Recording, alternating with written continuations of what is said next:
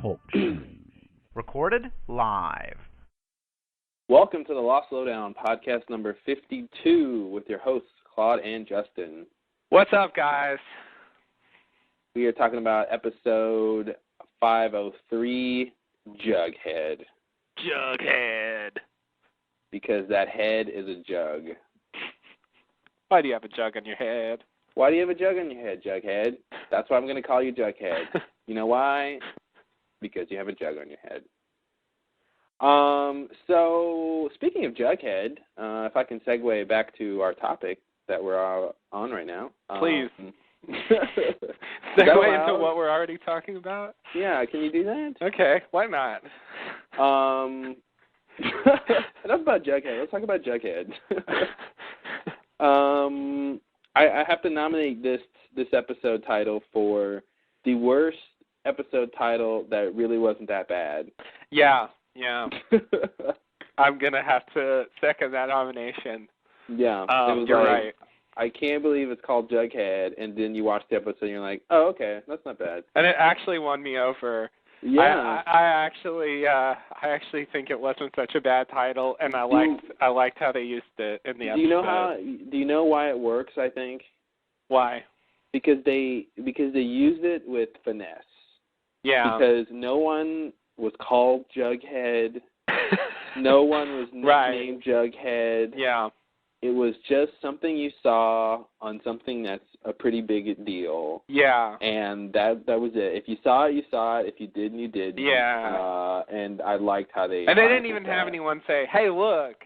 Yeah. This bomb's called Jughead. They didn't... Yeah, no one pointed it out. It was just... And, it was in the shot. If you saw it, you saw it. And I think that was great. Yeah. Yeah, you're right. That's rare on Lost. Usually the titles are really obvious and telegraphed. Yeah. So it was nice that they just kind of let it hang there in the background, and that's it, and didn't feel the need to do more than that.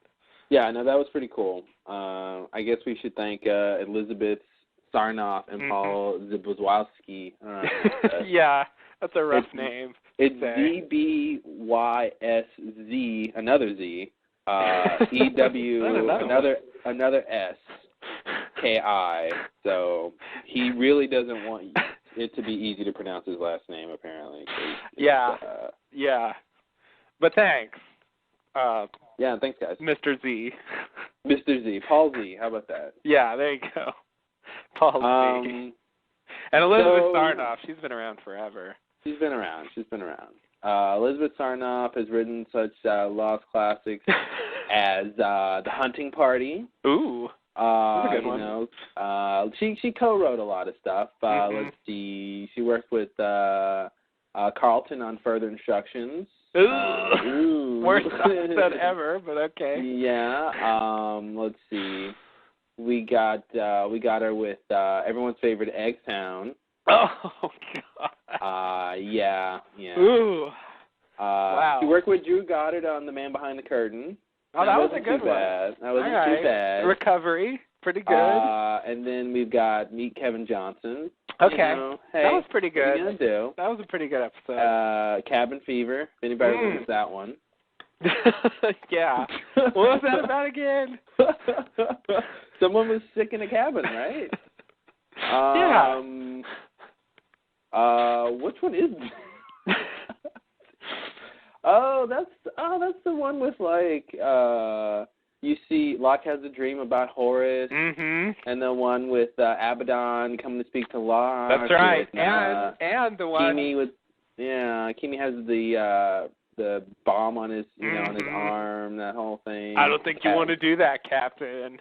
Christian in the cabin. Okay. Yep, Christian in the cabin, and of particular relevance to this episode, Alpert being there when John Locke was born.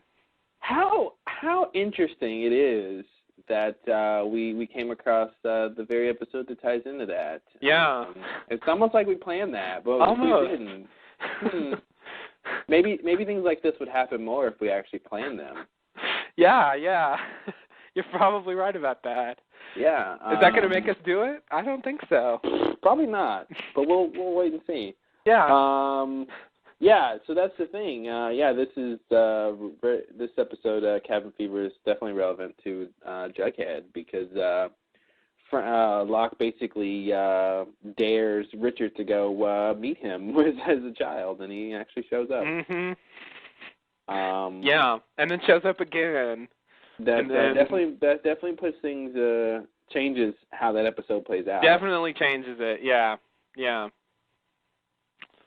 And maybe, maybe, we'll discuss that a little more later. Maybe we will. Maybe we won't. I don't know. You'll have to wait and find out. You will. Or you have to look at that Lost Lowdown Twitter to find out if we say anything interesting about it. Because really, who has the time? Who has the time? I love that. Yeah. I think that should be... And then there's a lot of people who are like, I do. And then there's other people who are like, yeah, who does? Yeah, exactly. It's really just too much to ask. Can you just give me the highlights? So, yeah, thanks, Elizabeth Sarnoff. That's right. Yeah, nice work. A little spotty record, but definitely some good ones in there. So overall, I enjoyed this episode. It's definitely my favorite so far of the season, mostly because of the revelations and how they, I think, pretty expertly sort of revealed things. What did you think about this one? Yeah, I agree. It was a good one. I probably liked it not that much better than the first two, but a little bit. It was definitely, the writing was definitely sharper. I agree. It didn't have those awkward moments as much as the first two did. Hey, give me your shirt. Okay, enough about that. Tell me what's going on.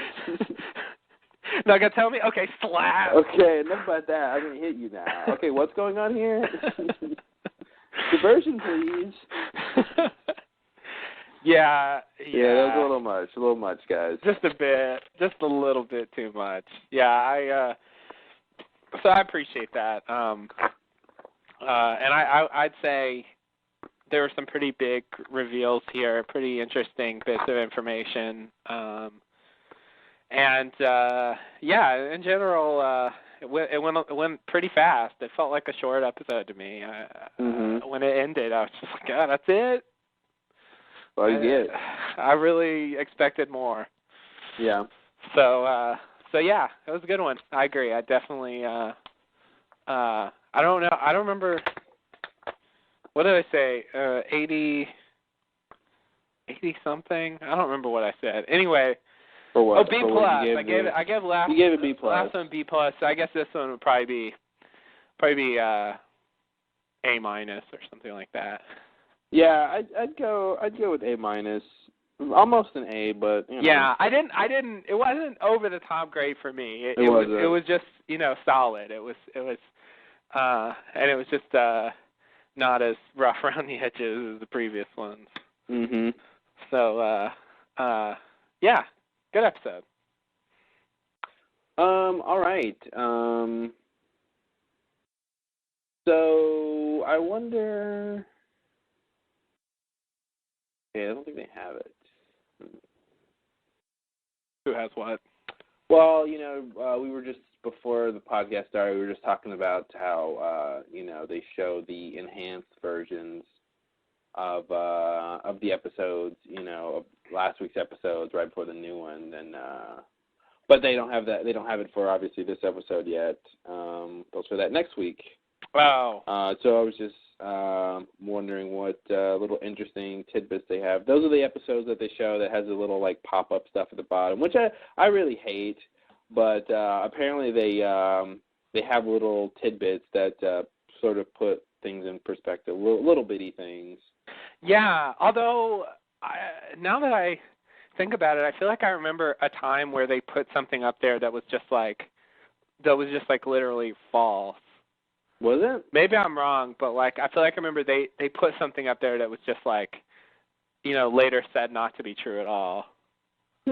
I could be wrong about that. Maybe somebody remembers, because I really don't quite know what I'm talking about. But well, now that kind of sounds familiar. Yeah, I don't know. Something from last season, I think. I don't remember when they started doing that. Maybe they did that in season 3, but I think it was from last season. They just said something that was just outrageous, and it wasn't true at all. Yeah, that sounds familiar. Yeah, but yeah, that's all I have. I don't know. Maybe someone can remind me right now. Go. Go. We're gonna stop the podcast until you guys figure it out. Yeah.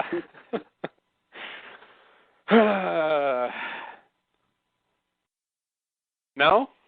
Okay, well. I'm still waiting. Still waiting? Okay. Keep going, guys. No.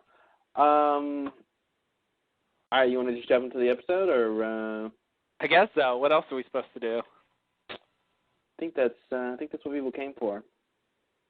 I think so. They didn't come to listen. I don't know what they come for. Banter. Yeah, certainly not. I think they, you come for the lost, you stay for the lowdown. Oh, okay. I see. I think that's what it's about. Is the lowdown the banter? The lowdown's whatever you want it to be. Okay. All right. Just check. On the lowdown. I don't know what that means, but it makes sense somehow.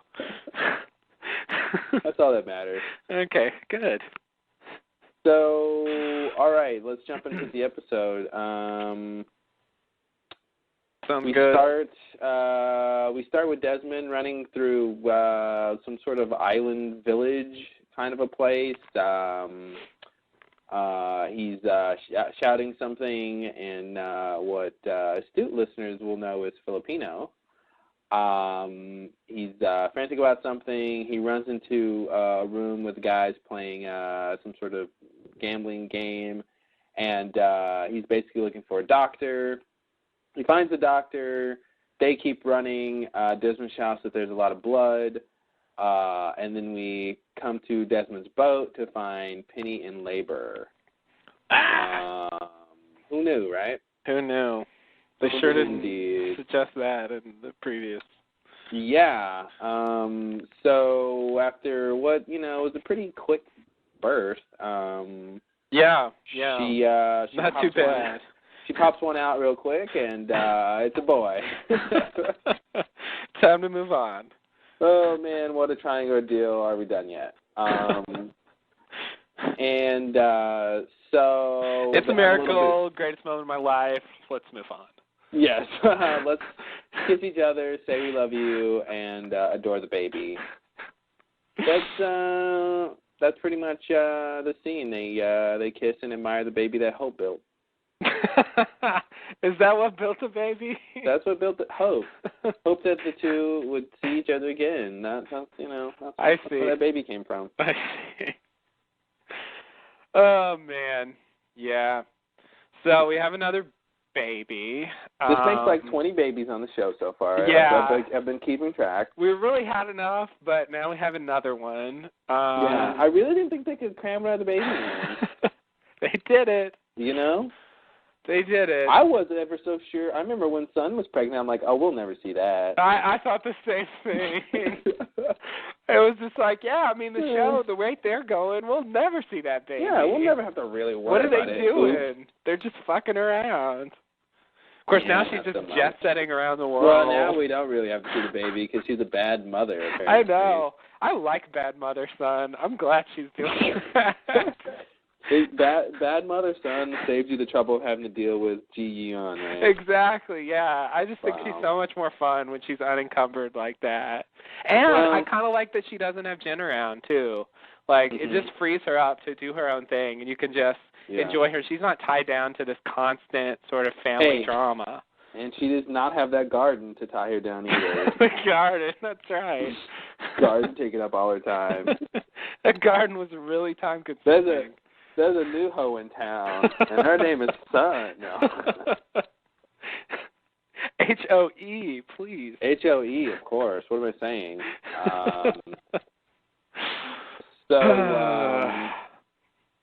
So yeah, I'm a little bit. I mean, I guess it's okay, but I'm a little bit sort of. I feel like this ties Desmond down now, and it kind of weighs down the Penny and Desmond storyline. I sort of like them floating out in the ocean together, just hanging out. I kind of like that. Yeah. Now that they have a kid, it kind of ruins the vibe for me. I think the 3 years that they've been hanging out on the boat or whatever amount of time it was, I think would have been cool to see more of that, like with them. Yeah, just the two of them. After, spending all that time of them being apart, but I agree, but I guess, I don't know how much the kid's going to come into play. I don't, is Desmond really going to go back to the island? I feel like the answer is yes. The answer does seem, I agree. The answer seems like a yes, but, hey, the baby can go too. I guess so. The island isn't that bad if you like being stranded on an island. Yeah, no, you're right. If you can deal with that, you're fine. Yeah. You're golden. Yeah, you could do worse. Yeah. That's really, yeah. You got everything you need. As long as everything you need is is not a lot of much. Not much, yeah. Mangoes and tarps. Next scene. Next scene, sort of a continuation. I guess we're back in the present, if that makes sense.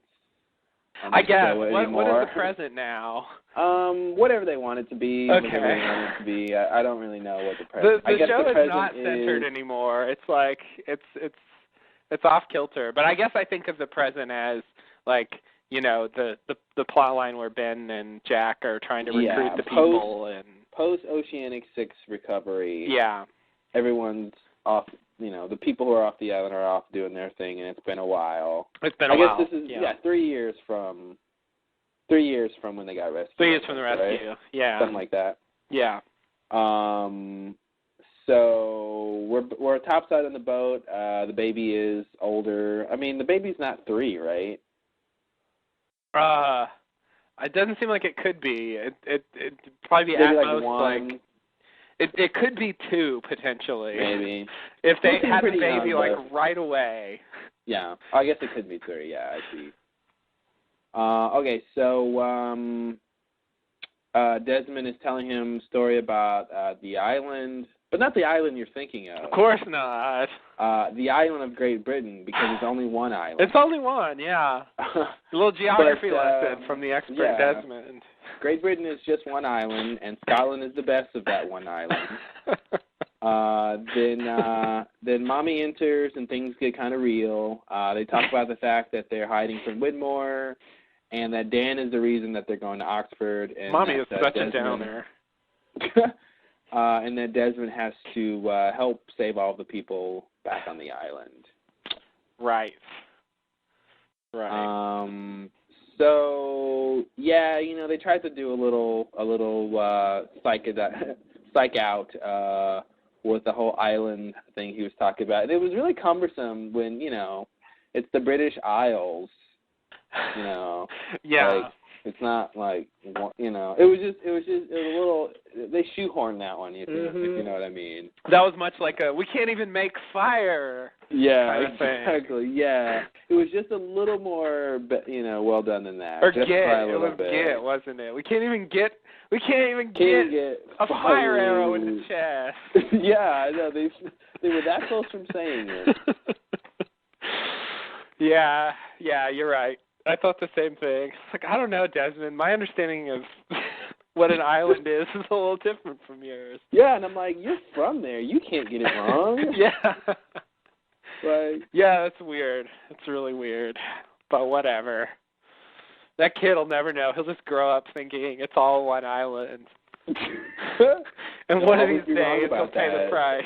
He will pay the price one day. So yeah, there's not much here to really go over. Yeah, my comments from the previous scene apply here as well. So yeah, just if you're interested, you can just edit them in right here. You can just replay that. Just rewind, guys. Like yeah, and listen to that again. Yeah. We'll wait while you do that. Yeah. Okay. And.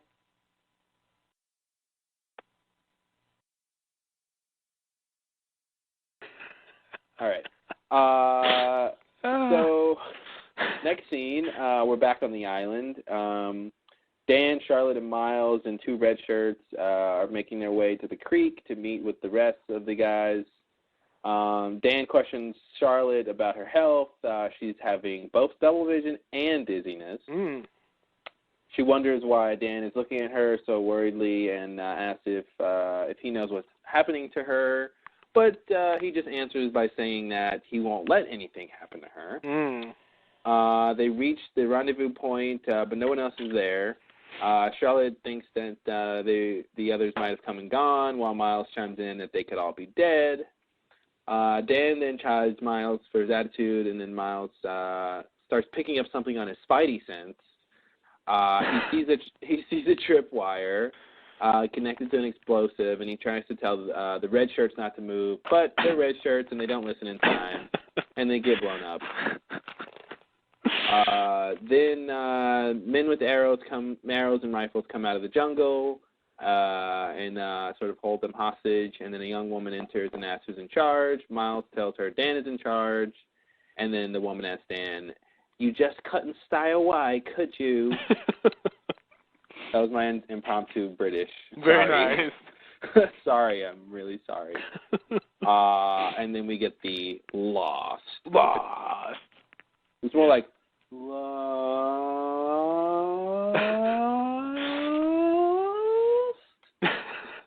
Yeah, you're right. The ending is lost. The ending is lost. The intro is definitely, yeah.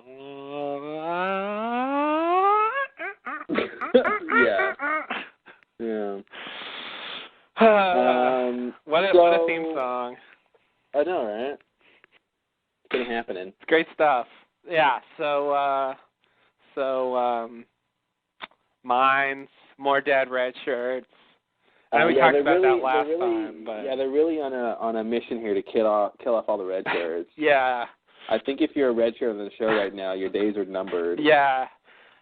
All those extras are not going to have jobs. No. Or they're going to have to be others or something. Exactly. It's like, hey, weren't you a lofty like 2 episodes ago, and now you're working in another camp? Like, see him on the background. That'd be really weird. I wonder if they do that. I wouldn't be surprised if some of those guys make it back on the show in other roles. Wait a minute. I wouldn't be surprised. Now you're in the others, and like, wait, you were red shirt number 5, and now you're others number 7. Like, what? And I remember you and Kimi's little army.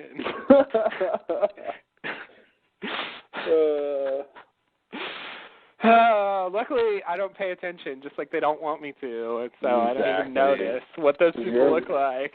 You're a red shirt, and no one looks at you directly. It's true. I'm a real life red shirt. I just mill about in the background doing things that seem to have no relevance to anyone's lives at all. That's just me. You're a red shirt? Mm-hmm. Well, now you're a red shirt. Well, don't go to Hawaii. You might get blown up. Yeah, no. It's dangerous, definitely, yeah. Not fucking with that place. Okay, so the things here,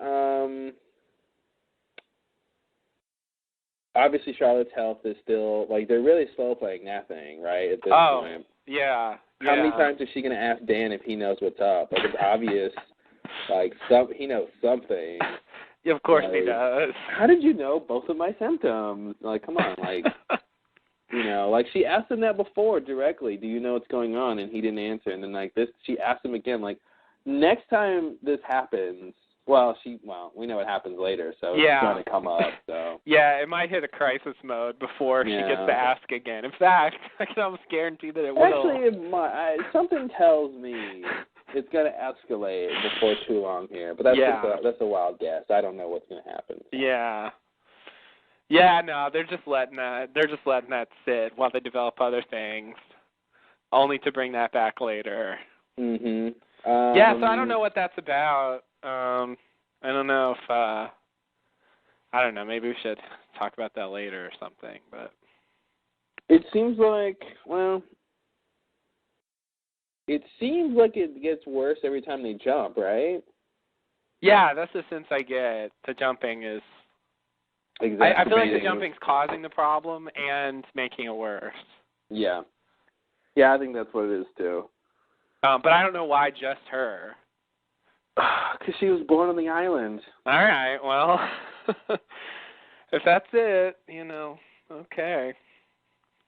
I don't know. Maybe something else. Weird, though. Definitely weird. You know what else is weird? The next scene? Well, we've got these people who have come out of the jungle, the same people who, we're presuming at this point, attacked Sawyer and Juliet. Yeah. That Locke, had to come save them from. So, what's my point? My point is, we'll talk about them later, I guess. Okay. Good point. But yeah, good point. So we've got these people who are, some force on the island that we don't know who they are yet. Yeah, and will we discover who they are? I don't know. You'll just have to wait and find out. I'm not sure. I think it'll be season 6 before we figure out who these people are. I think that they're gonna wait. Okay. All right. Well, So we're back in the boat. Next scene. Desmond is leaving to go find Dan's mother. Penny is worried and suspicious. Des promises that he'll be back by dark, and that once he's done, he will be done with the whole thing once and for all. But Penny asks him to promise that if anything, he'll never go back to the island, and then Desmond asks, why would he ever want to? And then we cut to a flash forward of Desmond on the island. Yeah. That's all that was missing from that. Yeah, that seems so set up for the idea that he might have to go. Although I do kind of feel like he's not one of the people that has to go back in terms of the they weren't supposed to leave, and I feel like he's not part of that. I feel a little bit like he's not part of that, but I don't know why he's not. I feel like if the Losties are part of it, then he should be part of it too. Yeah. I don't know why what makes them different. I mean, he got there from the solo race, and they got there with a plane. I mean, it's like, I don't know what the connection is. Why what makes them special versus him? Yeah. In terms of having to come back. Besides that, they got their different modes of transportation. Right. Yeah, it's not like they're on Jacob's list. As we all know. Right? Many of them weren't even on Jacob's list. Weren't even on it. Whatever that means anymore. Exactly. They weren't on Jacob's list, but they weren't supposed to leave the island because I don't know why. But they just Jacob weren't. didn't get a chance to put their name on the list yet. Oh, okay. That was it. He was just... Yeah. He hadn't gotten around to it. He's busy. He's a busy man, that Jacob. All right, fair enough. So yeah, it definitely looks like setup for him going back to the island. There's no way in hell you'd ever see me back in that island next season.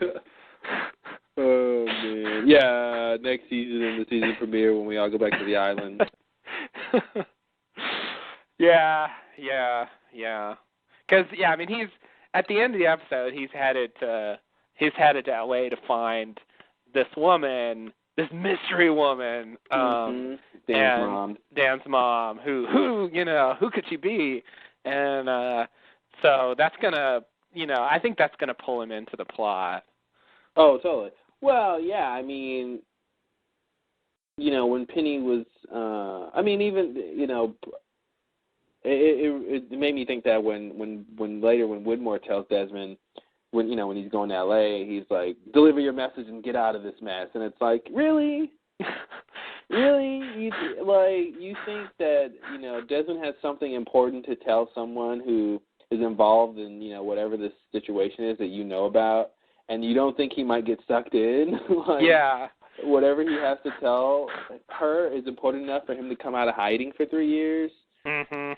Okay, Widmore. Okay. Yeah, so I agree. I think it is definitely going to pull him back in, and like it was also weird later when Desmond was. I mean, in this scene when Desmond was saying, "Oh, I'll just go find Dan's mom, and then I'll be done with this." It was like, really? Like, you're trying to save a whole group of people on this mystical island, and you're pretty confident that you don't even know what he doesn't even know what he's going to have to say or do. He just knows he needs to go find her. Mm-hmm. He was just so confident it was going to take him a day. That was it. Yeah. Get it done, Desmond. He's got Faraday's name and where he works and nothing else. And he's looking for his mother. Yeah. Big done by dark. That's it. I don't know. Why would I need more than that? Well, I need more time. All I have to do is tell her that I had this new memory implanted in my head last night, and from your son, who I don't remember when I met him, and he said that I had to save all these people. Bye now. Yeah, they're in trouble. All right, well, my work's done here. Yeah, it's getting dark. I should make it home. Yeah, he's definitely overconfident. Yeah. That's he's a Scotsman, you know. I guess that's it. William Wallace all the way, man. William Wallace. Yeah. That must be it. That's all the Scottish I know. That's all the references I can do. That's it. Yeah, that's not bad. It's a big one. Yeah, it's a big one, right? It's a big one. Yeah. So next scene. I would point out that David Hume, who he's named for, was Scottish. Oh, there we go. Well, that's good. A little FYI. Anyway. So next scene. I mean, a lot of the stuff comes back up, so we'll come back to it. Let's see. We're back on the island. The woman who's sort of leading these group of men wants to know where the other part of their group is, but of course they don't know. Guess we'll never find out.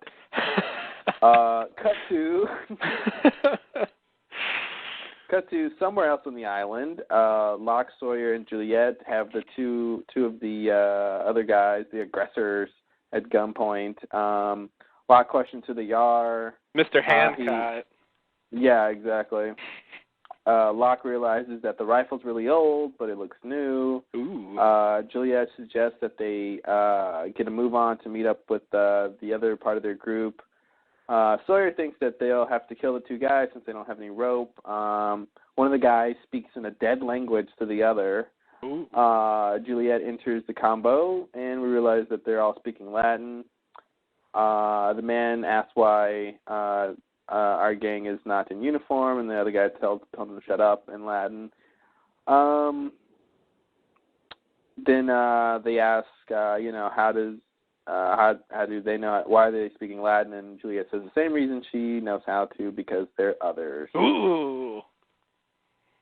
So this was a big revelation. Definitely. I think there were definitely people who probably guessed that these people were others. I never really thought they were other. I thought they could be others, I guess, but it was, I didn't know where they were going with this whole time shifting thing. But yeah, they didn't seem like others to me. Yeah, I mean, they're obviously they're different. They're different others, but they're just a different sort of generation of others. Right. They grew up in a time when when others cared about people. When it was more about being an other than just about being an other. Yeah. So that definitely surprised me. That was the thing. So I guess that means that the attack was the others. Which I kind of fine now, but at the time it seemed like it could be just about anything. I really didn't know. Yeah. What we were supposed to think, and I didn't think that these people were connected with that attack, but now I do think they were. So yeah, they were definitely connected. Yeah, it's really strange. So we also have this Latin thing. So we find out that the others apparently all learn Latin, which is I mean, just add it to the list of strange things about the others. They, I mean, they already speak English, which is kind of weird, and now they speak Latin. So obviously they have contact with the outside world. They wouldn't just spontaneously generate Latin. So so it tells you that much. And also, it reminded me, for what it's worth, probably nothing, that the Blastor map had Latin all over it. So I don't know. If I contend. Here's my crazy contention. Claude's crazy contention. The three C's. Good.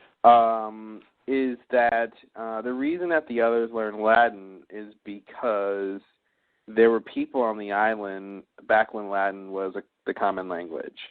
Oh, yeah. Okay, that's right. Now you've reminded me of Justin's crazy theory. JCT. JCT, please. CCC and JCT. I forgot to bring this up. I'm going to be slightly long-winded about it. Please forgive me. I don't know if any of you have seen Batman Begins, the movie about Batman beginning.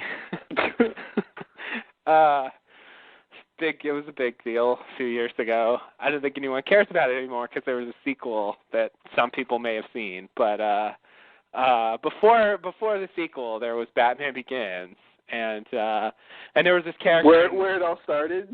Where it all started. That's right. What a coincidence! It all started in Batman Begins. It did. I don't know what that's about. Anyway, Wow. There's this character in the movie played by Liam Neeson, probably one of the boringest characters in the history of fiction. And at the end of the movie, he has this speech about how, we were there when Rome fell or something like that. You remember that? So I read that that originally this character in the comics or whatever, obviously I don't know, this is hearsay, but whatever, that he was actually there. I mean, in the movie it was sort of suggested that this was like a society that had been around that long, not necessarily that he was actually there, but originally he was actually just really old, and he was supposed to have actually been there. Oh. And so this thing about Latin made me, and the thing about Richard, how old is he? Old, made me think that maybe that's what's going on with some of the others, maybe just Richard, I don't know. But just this idea that they've been around a really long time, that they were actually contemporary with the, with the Romans. Yeah, I think that's kind of what I sense is that that's why they all learn that, because that's part of that's the sort of foundation of their culture when it started on the island, and I think that goes back to the four-toed statue. They were, I can see them doing statues back then, of whatever, So I kind of feel like that's where that's stemming from. And so that it's nice we get a little bit of, some assumptions we can make about the history of the island. Yeah. But yeah, I would agree that it would make sense, too, that Richard being still on the island, apparently he's always been here. I love that. So. I love that line. But it's a bold statement for someone who has no idea, really. Yeah. Well, see, that's the thing. That's what gets me about Juliet, because at this point, it's kind of like, you don't really know that much about the others. But then, she does, and we really don't know what she knows. Yeah. There's definitely stuff that comes across that it's like, okay, she doesn't know about this. But then we don't really know, some of the stuff that she does know, like the fact that Richard was always here and she knows his secret, and right. She might know a lot more than that. But so that's what's cool is it's like you can't close the book on Juliet because she'll surprise you. Yeah. She's not giving it away too soon though. She knows what season it is. Yeah, she knows what season it is. I was surprised. I was surprised at how much she came out with, and of course, I saw a lot of complaints, about her not about her, but actually about like Sawyer and some of these other people not questioning her more, because she demonstrated that she knew things, and it seemed like there was probably more she could say on the topic, but whatever. That's how the show goes. I'm used to it, and I don't care anymore. I didn't actually have that feeling. I didn't really. Yeah, I can definitely see that. I didn't really have that feeling that. I mean, maybe I'm just way too used to that, and with but. Yeah. I didn't really feel like they need to be asking her more about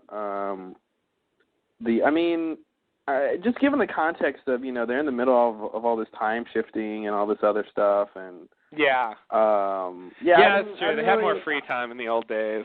Yeah, I mean there's a lot going on. Like what could she really say besides historical stuff about why they would be here or what they're doing or Yeah. I don't know. I'll give them a pass on that. I didn't really feel that way, but I think that's that's always valid. So. Yeah, and I just don't think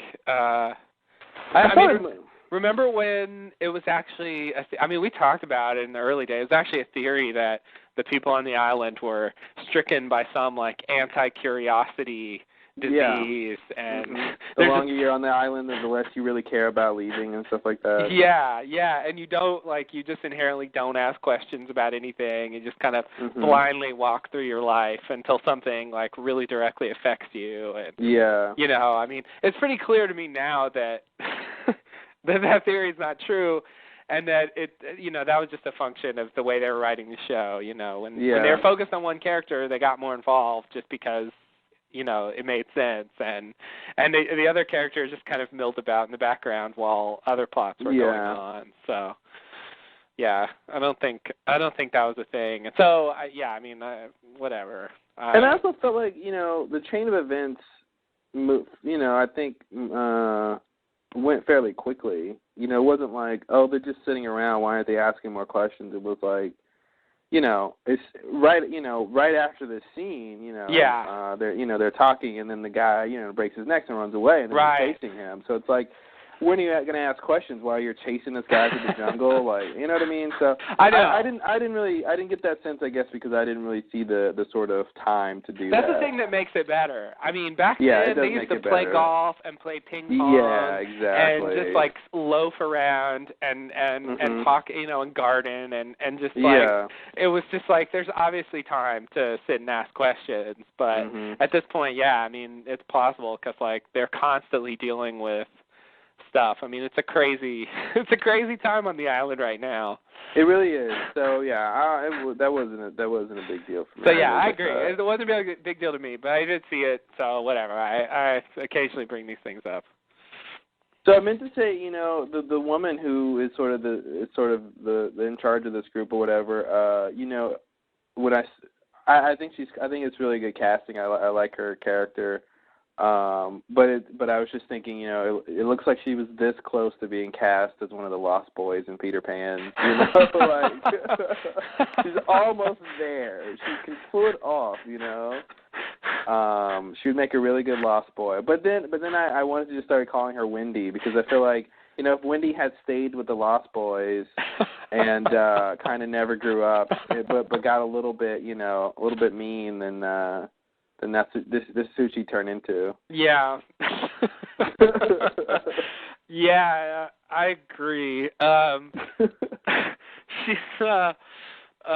has a strange way of speaking. Like it seemed like she was speaking through like her teeth sometimes. Yeah, she's just always pissed off when she just grit her teeth.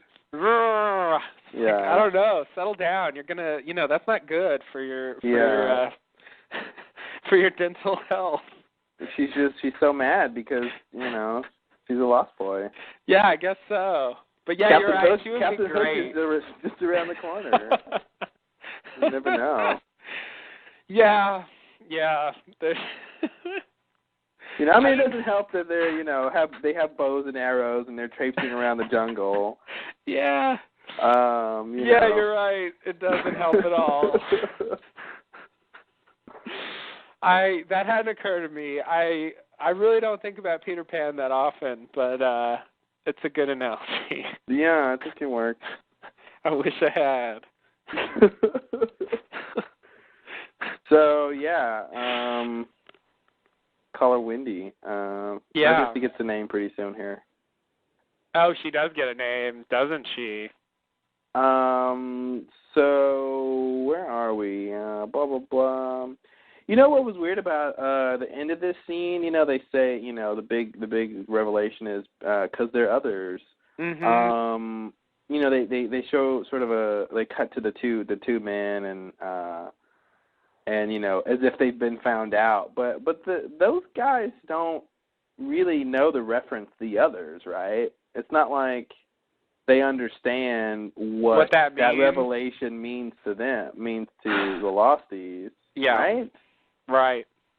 You know, I mean, the way it plays out is like, oh no, they found out there were others, but it's like, what does that mean? The other, it's like I don't think they should know that. You're right. Unless they've been called that before, but I don't know. But it just doesn't seem like that was a revelation. That kind of reminds me of I think in the previous episode, Desmond referred to the Swan Station as the hatch, and he really shouldn't be doing that because that's Oh, you mean Dan? No, I mean Desmond. Desmond? Okay, yeah. I think Dan did it too. Oh, did Dan do it too? Well, Dan did it with doing it either. Yeah, well, I think there was a scene where when they got to the hatch, and he was like, "Oh, this is a hatch or whatever," and I don't know. Oh, but you're saying when Desmond did it? Yeah, I think Desmond. Maybe I'm wrong. I think Desmond did it. I think he has done it before. Yeah. Yeah, and because the whole reason it's called a hatch is because, something that has nothing to do with him. I mean, he was there way before that name came into being, so I feel like he has a good sense that it's not a hatch, it's a station, and he would think of it that way because he never experienced it as a hatch, So I don't know, but I feel like in the show, it's that's sort of become the name of it for everybody, whether it makes sense or not. That was sort of solidified to me by the last episode when the whole thing with Dan and the group going back to the station, and they were just all saying hatch all the time. Yeah, it's like that's just the name for it. Like they're just content on having it being called the hatch, and even though it was a station. Yeah, and so I guess somehow I feel like that's what's going on here. They're called the others, whether they know it or not. That that's it makes sense to them, and it's like, oh shit. So yeah, because I mean, unless the others they don't call themselves the others. I feel like they would potentially have a name for themselves or their group or their agenda. We've never learned it if they do, but I don't think they call themselves the others. Yeah. Even though it's a pretty cool name. It is cool.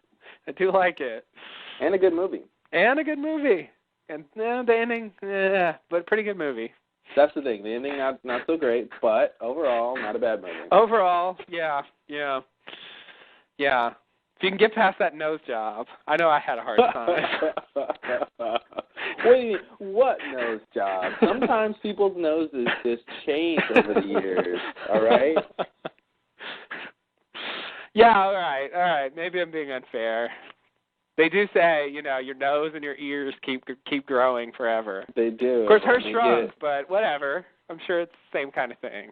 It grew inversely. You never heard of that? No, I haven't. Grew inversely. Okay, well. It's like adding a negative number. You're still adding, even though you're subtracting. I didn't look at it that way. Right? Wow, you've really taught me something today. Thank you. No charge. No charge, my friend. No more will I accuse people of having nose jobs when their nose looks smaller. Now I'll know. It's just growing negatively. Well, some of them, they probably had nose jobs. Oh, okay. See, I only work in absolutes. It's either all that or it's all nose jobs. Well, no, I mean, there are people who get nose jobs, just not particularly necessarily Nicole Kidman. Okay. That's all I'm saying. All right. I'll try to. Although she did have a nose job. Oh. Okay. That's actually true. Wow. So where are we? We're somewhere in this scene. The next scene, we've got the others. We can call them that now. I think we can. And I was trying to think of a name for these, Dan, Charlotte, and Miles. Mm. And since because they're kind of their own group, Yeah. and they're all together now, and I was like, what could I call these people? And since Dan, says that they're all scientists later, I was thinking, how about Tri-Sci? Or the three Scientivos. Like the three amigos. Uh-huh. Three Scientivos. What do you think? Okay. All right. I was going to suggest Bodies. Bodies? I don't want to have to say that word. I don't want to have to say that word. I'm sorry. It's not a word I really want to say. Or Fradies. I don't want to say that either. Okay. Let's stay away from the E's. That makes it sound weird. Just to fit in with the Losties thing. Yeah. So I guess should be Plainies. Now it makes Lofty sound bad. I forgot how bad that sounds. You get used to it. All right, the three Scientivos. That just seems a little too it's a little much. It's cumbersome. What was the other one? Tri-Sci? Tri-Sci. The Tri-Sci or just Tri-Sci? Tri-Sci. Okay. Or we can just say Dan, Charlotte, and Miles. If you want to Tri-Sci, Tri-Sci. So the others in Tri-Sci make their way across the jungle. Dan notices that one of the others has bandages on his hands. Suddenly, Miles gets something on his necrometer. He's got all these senses. I have to give names for. Necrometer. Necrometer, please. Sorry. We find out that they had just passed over a fresh grave. Miles tells Dan that basically 4 U.S. soldiers died just under a month. 3 of them were shot. 1 died of radiation poisoning. And then Dan asks if any of them mentioned what year it was. And then the woman, Wendy, says we're here. So then they're there. Wendy? Wendy, Oh, I forgot the Peter Pan thing. Okay. Yeah. Gotcha. We're here. Okay. Good. So here's another crazy Miles thing. Yeah, here's him doing his little, like you said, necrometer thing. Okay. And he can figure out how long they've been dead. So I think this answers the Bohr question. Well, not really, because this is, the other thing I was about to bring up is Dan asked if any of them happen to mention what year it is. That First, that's weird that Dan knows that he has this thing, this ability. Second, it's as if these people are talking to Miles. So it doesn't really answer the Bohr thing unless the Bohr was talking to Miles. I think we established it oinked to the number of hours that it was. Right? Yeah, that's true. That's what I remember. Yeah. So yeah, I guess he does. Yeah, he must have oinked it if they had talked to him. Yeah, you're right. It did seem like he was talking to them. Nonetheless, somehow I feel like he didn't find that out by talking to them, but they did say that, so whatever. I guess you're right. I get the sense when he's around the dead, he just can telepathically communicate. Yeah. for whatever reason. Yeah. I mean, I think Dan knew about that. I mean, he's seen it. So I sort of knew that he knew about it. It was a whole thing with Naomi that they went over to her body, and he sort of verified that their story was true by talking to her. So yeah. Anyway. That's right. Yeah. When they got there. Yeah. Yeah. Because he didn't believe him at first. So, but yeah, of course we didn't get to find out. But I guess we found out later what year it was. So they didn't have to tell us then. Yeah, this is basically Dan putting the pieces together. He sees the bandages on the hands. He hears that one of the guys died of radiation poisoning. Yeah. Now he's trying to figure out what year it is to put these things in context. So it's he's trying to piece it together. Yeah. Detective Dan's on the case. Detective Faraday is on the case. He's gonna solve it. Mm-hmm. Or else not. So the next scene, they get to the others' camp, and out comes a familiar, ageless face, Richard Alpert. All right. Richard questions Faraday and asks him his name. Faraday returns with the same question, what's your name? And then we get Alpert, who says his name is Richard Alpert, and that he's assuming that they've come back for their bomb. Ooh.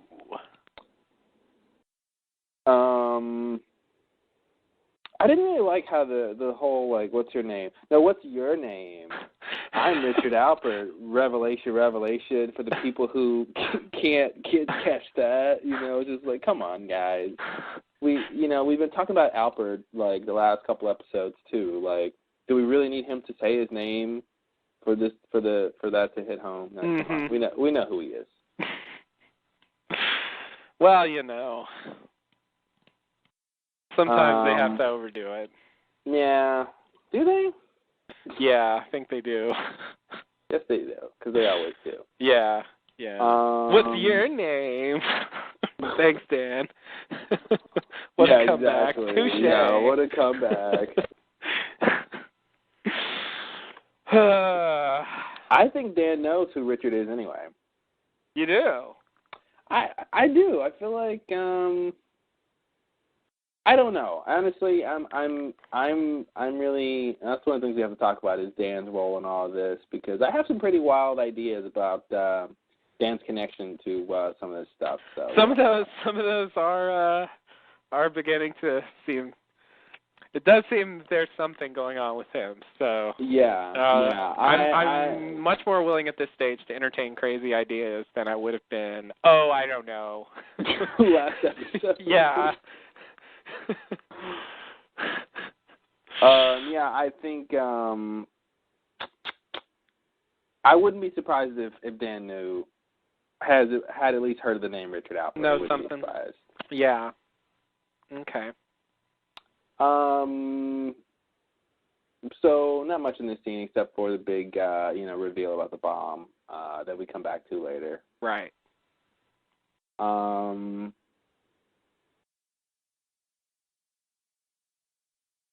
me see. I do have to say, though, it is nice to have Richard around a lot.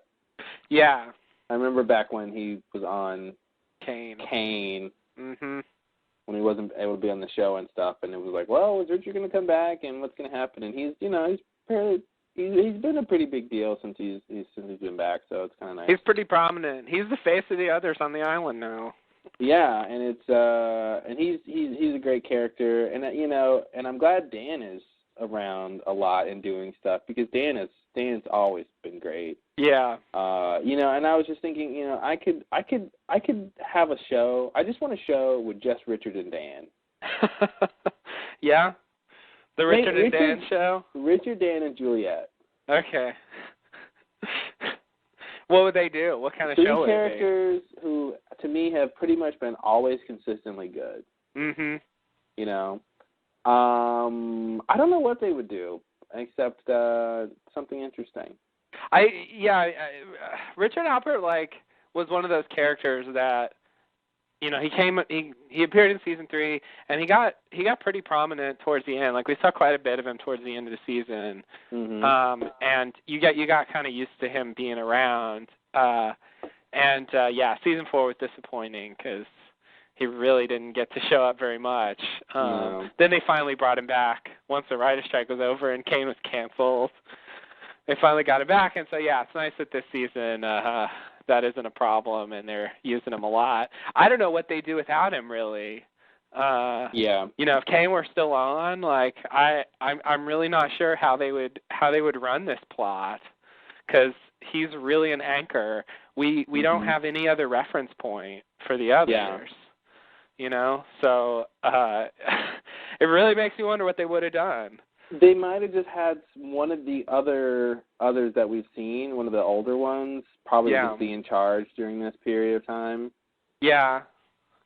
I'm thinking of maybe not Tom, but maybe the sheriff lady. Tom looks older in the past. What's that about? Maybe like the sheriff lady, they could have had someone, it would definitely have been different. Yeah, you're right. They could have done that. But it wouldn't have been the same. It'd have to be an established character somewhat. Well, they wouldn't be able to do it. There's not that many established characters they could have chosen from. Yeah, most of the others are dead, and also, I don't think most of the others are like him. Oh, totally. No, but that's the thing. They don't have to go back that far. Yeah. Someone who was, maybe they wouldn't have gone back 50 years. I don't know if they couldn't. Yeah. I don't know. Yeah. But then that would. Or maybe it would have just been someone else, just some other person. I don't know. Yeah.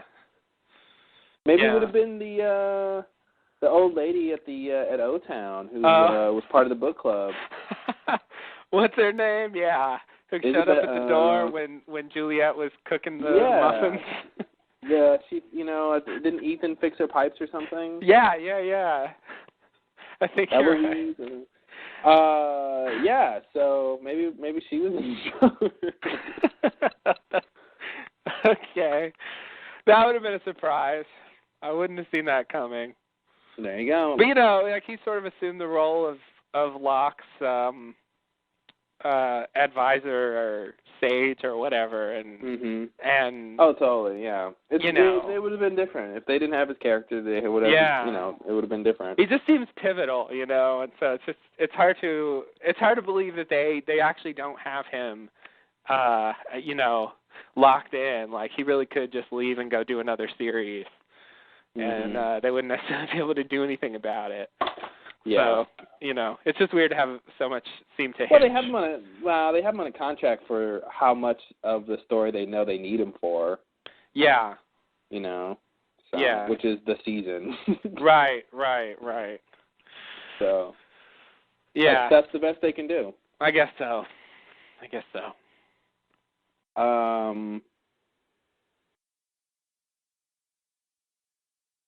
Next thing? Sure. Why not? All right. Let me. So the next scene, I believe, is we're back in the present. Desmond has come to Oxford. He's asking archive lady, secretary, kind of clerical person. Questions. He's trying to get information on Dan, but of course there's no records of any Faraday being employed at Oxford, and Desmond tries to insist that he was there. He met Dan at his lab, but he can't quite remember the date. The lady questions why he's asking information, and Desmond apologizes for wasting her time, and he leaves. As Desmond is walking out, he passes the physics department building, and he decides to go up, and he sees the entrance to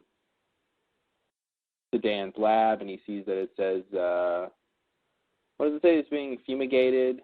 but he breaks the lock and he goes in and he sees all of Dan's old stuff that was there, stuff that he remembers from when he was there. He finds an old picture of Dan from, a while ago, because Dan has crazy hair in that picture.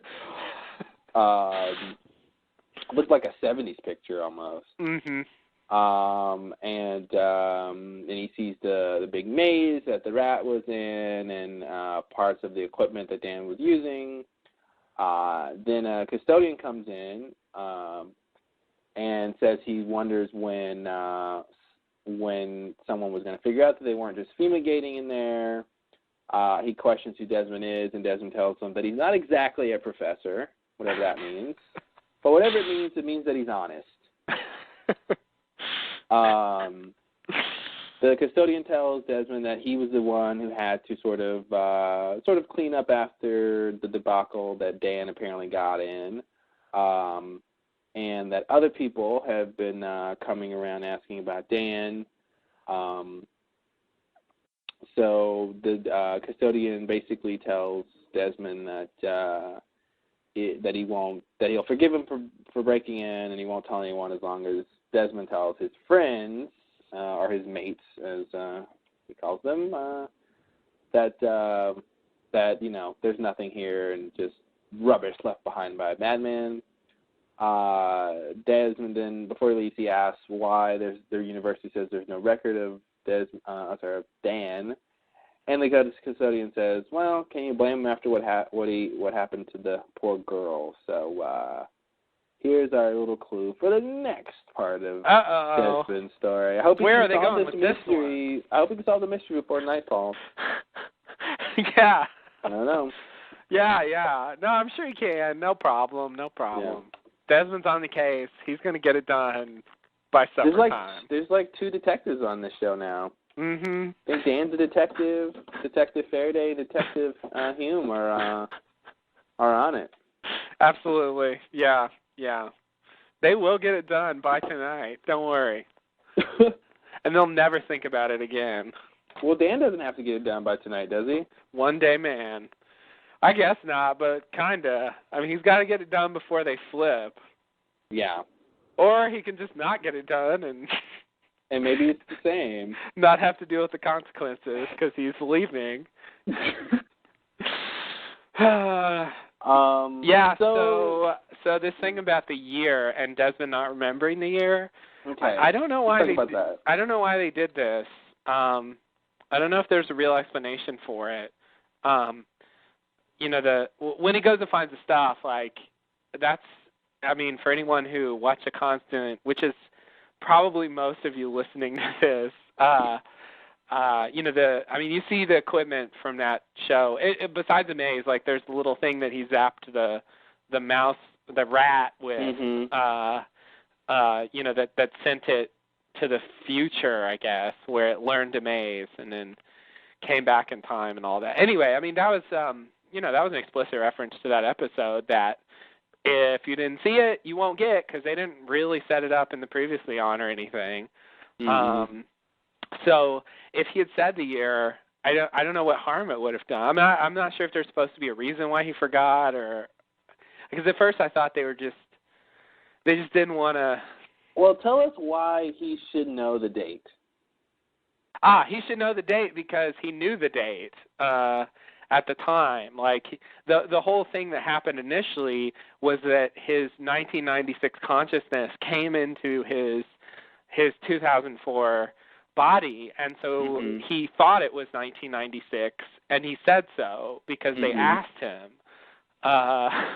And it was emphasized in multiple lines of dialogue that was the case.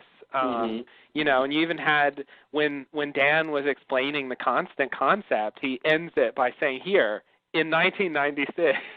Like it was weird to me too that Desmond didn't know that he said he didn't remember, because I thought it was pretty clear that I thought, oh well, here's a question he can answer. Yeah. And then he couldn't answer it. It was definitely strange. I don't know why they're doing that either. I mean, I'll buy his consciousness was time traveling. I'll buy that maybe his memory's fuzzy, But why? Why? Yeah, and what I recall reading at the time was that they said that, at the end of that episode, it was 2004 Desmond again, but he remembered what happened in that episode, which, like, in particular, he should have remembered that it was 1996, like, at the time. Yeah. When it just, like, if you go through an experience like that, and a big part of it is time traveling to a particular, I feel like that's hard to forget. So it's 3 years later, but I think I'd remember that. I think he really should have remembered that. Yeah, I think he should remember. I'll just give him leeway in the fact that the experience could have messed with his memory, over the long term. But yeah, he really should know. Yeah. But whatever. And I don't know if that's what they're saying is. I don't either. Memory issues, but because I kind of feel like it doesn't matter. Because they really just wanted to end that scene because it wasn't going anywhere. He wasn't going to find anything out in that scene. So. Well, but yeah, I don't know. They why bring that up? I don't know. Yeah, that's true. They didn't have to bring it up to only have him. The ender is why do you want this? And this scene is going nowhere. Yeah. And it made you go, oh, I'm sorry, I'm gonna leave you alone. Sorry for wasting your time. That whole thing. Yeah. But yeah, I don't know why. All he has to do really is think about when was he in military training. He could have pinned it down, I think, to at least a small range. He really of years. should have been able to. He just didn't seem to have any idea, and it doesn't make any sense. Especially considering leading up to this and his, presumably he would have thought about what he's going to ask and what he's thinking about, thinking about his whole experiences and the constant and, because he's having to deal with this again, you would think it'd be on his mind. Yeah. But it wasn't, so. Definitely. And you know who else would know? Penny would know. She was there too. Yeah. There's plenty of people who should know this. And that was a big deal. That was a pivotal moment. Yeah. If that hadn't happened, she wouldn't have been able to show up. He just really should know that. So whatever. I give up. But I didn't. I was so ready for him to just say 1996, and it was. I did not expect. That's happened before on the show where some character asks a question, and you just know the person's going to be able to answer it, and then they for whatever reason they can't. It's what? Yeah. Why not? Yeah, it really threw me. I remember that's happened before. I don't remember what, but that's happened before. It's definitely happened before. Yeah, I don't remember either, but I know you're right. Oh well. So yeah, then we get this. They did set that up in the constant. I'll give him credit that, what he was doing was under the table. He had that line about this is the what did he say? Something about how this is the thing that the administrators frown on or something like that. They frown on it. Yeah. And of course, it's really interesting and innovative and stuff like that. Yeah. Gotta love that. It's always, if you go by the rules, you never do anything good. I think if one thing that the show is trying to make clear is that the notion of time travel is ridiculous. Yeah. The custodian says it. The construction foreman said it to the Chang. If someone is seriously working on a project that involves time travel, it's obviously ridiculous. Mm-hmm. Yeah. Which, I guess you can't really, I guess so, but. Yeah, I can't blame him. You can't blame him. In real life, I would scoff at it as well. Yeah. But it is always these sort of manual labor kind of people who are scoffing at it. They can't seem to fathom oh yeah, time travel, whatever. Yeah. But so Dan was doing crazy stuff. But you're right. That was such a mirror image of that first scene. I didn't even think about that. Yeah, that's good. It kind of it makes me think in a different context. Like it makes me think like, you know, lines like that would be good if Lost was in a position where we didn't know if they were really time traveling or not. Right. You know, and you've got these characters saying, "Oh, time travel is ridiculous," mm-hmm. and we're thinking, "Oh, are they really?" You know, but it plays differently when it's like not only is time travel happening, but like it's happening a lot. Yeah, it's happening a lot. Yeah, it's not so ridiculous. It's really not ridiculous. It was already not ridiculous before this season, but it's gone to there's a new level. It's a routine part of the show now. Every episode is now going to involve time travel for a while. Actually, if there's not time travel, that's ridiculous. Yeah, exactly. Why isn't there more time travel? We need to start scoffing at non-time travel. Exactly.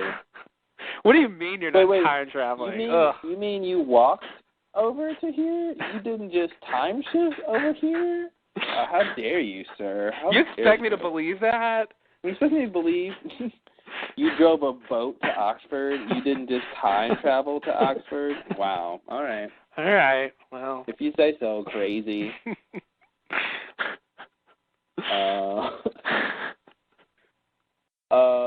And that comes into play later with this girl. You know, her what we know to be time travel is ridiculous. Yeah. But we'll get to that. We will get to that. I can't wait. So let's see. The next. Oh wait. Okay. So the other thing in this scene is that we learn that other people have come looking for or trying to investigate Dan. Which is, you know, who is that? You know, maybe Ben.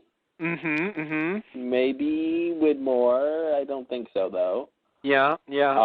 Maybe I don't know who else. Yeah. I don't either, actually. Those would be my guesses. Yeah. So after that, I mean, I'm out. Don't ask me any more questions. No more questions, please. I gave you 2 answers. I'm done. Exactly, yeah. There are people here. I'm not exactly a professor. Well, at least you're honest. I love that.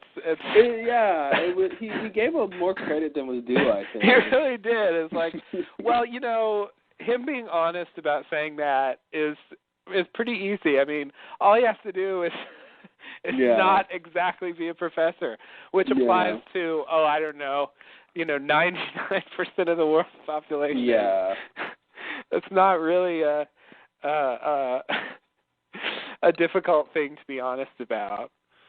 It was like you're a professor. It was like he was going to say, well, at least you're honest, no matter what Desmond said. I felt like it was that kind of exchange where it didn't matter what Desmond said. He was just going to say, well, at least you're honest, and continue. He did seem like he wanted to talk.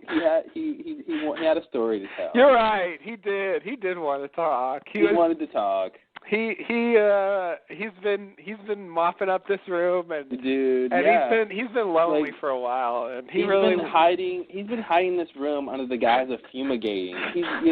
That's a bit of a stretch. Yeah. Wow, they've been fumigating that attic for the last 10 years or something.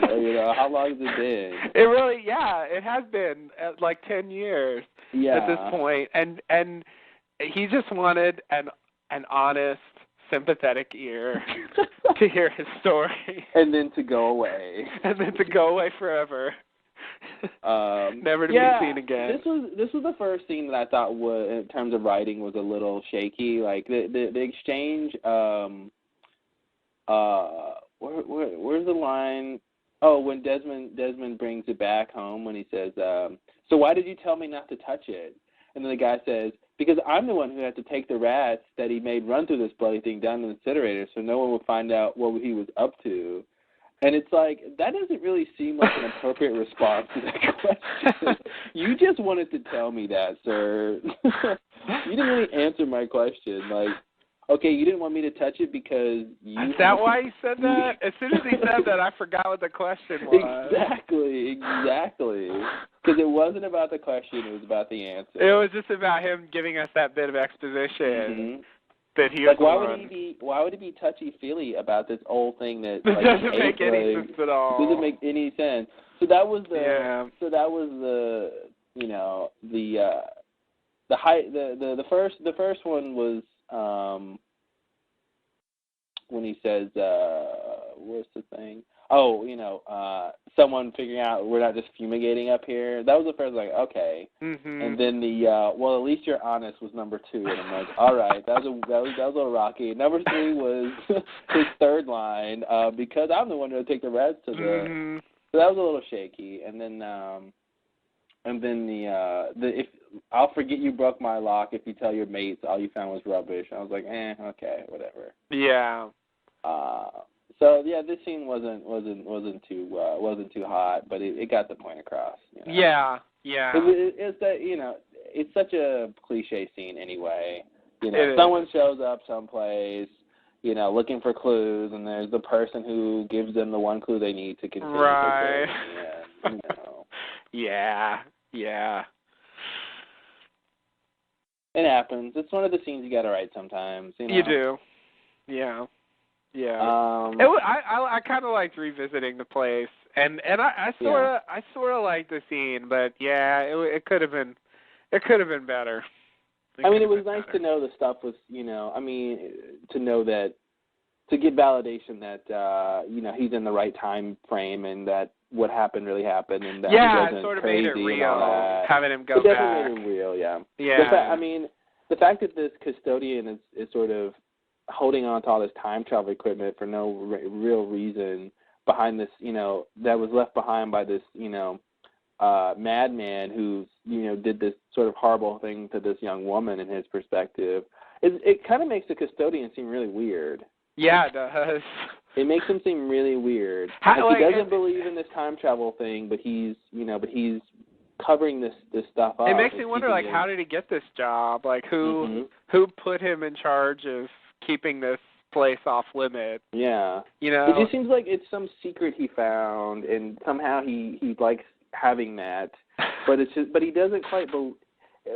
But it'd be different if he believed in the whole time travel thing, and that's why he's interested in it. But I don't know. It's a little weird. It is, yeah. It's a little weird. Yeah. You ready for the next scene? I think so. Yeah. Why not? So the next scene, we find Charlotte, Dan, and Miles in a tent. They're being held captive by the others, and so basically they're talking. They're wondering what they're going to do about the situation. Dan says they could just sort of wait until they time shift again, but that could be 5 minutes or 5,000 years. When he said 5 minutes, I was like, okay, 5 hours. And then he goes 5,000 years. Yeah, I don't know, man. That's a long time. I was wondering how long he was going to say. I was thinking he might have said 5 days. I thought the most he would say would be 5 years. Yeah. But when he said 5,000 years. Yeah, it was like, if that's the next time, it might as well not even happen again, because it'll be the same for them. Yeah. That's there's no way it's going to be that long. So Charlotte asks what's going on. Dan has surmised that the others think that they're with the American military, and that their best chance of staying alive is for them to keep the others thinking that. Richard comes in, and I guess the young woman's name is Ellie. I think that's when we learned her name. Yeah, I think you're right. And so, he's asking about the rest of the Losties. Basically, let's see, I lost my place here with my notes.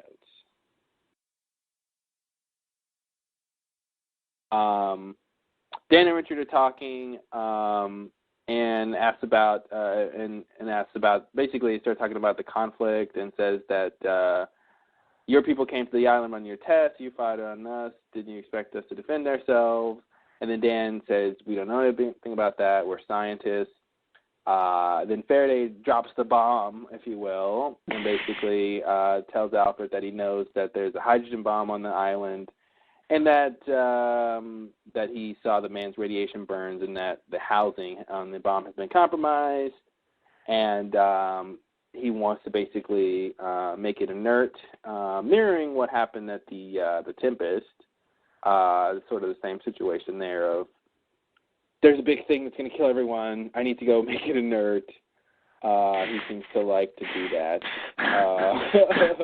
I didn't make that connection. Yeah, that's what it is. He likes to do that. Doesn't quite succeed here, but yeah. Well, yeah. And so Richard wants proof that he won't just set the bomb off, and Faraday drops another bomb. He's a bomb dropper. What a metaphor. I know, right? I just made that up. First time I've ever used this metaphor. Yeah, I like it. Yeah. And he says that he wouldn't do that because he's in love with Charlotte and he would never do anything to hurt her. Aww. And Richard agrees to let him go make the bomb inert. Yeah. Good for him. Good for him. Yeah, so so in this scene we find out that that at some point the US Army visited the island and brought a nuclear bomb there, I guess just to test it. Oops, yeah. That is the response. I think that was a quote from yeah. one of the generals at the time in charge of the project. We did what? We brought a bomb where? Oops. Oops. How'd that get there? So that's new information. And I just wanted to bring up this is really obscure and it's hard for me to really care anymore, but I think back to that thing about with Ana Lucia and Goodwin and the knife, the army knife that was really old. And it just made me think it had something to do with that, that one of these people had left behind their knife or something, and this is an explanation for that. Could the writers be that be that keen where they planted something like that long ago? I would buy it because I would buy that they had figured out the basic, when the others got to the island and all that long ago. I'd buy that. Yeah. I'd buy something like that. So I have a feeling they didn't have the details, but maybe they did have the idea. I don't think they have the details, but I think they knew, the general timeline of stuff like that. Yeah, yeah. And since that was a thing that we talked about at some length, at a certain point, it just seemed nice to have a possible explanation for it. Not that it really matters at this point, but technically, I don't remember when. I don't think they said exactly, but I don't know when that knife was from. But we could see that knife again if they ever wanted to bring it up. Oh, I guess we could. They're time shifting, so we could see the guy who owns it or something. We could see just about anything. Yeah, that could be. We'll see. If they wanted to do that. Yeah, if they wanted to, they could bring it back. Yeah. Yeah. I think that's overall, I really think that's, obviously that's what this whole time shifting allows them to do is, we talked a long time ago about, what would they do, in terms of showing the history of the island and, using flashbacks and all that. But basically, instead of using flashbacks, they can just have the main characters go back to that time period. Yeah, which is a little bit better. Yeah, so like if they were gonna tell us this stuff in the old paradigm, they would either have to just have a character who knew about it say it in exposition dialogue, or they could have a flashback, but then that flashback would have to involve almost no one that we're familiar with. Mm-hmm. And so they'd have to set up some story just for those characters, and somehow they'd have to work their way into this kind of flashback, and it would have been weird. And this way, they could and it would need to tie into what was going on in the present. Yeah, exactly. It would need to tie in, and this way they can have the flashback, and it's sort of interactive. Like the characters we know get to interact with the flashback, and so it gives it like story relevance for the show and development of the history of the island. Yeah, it was flashback plus. Yeah, it's really for the writers to develop the story of the island. Like it's hard to believe they could have done it any other way. I mean, it really is. It's hard to believe they could have come up with a more powerful mode to do it. Because they can pretty much do whatever they want. Yeah. While they're time shifting. It's so open-ended, and it really lets them. We could meet Adam and Eve. Yeah. We could see the building of the four-toed statue. We could do anything. Yeah, all the big island mysteries are up for grabs at this point. All the stuff we've seen before, we could come back into play. So we could see the creation of Smokey. I mean, who knows what we could see. So. Yeah, we could. Although, I think Smokey is a next season thing. If they were going to tell us, I guess they could tell us the creation without telling us everything. But still, I think the final answer of Smokey will be next season. That's my prediction. You can write that one down. I don't think they're going to do I could see them doing something with Smokey this season. They will do something. Yeah. I agree. They will do something. Yeah. Every season, pretty much, we've learned something about Smokey. Yeah. And I think this season will be included. They'll probably give us one more thing about him, and it might even be a pretty big deal, maybe a bigger deal than other stuff. But I think, season 6, that's when we'll get the big final answer, what that's about. So it'll be a while. But, I'll buy that. But yeah, you're right. Obviously it could have done it another way, but it's just such a dynamic, like obvious kind of way to do it. I guess I just didn't think they'd go this far as to have all the characters simultaneously time traveling to various points. I mean, that just sounds absurd. Why? Because it sounds crazy? It does. It does. If you had suggested that as a theory, I would have completely not believed you. I would have thought that theory was completely ridiculous, and that there's no way we'll ever see the day that the show goes down that road. I wouldn't have suggested it. I never would have guessed that moving the island would have caused this to happen. So I wouldn't have even thought that far. Yeah. Totally unforeseen side effect of moving the island. Yeah. Because it's so specific. It's the Lofties who are moving. It's so specific. It's not like, moving the island causes the island to move around in time. It does. That's not exactly what's happening. Yeah. That's more like what it seemed like was going to happen. Mm-hmm. But yeah, you're right. It's really. I don't think it would have been reasonable to guess that this was going to happen. No. But it would have been a good guess if anyone did. Did Dan finish his calculation about for the new bearing for the I don't barrier? think he did. I don't know. He said he was going to get on that, and then something happened, and I don't think he finished. I don't think he finished either. And I wonder if it changes every time they flash, or if it's just like set, turning the wheel just changed it once, and no matter what time they're in, it's the same bearing. I got the sense it might change every time they flash. Yeah, that's what I was thinking, in which case it's possibly a waste of time. Yeah. Well, if it's 5,000 years to the next flash. Well, okay. You're right. But I don't think it will be somehow.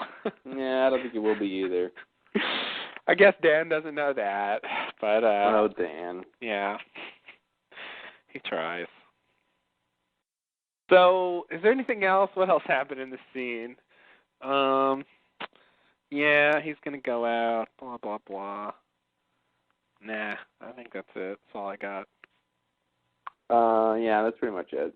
Okay. Next scene, we're back in the jungle.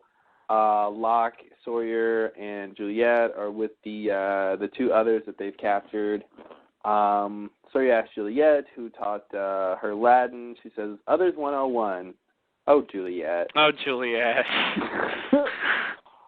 Oh, man. She says, gotta learn Latin, language of the enlightened.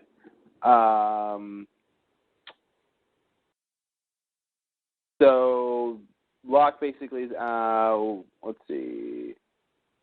That's right. Cunningham, the guy who has the American accent, basically, Locke was asking about the other part of the group. He says the rest of your people are dead or captured because they heard Sawyer shout, "Meet at the creek," which is, I guess there's only one creek on the island, so they knew where to find them. Then guess so. Yeah, I know. There's only one creek, so he shouldn't have said meet at the creek because there's only one, and they knew which one he meant. Yeah. Then Juliet starts talking to Cunningham in Latin. He wants basically to them to take them to their camp, and he doesn't want to do it. Then she mentions Richard. She asks if Richard is there. And then Locke is like, did you just say Richard Alpert?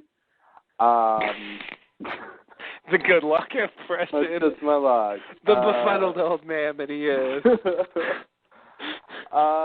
And then Juliet asks again to take him to for them to be taken to their camp. And Cunningham agrees, and he's starting to tell them where it is.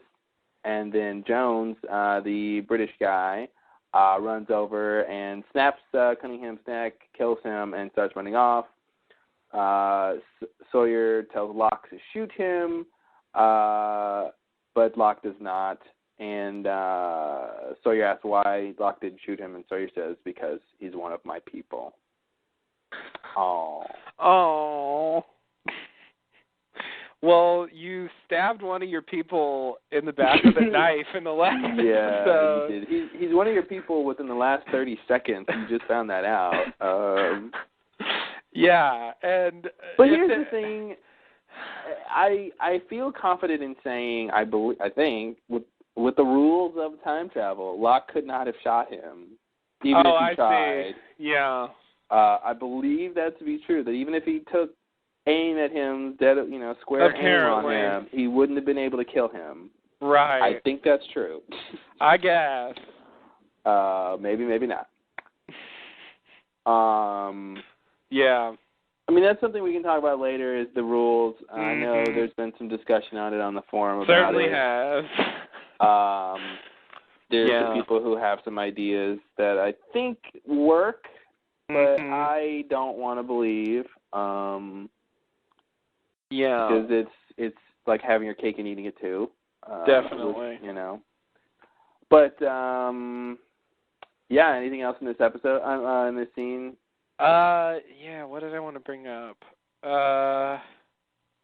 It was interesting to me with that Juliet kept saying please. She was being very nice in her request. I felt like that was sort of an all others cultural thing. Asking nicely somehow made him have to do it. I didn't know. I don't know how much of an emphasis to place on that, but it seemed weird that she was saying please a lot. Yeah. And they're a good family. Very contritious, if I can say that word. Yeah, why not? Maybe that fits. Yeah. Oh, now I forgot again. What was the thing? Oh, Others 101. Yeah, that's you can file that away with such lines as it's very stressful being an other, and we were building an airport. Why? Yeah, for the aliens to land. For the aliens to land. Julia, she has those moments where she just comes out with a joke, and you're like, oh, a joke now? Okay. Yeah.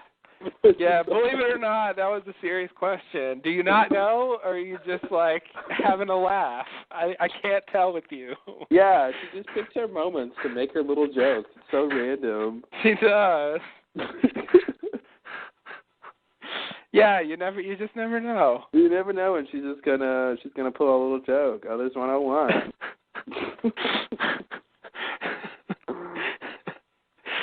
Yeah, I don't know. She had Latin for homeroom, duh. Mhm. Duh.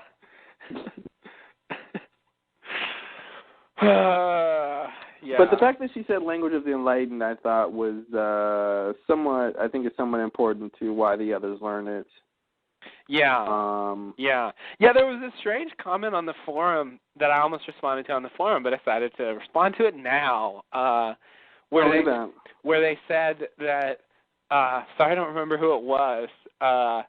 They said that that the others speaking Latin made them seem more primitive, which I thought was a really strange thing to say because Latin is the language that permeates like science and the legal system and like things like Newton's Principia Mathematica was written in Latin, as with Gauss's. I think maybe I would maybe think they didn't mean primitive so much as archaic or old in this, not lesser in form in terms of primitive, but just sort of old and outdated in terms of primitive. Maybe that's what they meant because Latin is definitely like she said, the language of the enlightened. Language of the enlightened makes more sense. Name someone who did something great a long time ago, and they probably knew Latin. Yeah. It was definitely the language. So I mean that's the thing. I mean it was standard at one time. It was standard to write pretty much any like scholarly work in Latin. Like everybody knew it. It was sort of the language that everybody knew. So they could communicate their work to people speaking other languages. Yeah, and all the other languages, Spanish and Italian, and all of the other ones were sort of spoken by the sort of more common people. Right. And then the masses started speaking those languages, and then Latin sort of dies out. I mean, that's pretty much what happened. I mean, basically, Latin as a real language died out a long time ago as like a commonly spoken language, but it stayed alive as a scholarly language up until I think one of the last books I read was like the late 1700s, early 1800s. Gauss's book that I can't pronounce because it's in Latin and I don't know how to pronounce Latin words, but but then at a certain point people just started publishing in their native language, and that became the norm, and that's the norm now. So once people started just publishing in their native language, there was no, there was no reason to keep it around. It now really had no use. Yeah, that was the last sort of. Now Lost will bring it back, and it will live another 100 years. Yay! Because I have nothing else. And even like the Catholic Church, I mean, they used to do their masses in Latin, and they stopped doing that really recently. I think within the last 30 years or so. So I mean, it was used. I mean, relatively speaking, it was used recently, but at this point, it's pretty obscure. Yeah, you can go pretty far and not know it. Definitely, it's pretty cool that they're using it on the show. I think it's pretty perfect for what they're doing here.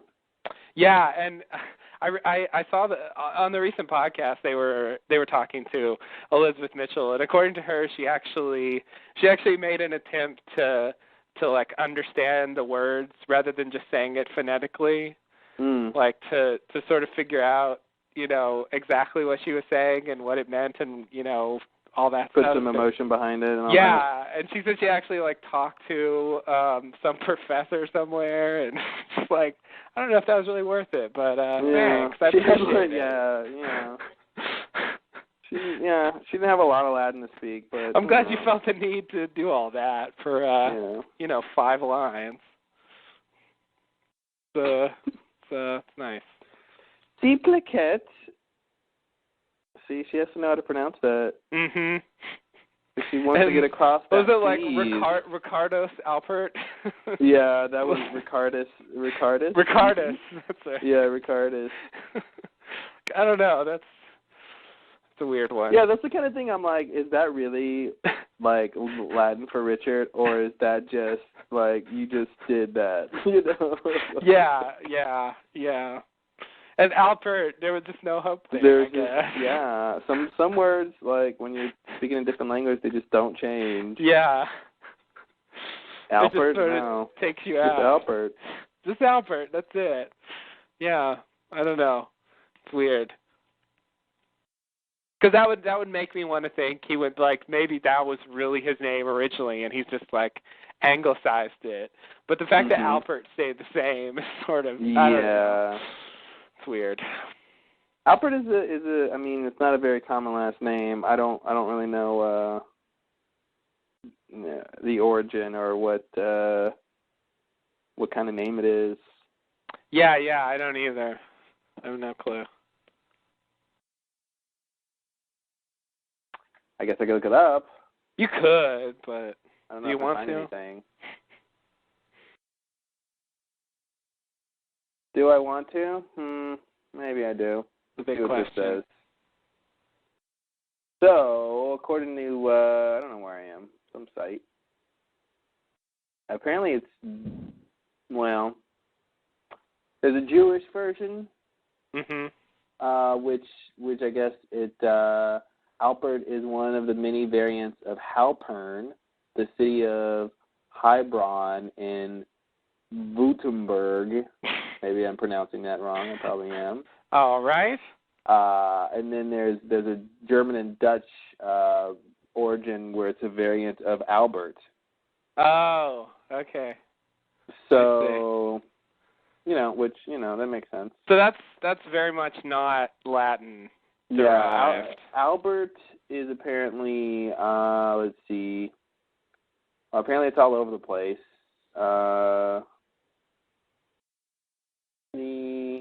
Any big? This is English, French, North German, Danish, Catalan, Hungarian, Czech, Slovak, Slovenian, etc. It literally says etc. Etc. All right. Yeah. It looks like it's got a big German history, but yeah.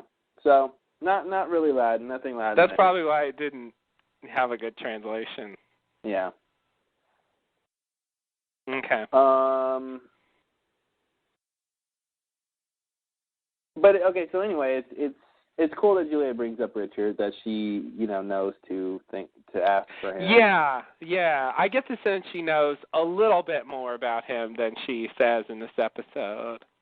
That's one of those things that people are complaining about, but that's all right. Whatever. I can learn when they're ready to tell us. Yeah.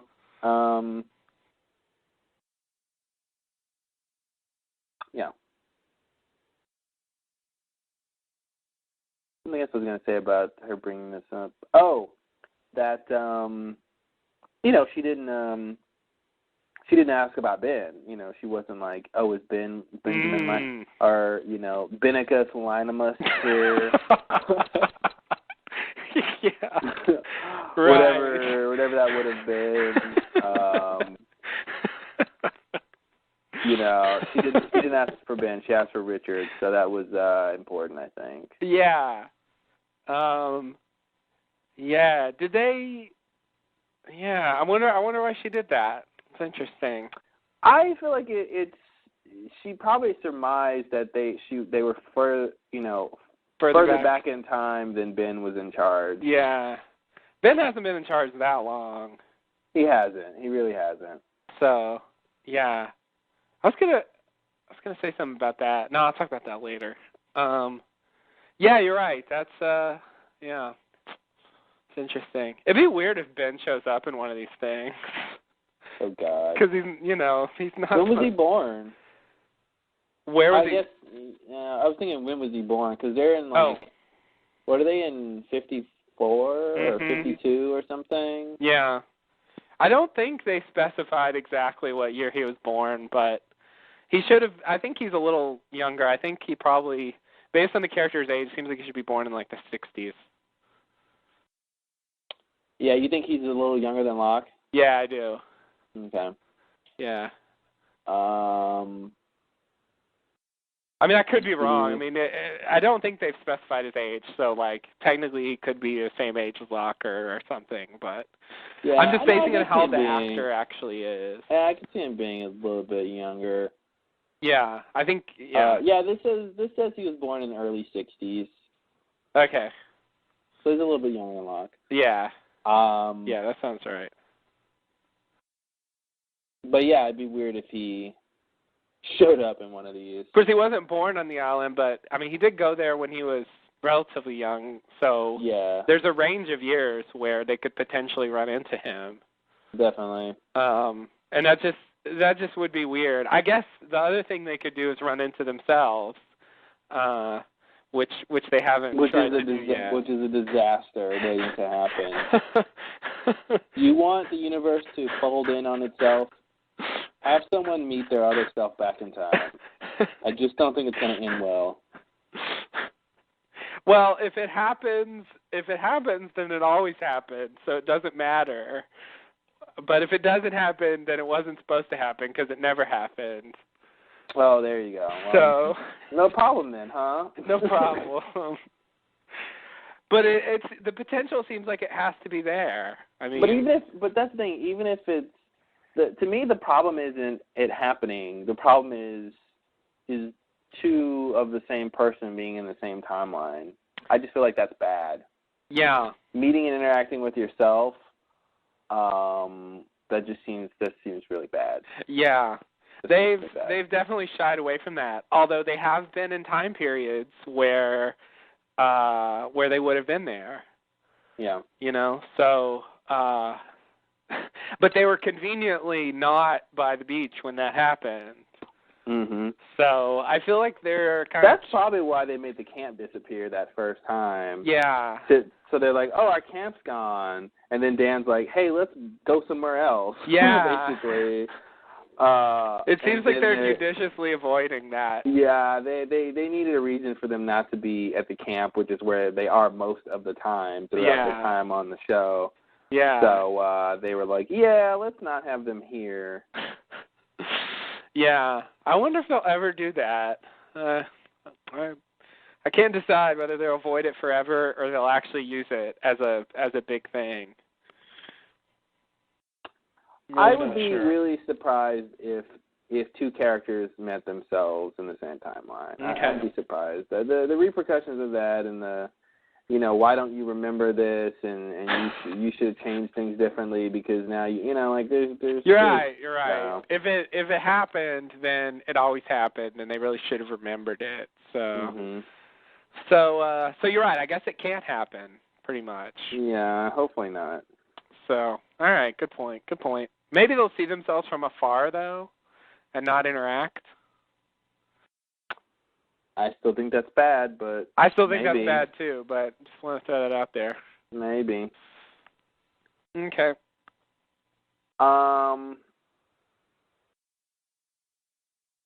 So, next scene? Yeah. Next scene, Desmond shows up at a house. He knocks on the door. A woman named Abigail answers. Desmond says he's here looking for Teresa Spencer. Abigail says that's her sister. Desmond wants to come in. He says that he's basically been sent by Dan Faraday. She hears the name Daniel Faraday and lets him in. We come into the room and we find that Teresa Spencer is sort of comatose. She's got a nurse feeding her or something like that. And then Abby fills Desmond in that she has these sort of bouts of whatever where she wakes up and thinks she's 3, and then another time, it's she thinks she's talking to their deceased father. Desmond then, sort of wants to leave. He didn't know, what he got himself into, sort of thing.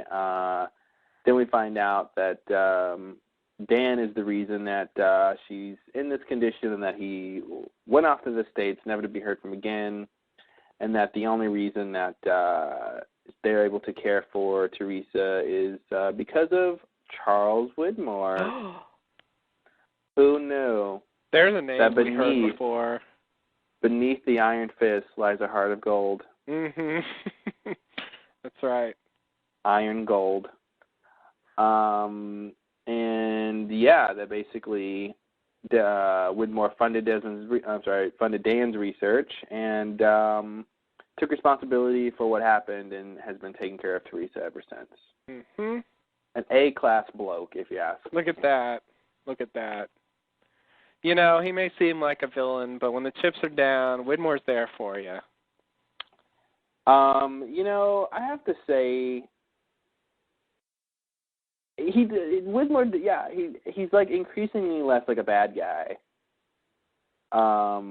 Like when, you know, later when Desmond, you know, bursts into his office, like he's not the menacing badass that I thought he was going to be, you know, back when we heard the, you know, Widmore Industries and all that stuff, you know, who was this guy in charge, and, you know, like, yeah, he's really, yeah, he's not that bad of a guy at all.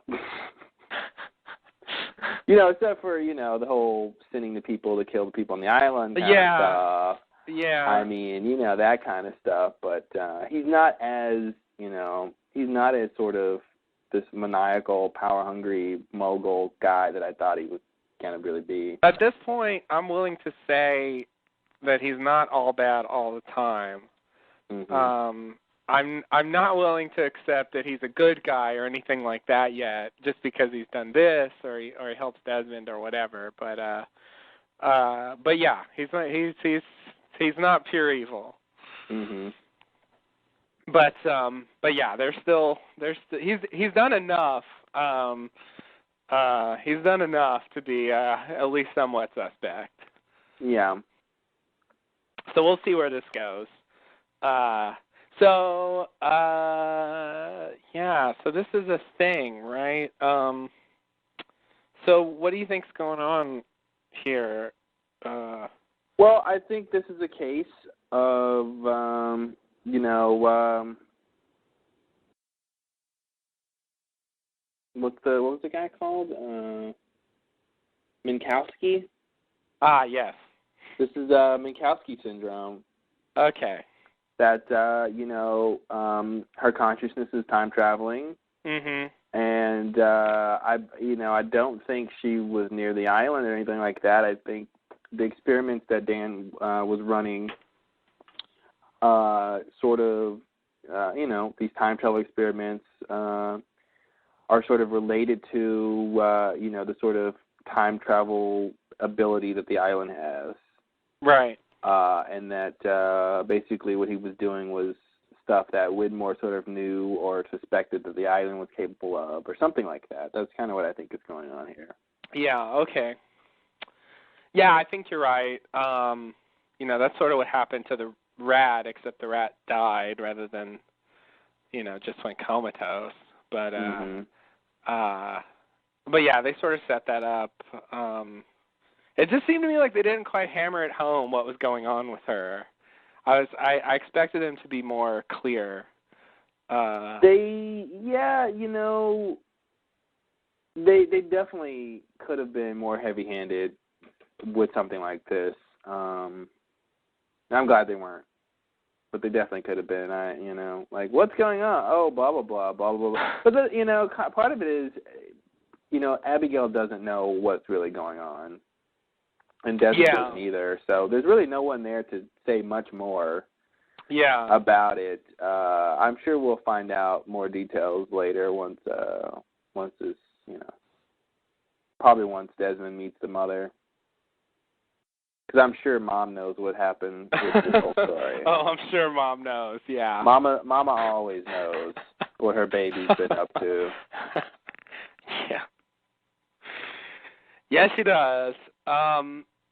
Yeah, so Widmore funded Dan's research. That's kind of a thing that we didn't necessarily know. That seems to me like it explains something about why, you know, why Dan was on that team to begin with. And it also, potentially ties Abaddon to him since he was the one who did the recruiting. So, throw that in there. Yeah, I mean, but that could just be that, Widmore told Abaddon who to get, right? And he said, get Dan. I mean, that could have happened, right? Well, yeah, that's what I mean. That's what I mean. Oh. Yeah, I thought you were saying more than that, like somehow they have a connection. No, just that they're... That's the reason that Abaddon hired Dan was because of Widmore? Yeah. Oh, I mean, the connection between Abaddon and Widmore is kind of tenuous. I mean, we don't have anything, aside from these boat people, but and sorry, what are they called? The Tri-Psi? Is that right? Yeah, we don't have to use that, please. that was no. Okay. No, we're not doing that. Okay, all right. Anyway, the scientists, it was always kind of confusing why they were there, and and still confusing, I got to say, because Charlotte really hasn't done much with her knowledge. Archaeology, you're archaeology, right. like stuff, like there's and is Miles really a scientist? I mean, I kind of lump him in there, and I think on some level he is a scientist for some reason. I think that sort of fits. But he's not a scientist like they are scientists. Yeah, it doesn't seem like scientist is the right word. Yeah, I feel like it should be, but it's not.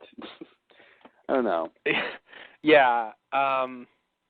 Yeah, so I definitely don't know what his story is or what her story is.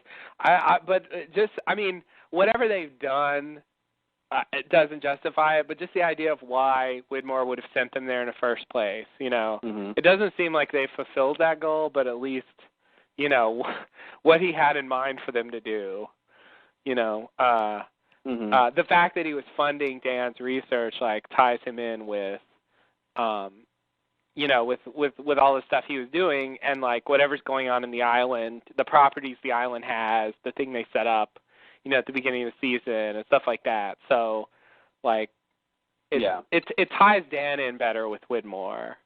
Oh, definitely. At least. And I still have my crazy theory about that I'll bring up in a bit. But I do want to mention, it's a little weird to me that I'm thinking about that. Why is Dan working at Oxford if Widmore is funding his research? I mean, I guess that would mean the university isn't funding it or stopped funding it or wasn't funding it enough? Well, one of those theories? I think you can work at a university and get funding from, private sources. I think that's possible. Okay. I think they like that. I think they like getting funding from outside parties. So I think that works. But the thing is, with Widmore, you probably wouldn't need to work at a university because you'd probably be able to, he'd probably be able to finance everything. Yeah, like you could just have your own lab somewhere else. Yeah, exactly. I mean, that's part of the thing. But I don't know. Maybe he wanted, But he was a professor there, right? Yeah, presumably. So, I mean, yeah. I mean, I would imagine it was something more of along the, Dan was at Oxford doing other things and sort of stumbled into this area, and then Widmore, sort of funded at a certain point. And there's no reason for Dan to really leave, but... Right. And the other thing is they did suggest it was under the table, so... It did, yeah. And, of course, Widmore probably wouldn't want to have Oxford know that he's funding this research. Right. So that's probably not something that was mentioned anyway. So. Yeah, so it probably wasn't the thing I described that actually does happen, but rather under the table deal. Where he used the Oxford facilities, but it wasn't on the books. Mm-hmm. And it's not on the books now because they erased all that information. Apparently. Who knew Oxford was so cunning? I think it. I don't know. Maybe the writers of the show are trying to say something about the Oxford administration. I don't think know, so? That they would, that they would do something like that. Mm-hmm. I don't know. Yeah, that's definitely It's pretty strange. It's pretty strange that they would do that. Because,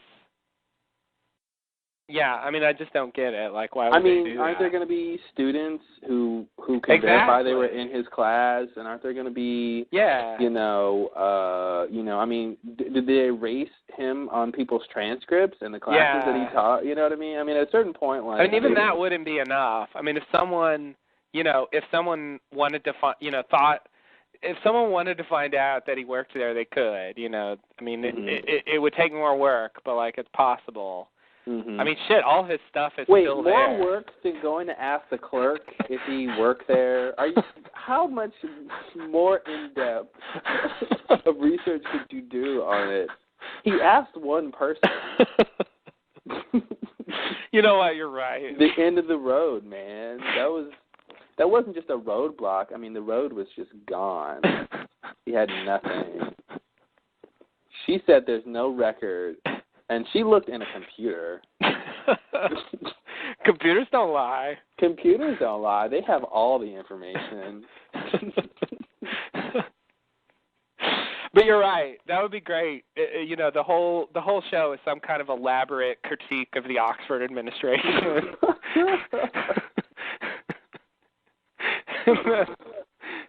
It's like, why? Why not? That's what we're supposed to take away from all this. Yeah. Lesson, folks, don't do experimental research at Oxford University, all right? Unless you want them to erase all records of you having worked there, all right? Fair warning. Yeah, it's nice to have something to take away from all this. I appreciate that. Now, Cambridge, on the other hand, I think that we're supposed to believe Cambridge would be okay with it. Yeah, okay. The Oxford of the East, as they call it. Right. I didn't know they called it that, but that's a good name. Yeah, I don't really know where the schools are in relation to each other. But, I don't either, but I think it works. Yeah, I think it does. Oxford of the East. It always gets me when they say stuff like that about Stanford is the Harvard of the West or something. Mm-hmm. Yeah. Stuff like that. Yeah, they do. Everybody, yeah. which is, whatever. What can you say? I mean, yeah. Cambridge is pretty good, though. Cambridge is not not.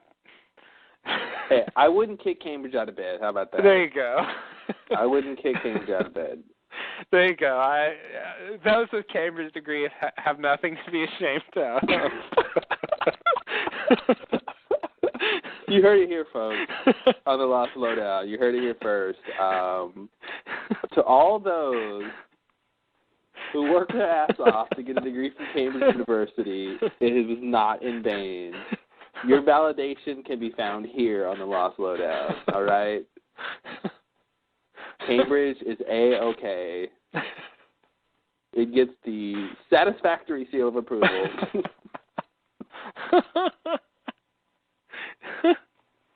Oh, man. Yeah, that's...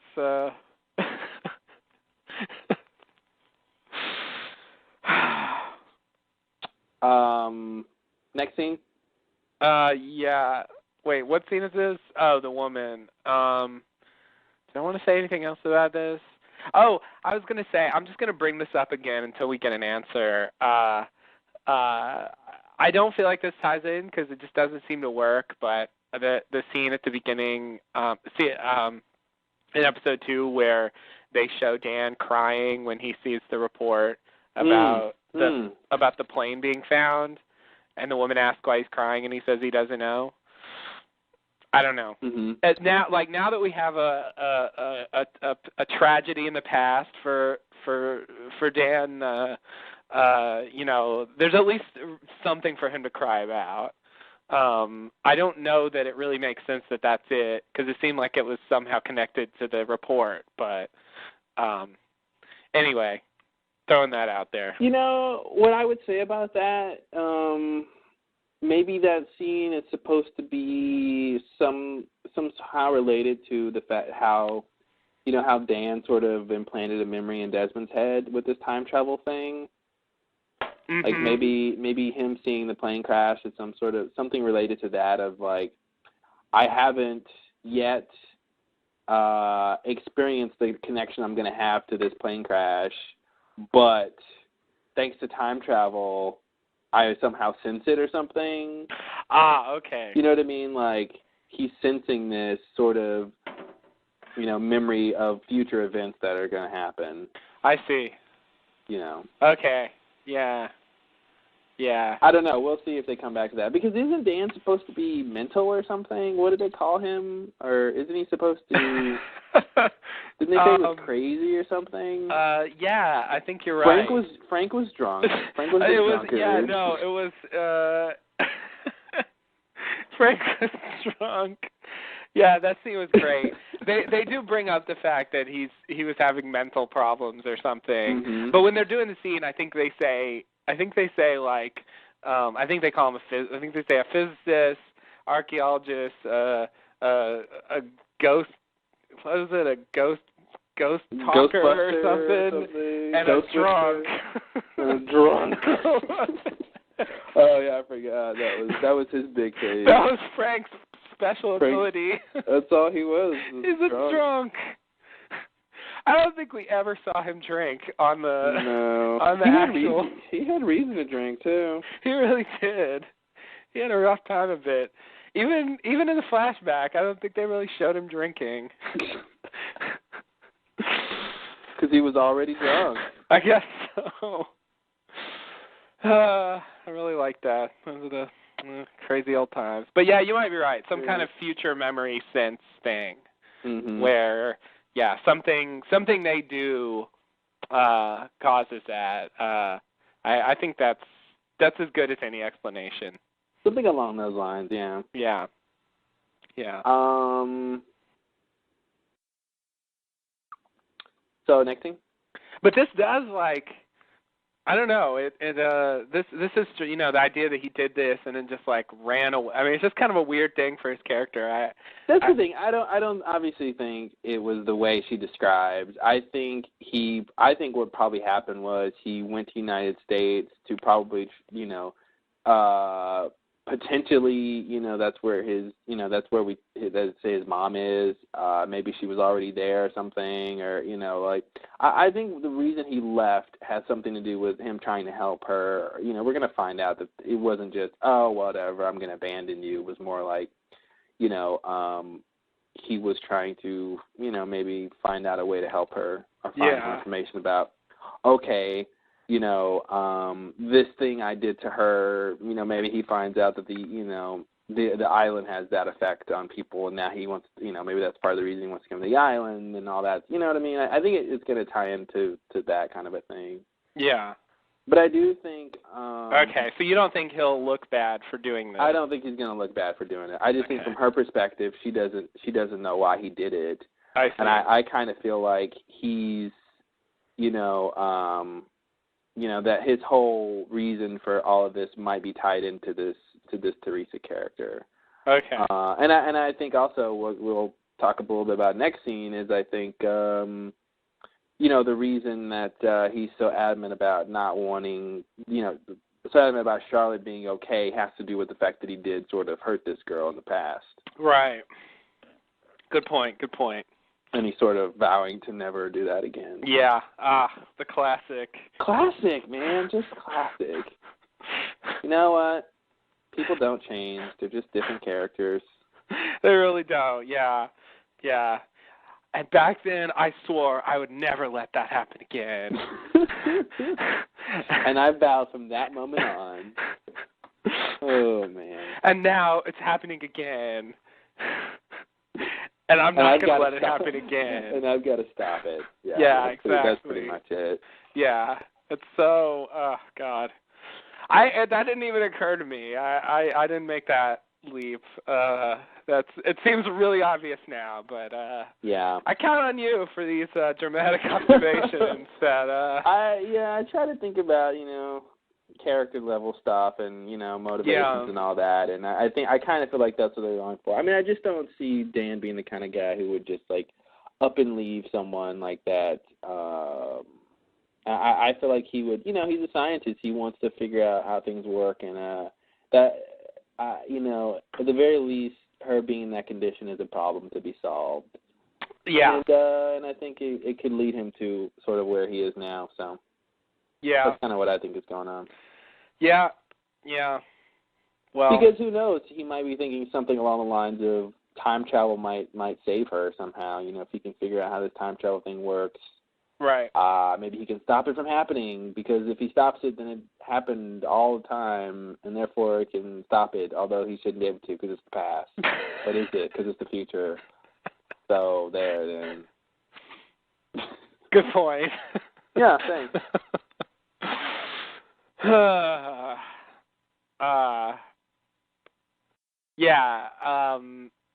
Maybe somehow he'll figure out how to fix that. I think it's going to take him a while to really do anything about it, but but yeah, that's I like to tell myself I think about those things too, but I often miss these points about how various events connect, and how the stuff that's going on now is partially explained by what happened to them in the past, and there was something like that. Kate running away in the last episode, I mean, that just seems so obvious, but somehow so anyway, it's a good thing we do this podcast, or I think I would miss like key things about the show. So yeah, that's good. Nice.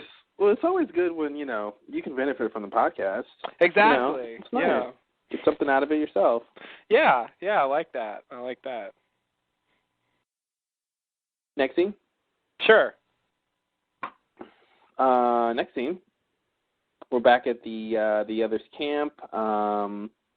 Miles and Faraday and Charlotte are all talking about the bomb. Faraday tells them that back in the 50s, the government tested hydrogen bombs in the South Pacific.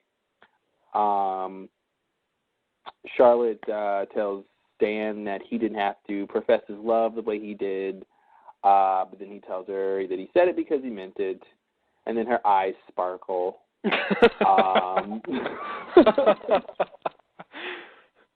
That's not how I would put it, but spot on. I'm actually just that's what the transcript says. Actually, I thought really. So I read it. Yeah, Charlotte's blue eyes sparkle. I thought you just made that up. That's nice.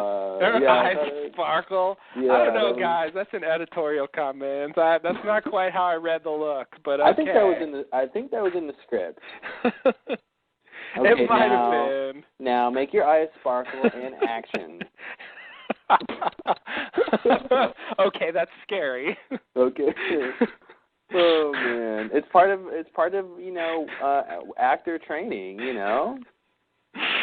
Yeah, I guess so. It's on the list of skills on the back of their resume. Juggling, fencing, singing, eyes sparkle. I think is on there, and she, they got one of the best eye sparklers in the business. You think so? Yeah, I think so. Is that really why she got the job? She's just such a good eye sparkler. I think it helped. Yeah. Okay. I mean, I think it's along the lines of Juliet's, 1/4 pucker. I mean, that's in the script, man. That character called for a 1/4 pucker, like every other line. She definitely brought it back in this episode. I had kind of forgotten about that particular facial expression. Mm-hmm. She got a lot of chances to just look at people. Say her little quips and then pucker as she looks at them. Yeah. That was her defining quality, I think. Yeah. One quarter pucker. Yeah, can't beat that 1 quarter pucker.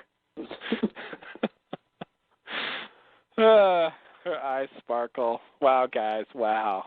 Okay. I almost feel like I gotta watch that scene again to really see if her eyes are sparkling. How accurate that is. Yeah. Yeah. Yeah. I mean, she was reacting to it, but I don't know. Whatever. All right. So then I think Ellie comes in, right? Ellie, maybe. Yeah. I don't know. What's going on here, guys? Now Ellie comes in to get Dan. She says it's time to go. They're gonna go do the bomb thing. They walk out. And they're talking to Richard. Richard's untying Dan and basically wants him to know the truth about how the conflict started. Tells him that about a month ago that they found 18 members of an army battalion in the jungle. They gave them the chance to leave peacefully, but they didn't want to, so they were forced to kill them. Forced by whom, Faraday asks? Well, of course, Richard follows the chain of command. Doesn't everyone? I know I do. Well, who does? I mean, right? Yeah. So, then before he can elaborate, Jones runs up. Jones is the British guy. Runs up. He's just escaped custody from Lockett, Juliet, and Sawyer. He runs up and tells them what happened, that he and Cunningham were surprised by a group of them. They were outnumbered, which Ellie sort of scoffs at. Mm-hmm. And then Richard Jones asks about Dan and what's going on with that. Richard says he's going to help them take care of the problem. So then, Richard asked how Jones escaped, and he said he ran, and Richard asked if he was worried about being followed, and then Jones professes that their leader is just some old guy, and do you really think he can track me? Do you think he knows this island better than I do?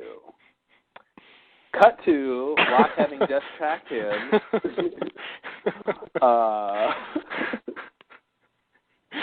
Yeah, that's loved it. Such a punchline.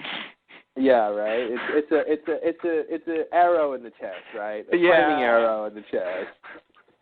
It really was. As he was saying that, I was just thinking, okay, they're gonna cut to Locke, looking at the camp from afar, and go. There it is, yeah. Because he's like, you think he could have tracked me? And I'm thinking, yeah, Locke knows how to track. You think he knows this island better than I do? Yeah, he might. Yeah, exactly. If anyone could, Locke might. Yeah. Yeah, that's the one guy he might be wrong about. Yeah. Most of the time he's probably okay saying this. Oh, totally. I mean, especially considering he's thinking they're, the American military, right? Or, some sort of, people who have not been on the island very long. Right. So in this scene, we find out that this camp is actually the army camp, and that the others, I guess, moved in on it. And this sort of establishes it continues in the line of the others, like attacking people who come to the island and then moving in on the stuff they built there. Like that's apparently something they like to do. He said setting up this camp? Yeah. I thought he meant they were just setting up a camp wherever he found them. Not literally setting up this camp. I think he meant setting up this camp. Like, we found them setting up this camp. Not like, we found them setting up this camp. I think he means this one. Yeah, I guess he does. I did not think that he meant that, but it definitely looks like an army camp. And so I think they took their supplies and they moved in and they did the thing they did with Dharma, you know. And also, I mean, we know that, you know, there's this guy named Jones, and it just might be that his name isn't Jones. So that makes me think that he, you know, that they took the uniforms too. Mhm. Well, and that goes back to the question that and started like impersonating the army or something, like pulling an old others trick. That's what's weird is they're sort of impersonating. The question when Cunningham asks Jones, you know, why aren't they in uniform? Is he asking why aren't they in an American military uniform, like because they're obviously American military, or he's not asking why they're not in uniform because all the others are in uniform because we're impersonating the military. Like I think they're not others. I think it was the first thing. Yeah. Okay. Yeah. Why aren't they in uniform? Because they're military and they're supposed to be in uniform. Yeah. Yeah. It's definitely a weird thing that they would sort of impersonate them, and I mean, there was 18 of the people that they killed. I'm assuming that means there's only a total of 18 uniforms. I guess so. I mean, maybe they had backup uniforms for their supplies or something. Yeah. But how many others are there? You know, maybe. It seems like a 40? fairly big number. Something like that. Yeah, I don't think all of them are obviously here. Yeah. It looks like there's less than 40 at this camp. Yeah. So maybe there are more somewhere else. Yeah, I think there's probably more. I mean, I guess O-Town hasn't been built yet. No. So, yeah, I don't know. I don't know where the others are or whatever that's about. Yeah, I mean that's the thing. This allows them to not show the others, you know, doing any crazy thing, you know, living wherever they live when, you know, when they didn't have other people's stuff to live in. Yeah, I mean, like they did before when they were sort of impersonating, you know, more sort of primitive people, and they were living in the tents and then sort of no, what was it, like no shoes and stuff like that. Right. Like, yeah, it's definitely weird. It makes me wonder why. Well, I'm gonna say it's weird how they decided to go back to that sort of period of, you know, of disguise versus this period of disguise. Right. But it's definitely a weird thing, and I'm glad you mentioned that because I really, when he said this camp, I thought he was just saying.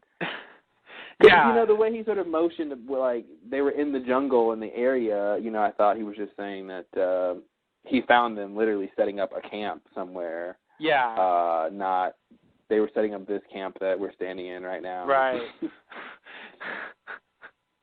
Right. Yeah. And his story does sort of tie into what Miles said about the what was it, 4 guys who were dead under a month ago. Yes. The body of guys that he. That's right. Yeah. Yeah. This is further development on that. Yeah. Yeah. Yeah. So there's God. I have more questions. We're all out of time for questions. Oh, okay. Yeah. Moving on. I should finish this scene here. You didn't finish? Sort of connected here. Yeah, let me just continue with the other half of this, which is Locke and Juliet are standing out looking down at the camp. They see Richard down there. Locke asks how Juliet knew Richard would be here. Juliet says the great line, "Richard's always been here." 1 quarter pucker. Locke asks how old he is, and Juliet says, "Old." Which, you know, means he's like 40, I guess. I don't know. You know, like a kid would say. Right. How old are you? I'm 40. Well, you're old. Yeah, you're old. Yeah. Yeah, you're right. 40's not old. Anyway. No, as we all know, 40 is the new 30, it's the new 20, it's the new 10, it's the new 0. So if you're 40, you're actually just been born. It's about the same. Yeah, it is, pretty much. Which is why Locke acts like a baby. There we go. Wow. There it is. Mystery explained. Wow. That's good. That's good. Wow. Cross that one off your list. Hey, folks, mystery solved. Oh, Locke does act like a baby, though. Oh. True. But not in this scene. Not in this scene, you're right. A little bit, maybe. Maybe a little, yeah. So, so Juliet asks, why are you so interested in Richard, John? Which is just a bad question. It's like, why wouldn't I be interested in Richard? You just confirmed that he's fucking ageless. Yeah. I think I'm interested in him. But anyway. And if you say something like, Richard's always been here, yeah. I'm sorry, but that's really screaming for further questioning. Yeah, maybe it's not so crazy that I'm asking. So Locke says he's interested because he wants, because Richard was about to tell him how to leave, how he could save everyone. That before the last flash, before the last time shift, Richard was, they were having a conversation he wants to finish. Sawyer comes up and points out the fact that Dan is being death marched out into the jungle. Then we cut and see Ellie marching him out to the jungle to die. Not really. Sawyer coins a verb here, to death march. Yes, death march. Verb, intransitive. Mm-hmm. So then, yeah, Locke says good luck with that. He doesn't want to help them save Dan. He wants to go talk to Richard. Then Sawyer asks if Juliet's going to come with them. And she doesn't really know. She's going to wait till She's after going to look the at scene. him. She's going to look at him and ponder, and then we're going to cut. And I guess she just waits behind and then decides to show up. I don't know. I don't really know what the punchline is there.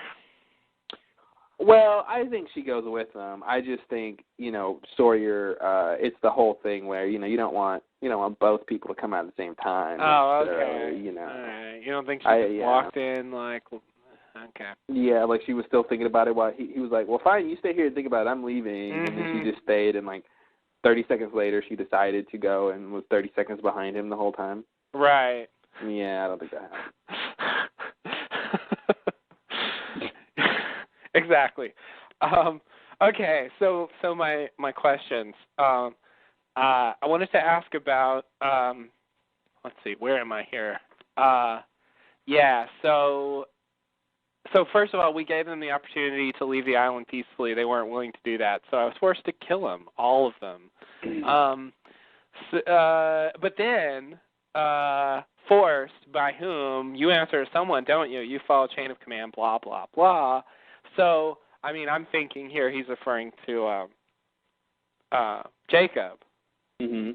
I mean, the only person that comes to mind as being someone potentially above Richard and there at the time. Mm-hmm. But then, okay, so I just wanted to bring up, I mean, they didn't really do this with the Losties. They didn't really give them a fair kind of peace offering. But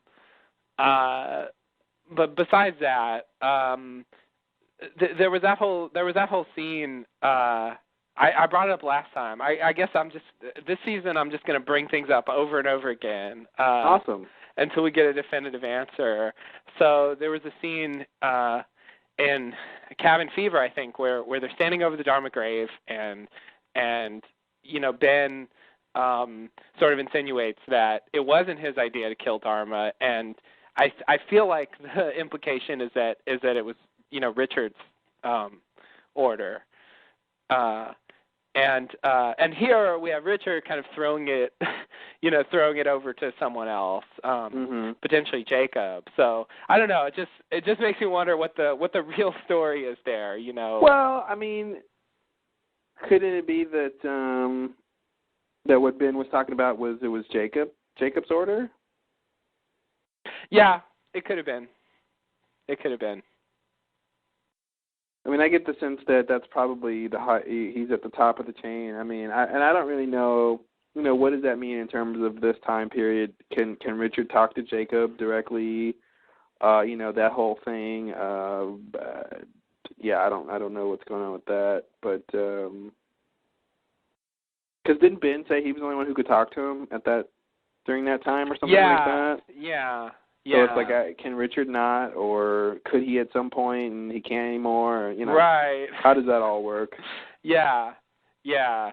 Well, and in that scene, Hurley says, weren't you their leader? And he goes, not always.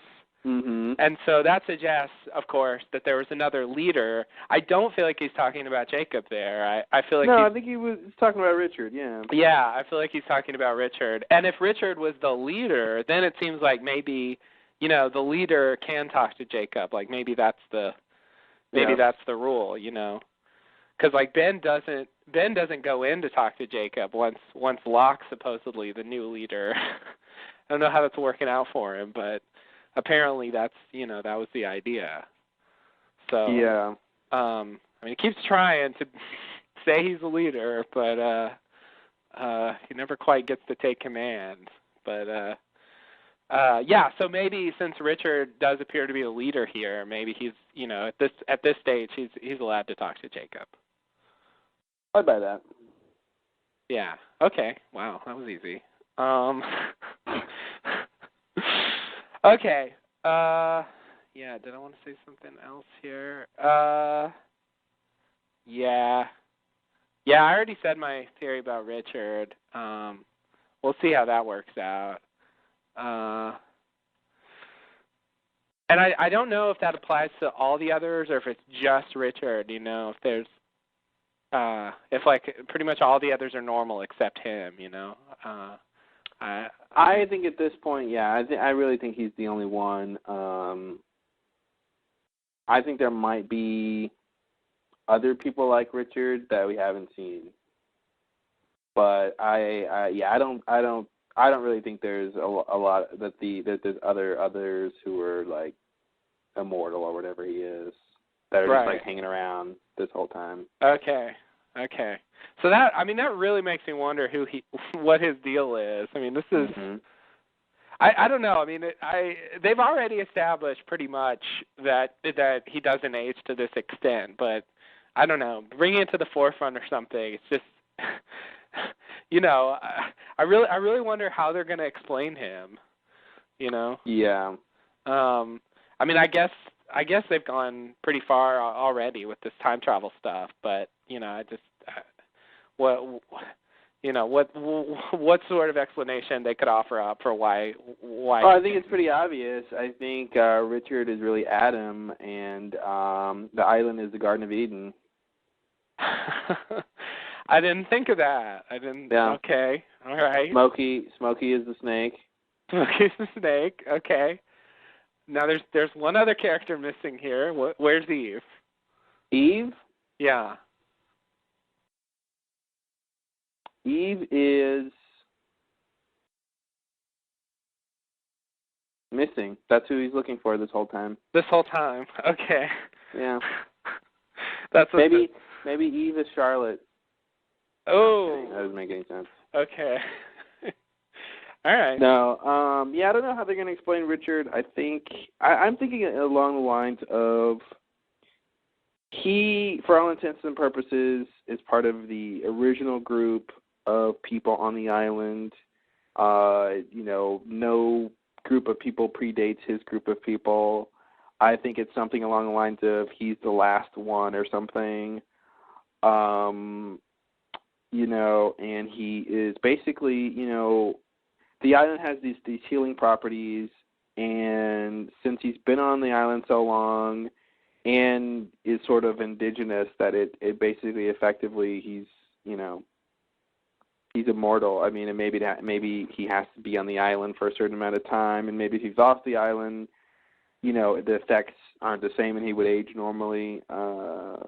Something like that I could see too, but okay. But I think it's going to be that it's the island that keeps tying it into the island rather than just him. Yeah, I think it's going to be because of the island. Okay. Okay. Yeah.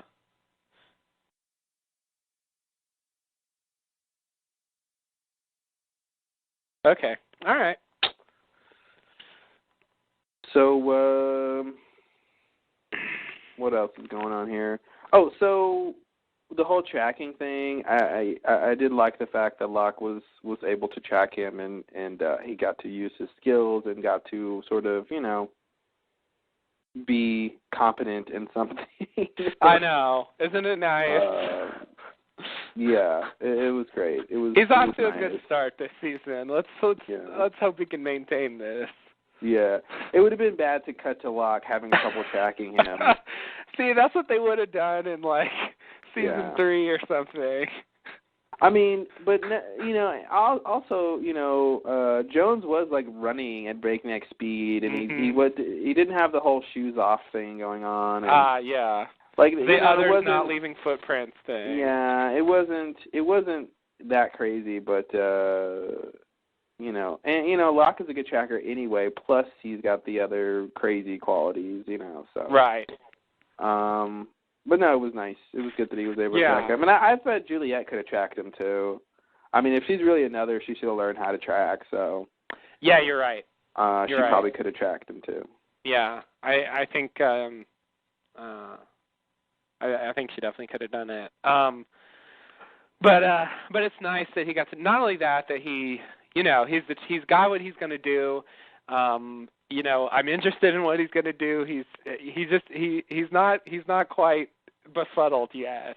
Mm-hmm. Even though he doesn't know what to do in the larger sense, he's at least trying to find out. I mean, to me, at this point, he's already a little misguided because, Richard told him, I won't remember you next time I see you. Right. Yet Locke thinks that he can just continue his conversation they were having.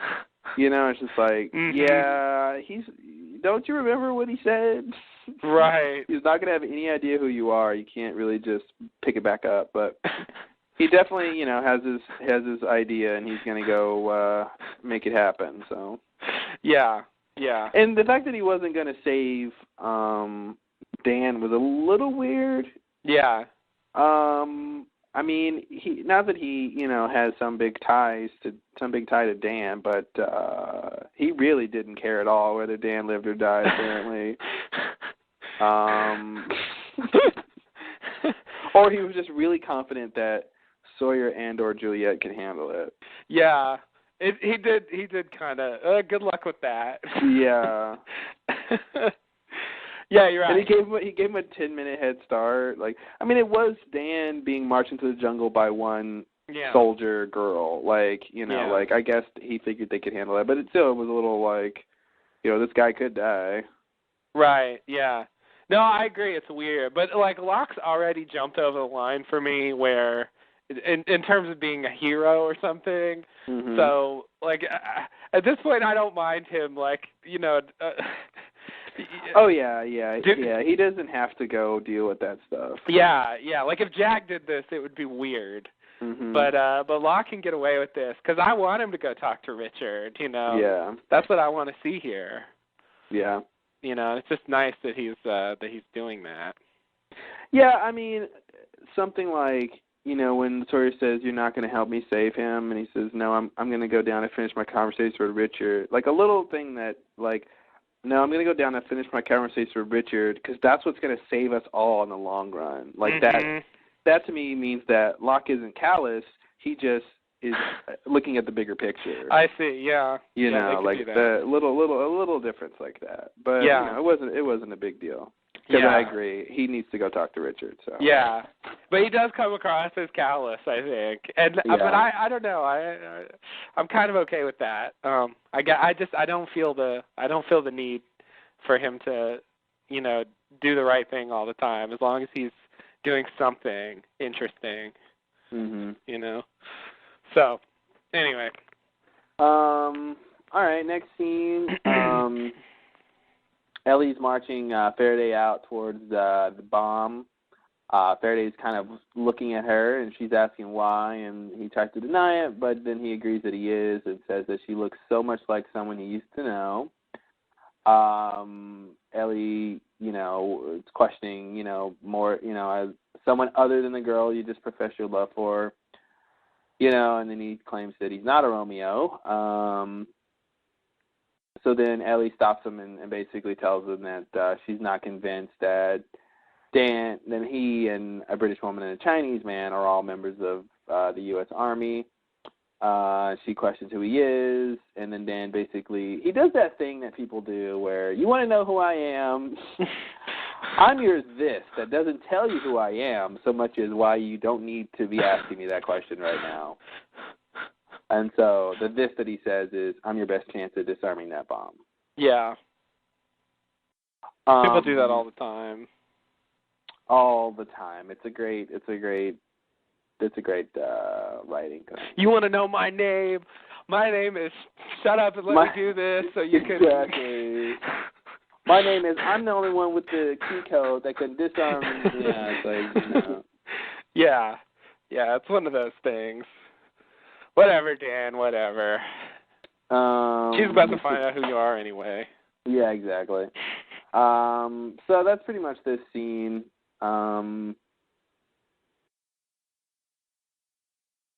Yeah. Oh, yeah, it's the bomb. It's the bomb. So, it's the bomb. I do want to say a little bit about him recognizing her, but maybe I'll put it off. About. Well... Or not. You want to talk about it? I mean, we can. I think, is there a better time to talk about it? Well, I was going to bring it up in connection with another scene. But what, do you have something on this? Well, I think, yeah. I mean, we can bring it up later. But he looks like someone, I mean, he thinks she looks like someone he used to know. Who could it be? Is it the love that he had before, this Teresa chick? I don't think so. I don't either. So then I guess we'll never find out. I guess we'll not. Yeah, good point.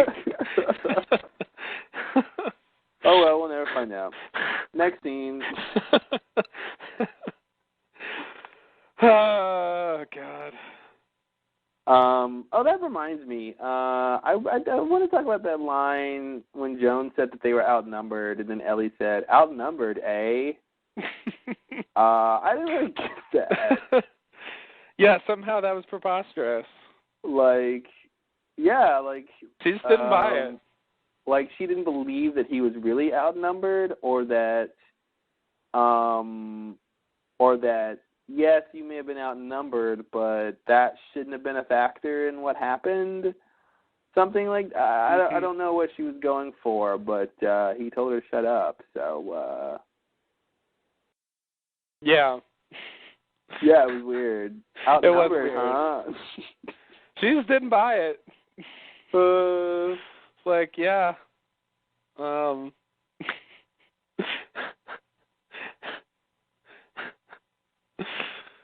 the other one. It's got bells on it.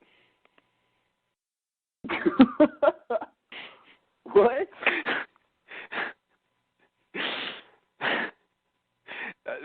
It's just one of those expressions that I just made up. One of those expressions you just made up? All right. Fair enough. This is the Lost Lowdown. Yeah, I did think that was weird. I'm not quite sure why she was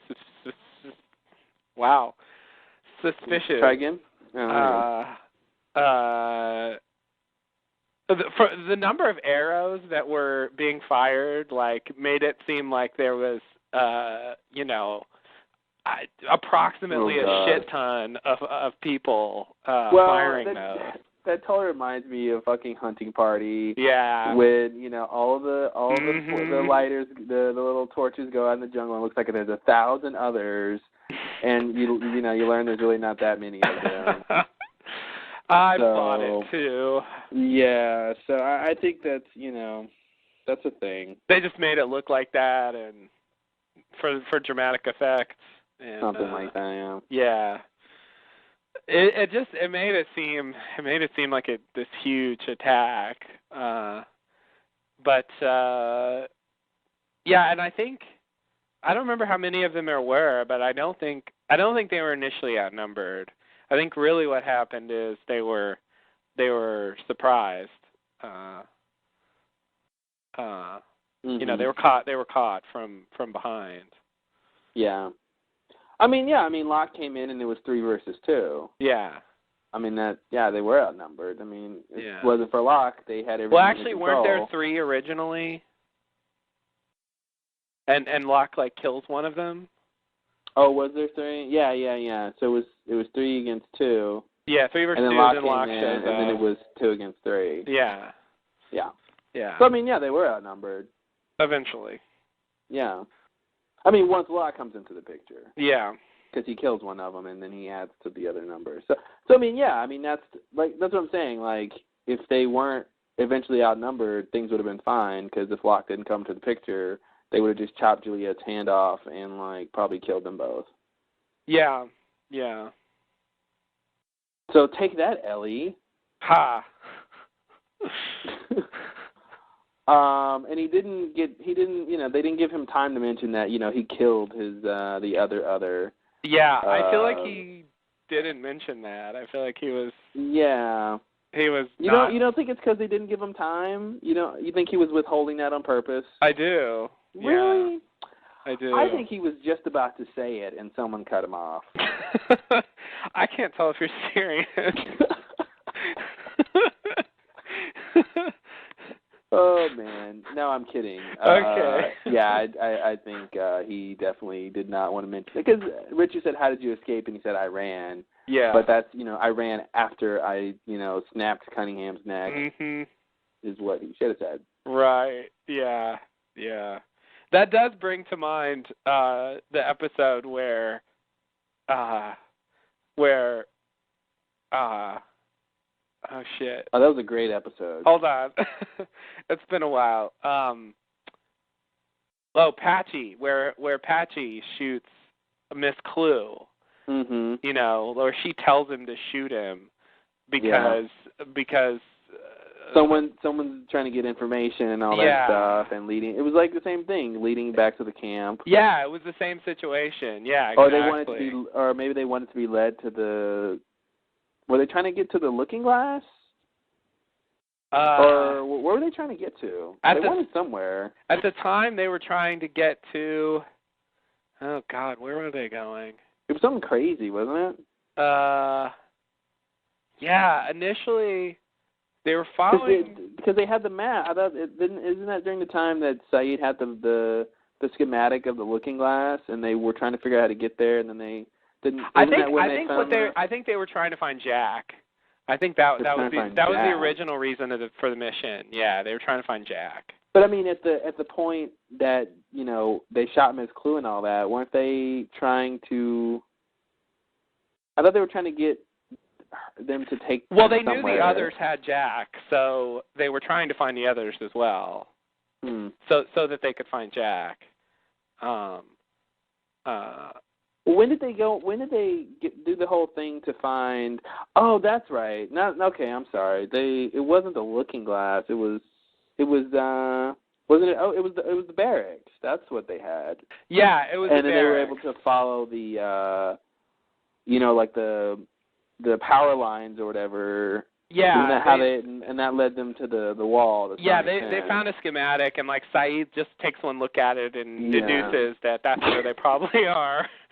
Oh, Saeed, you're always right. He really is. When you're not past that. Yeah, and there's a whole scene where he's just like, yeah, I don't need you to lead me there because I know where we're going, and I know where he is, and yeah, he was right. So anyway, that was but it was a similar situation in that it was 2 others, and one of them killed the other one, so as not to be given information or give out information. And so I don't know. It made me wonder. Like, I mean, it seemed in that scene like that was part of their ethic. That's something you can do when you're captured. Like she was ordering him to do that. Yeah. And so I wonder if he could get away with saying that he did it for that reason. Well, I don't know. I felt like, yeah, I definitely see. I definitely feel like it's part of that, where it's part of their I don't know, what do you call it? Operation. The part of their how they operate is if that's fair game to do something that drastic. But it also seemed like if that's the case, then Cunningham shouldn't have been so willing to say what was going on. Like, if it's okay for him to say that, then it seems like it's wrong for Jones to break his neck. Yeah, that's true. It does seem like he was swayed by Juliet, but Juliet's but and that, like I said magic earlier, word is just... I felt like Juliet was playing by the other's rules, and the way she was asking and how she was sort of trying to convince him, I thought was playing... She was using their rules, to sort of do that. So yeah, I mean, I think if he told Richard, I snapped Cunningham's neck because he was about to tell them where the camp is, I don't think he would get in trouble. But I do still feel like they're painting Jones as sort of a, more of a hot-headed character. Definitely. And that another, Ellie might not have done that if she was with Cunningham. Yeah. You know what I mean? I felt like even if he was within his rights to do so, he did it quicker than someone else might have. So. Yeah. And I mean, he was the one that was going to cut off Juliet's hand, and then the other one if they didn't give him the information. Yeah. So like he's over the top, and they're definitely. Which, speaking of the others and sort of the stuff that they, did in sort of season 1 when they came in contact with the Lost Season, the stuff they're doing now, like the cutting off the hand thing wasn't around. Nobody tried to do that to get information from any of the Losties. No, they didn't. But it also sort of, and on the other hand, it does sort of tie into the sort of judicial process they have. The whole thing when Juliet was on trial, and so maybe they have they have these sort of rules for things like that. But yeah, right. It is weird that but different leadership, that's true. Different rules. That's another part of the story, which was she was on trial because she shot what's his name? Oh my God, Pickett. Who did she shoot? Oh, she shot Pickett. And that was why she was in trouble. Mm-hmm. And so and like they made a big deal about the fact that she killed one of them. Or one of us, or whatever. You're bringing up inconsistencies, sir. I kind of am. I think you should stop it. So I put it out there. It seems strangely relevant now. So yeah, I mean at the time it sort of bothered me, but they're a little bit inconsistent. I mean maybe the point is that it, I mean that wasn't that wasn't one of those situations. But the weird thing about it was. Like, Ben told her to do that. And wasn't it, didn't somebody say, like, no one said, like, no other has ever harmed another. Nobody no, they didn't. Right? I don't think they said that. All right, I was imagining that line. You're the first one to ever, I'm the first to ever kill another. I hope they didn't say that. I don't think they did. I don't think they said that. That would have been a mistake. Greg Nations would be in trouble if they said that. Oh. Yeah, I blame him. Greg with 2 G's, what can you expect? Greg with 2 G's, and it is Gregory. And it is Gregory. It's a double whammy. Yep. Anyway. But it's not Gregory with 2 G's, right? It is Gregory with 2 G's. Oh, it is Gregory with 2 G's. Okay, so that's a third worse version. Yeah. That's crazy. That's just crazy. That's just crazy. That's the word. You're right. Unless any of our listeners are Gregory with 2 G's, and then it's fine. It's normal. Or if they know anyone who's Gregory with 2 G's. Somewhere I got the idea that Greg with 2 G's meant that it wasn't Gregory, that it was just Greg.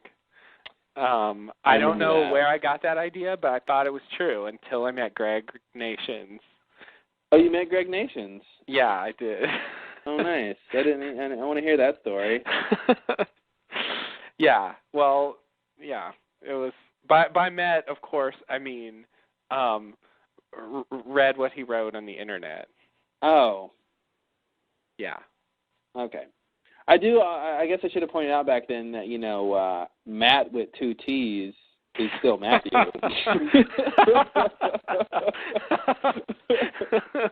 Really? That seems so obvious now, but okay, but hold on though. Whoa there.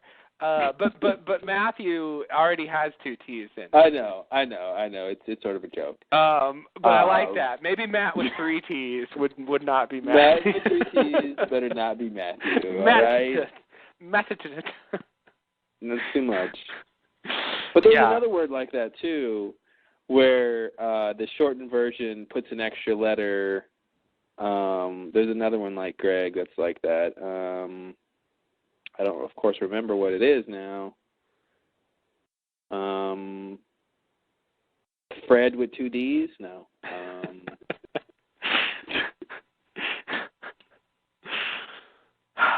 There's another word like that, right? There's another name where some spellings has the double letter at the end. You might be right. I can't. What else is there? I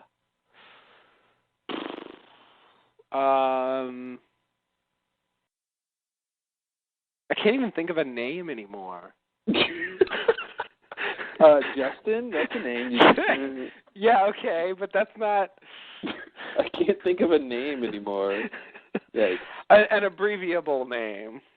If abbreviable is the word. And I dare you to say that word again. I know what? I'm not sure I dare, but I'm going to. Abbreviable? All right. Abbreviatable? I don't know. I tried to shorten it.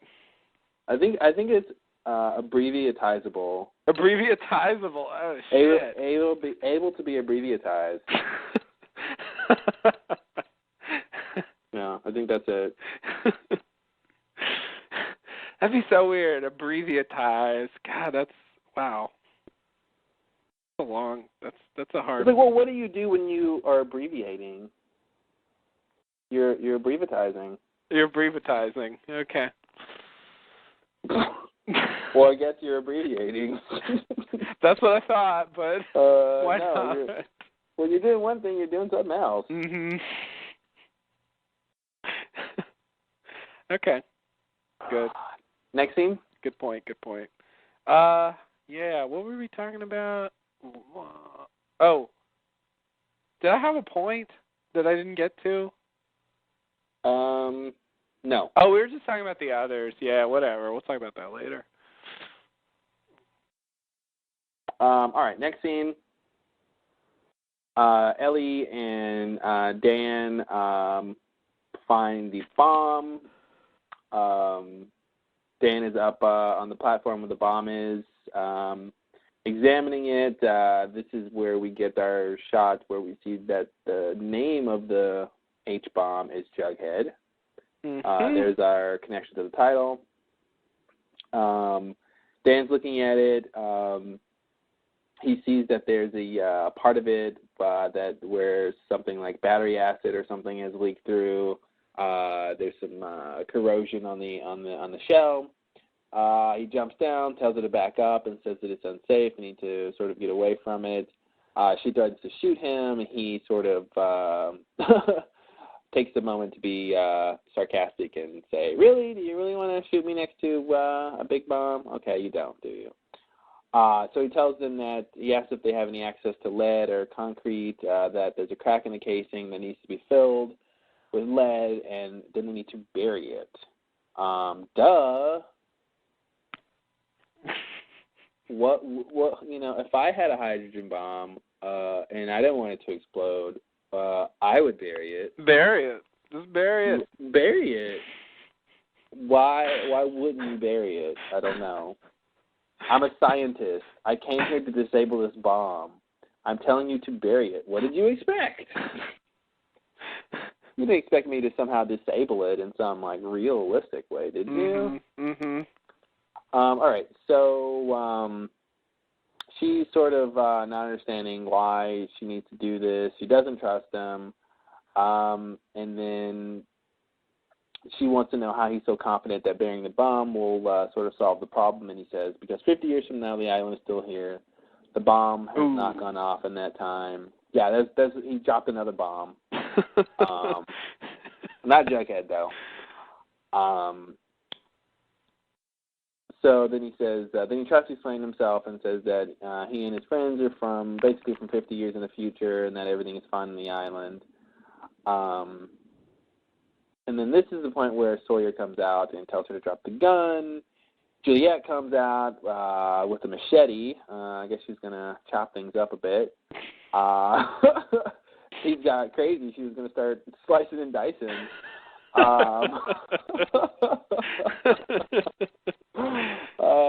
Like is that what that was? I thought it was like a club or something. No, it was a machete. Like a piece of wood. The transcript says it's Mattingly's machete.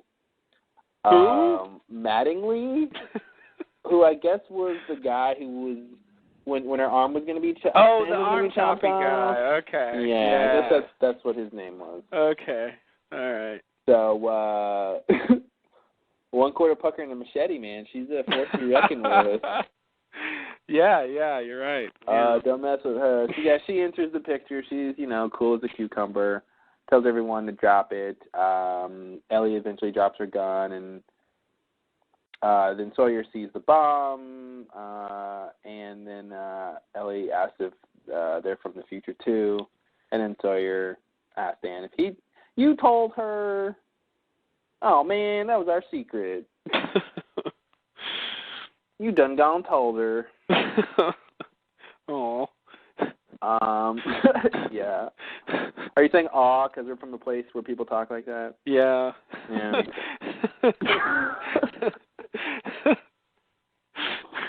You done gone. Oh, I haven't heard that in a while. Yeah. Definitely a painful reminder. Yeah. You done gone. You done gone. So, let's talk about this thing, which, to me, this is a groaner. This little thing about burying the bomb means that, it's fine. Because, really, yeah, maybe the bomb doesn't go off for 50 years. That I'll buy because it doesn't seem like it has gone off within that period of time. But nevertheless, what if it goes off on the 51st year? Mm-hmm. Or the 52nd year? Or the 60th year? Who knows how long, presumably the Losties will come back. So, it's like, yeah, just because it's here in 50 years doesn't mean it's going to be safe forever, right? Like, I didn't really like that sort of assumption.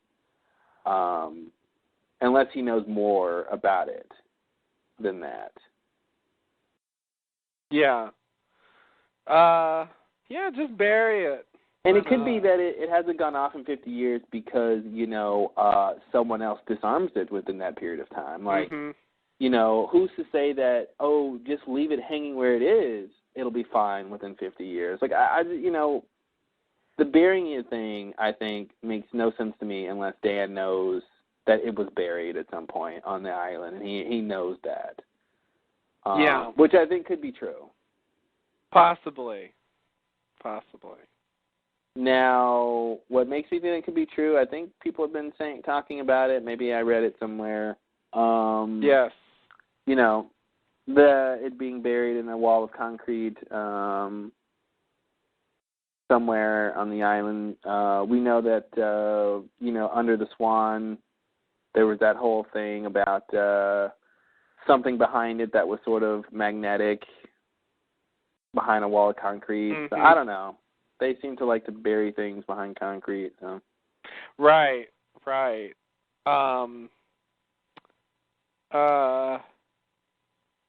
Yeah, it was encased in concrete, and so so maybe the failsafe actually detonated a nuclear Well, yeah, and that's why it imploded, because nuclear bombs implode. Right, and that's why that hatch door flew so far, you know. It was a nuclear blast. That was a nuclear blast. Yeah. That's where the sickness comes from, is the radiation there you go. from the blast. And the reason, and with the time shift, it made the radiation go back in time, which is why, you know, there was the sickness back, you know, when Rousseau was on the island. It was really the radiation from the future. Okay. From radiation from the future. Yeah. Interesting. Okay. Yeah. I like think that. I think that's where they're going. Okay. Good point. Time traveling radiation. I like that. The inventors of time-traveling radiation.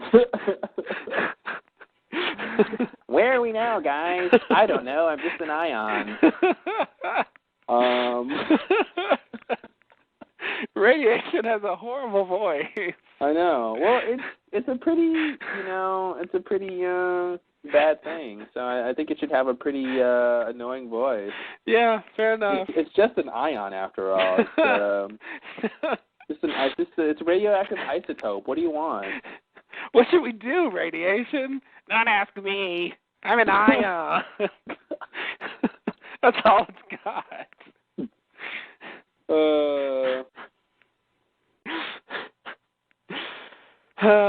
Yeah, that's a good theory.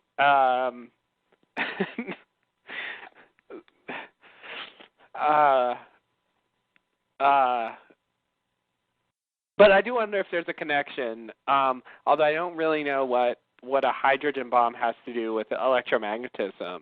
Although I will bring up... Then you, my friend, are not a physicist, are you? I guess not.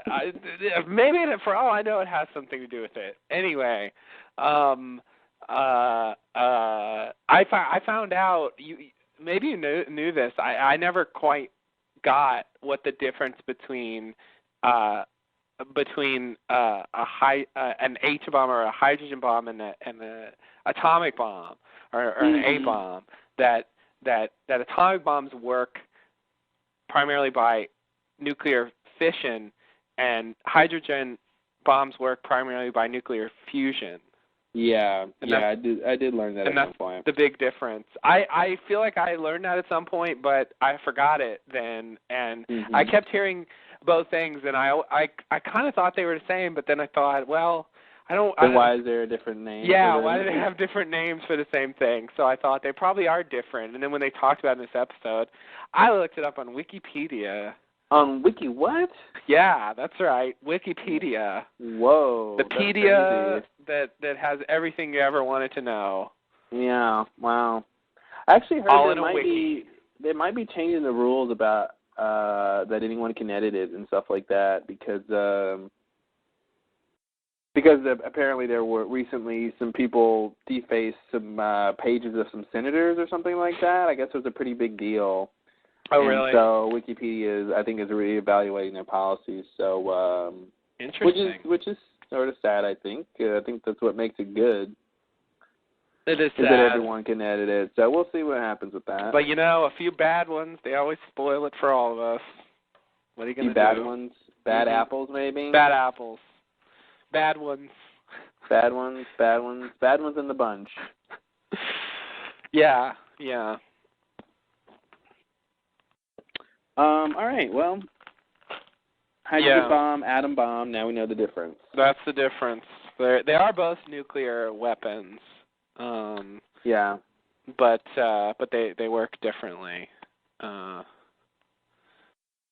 yeah, if you remember fission and fusion, which I do remember that, not that I understand it, but I do remember those words. Well, one is splitting and one is putting together. Right. So, what else do you need to know besides that? That's it. Well, that's all there is. I think that's pretty good. Well, what was I saying? Now I get it. Physics 101, right? Yeah. Good point. Yeah, so anyway, my point is, I think Dan knows that it was buried on the island, but my point is also that I don't think that means that they're safe. Yeah. Well, Because here's the thing. I guess I have to believe that the bomb can't go off within the 50 years, right?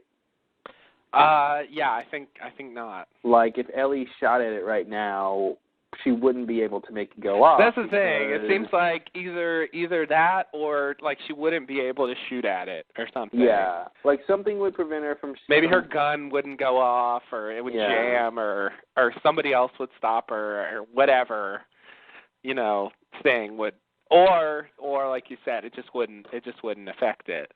Or, but that's the thing. But if she did make it go off, that would just mean it always went off, right? Yeah. but that would somehow mean that the people, if any of the Losties who are back in time now died, then wait, that doesn't change the future, right? Well, if the future includes that event, I guess not. But no. it's I mean, if that bomb really went off, I feel like there would be some kind of oh yeah, well then why is the island there in the future and all that stuff? Yeah, and I feel like that it would have killed the camp, I think, which has a certain person who didn't die. Yeah. So that's one problem with that, because that can't happen. Yeah, I mean it's like it's just the rules that they're trying to work with. I'm trying to put them in perspective, and you're trying to make they work when they want them to work, and when they don't want them to work, they still work anyway. So. Right. Good point. Yeah, actually, I was going to say more about that. Maybe I should say it now. So I don't really claim to exactly know how the universe works. What? Although I sworn. Although you told me several times you were quite confident you knew how the universe worked. Yeah, wow. Well, it was a figure of speech. So why does your business card say? I don't know what it says, but something to that effect. Universe understander. Esquire. Universe understander extraordinaire. Yeah, it does say that, but in fact, I don't understand the universe or how it works. I'm afraid. I mean, everybody likes to, inflate themselves a little bit. That's all that is. You gotta give me a break on that. What are you gonna do? So you boost your ego by claiming you know how the universe works? Yeah. Okay. That's all. It's a small thing. I mean, if I can give you that little bit of leeway, then I guess Good. So anyway, in terms of time, like I feel like one thing you could do is talk about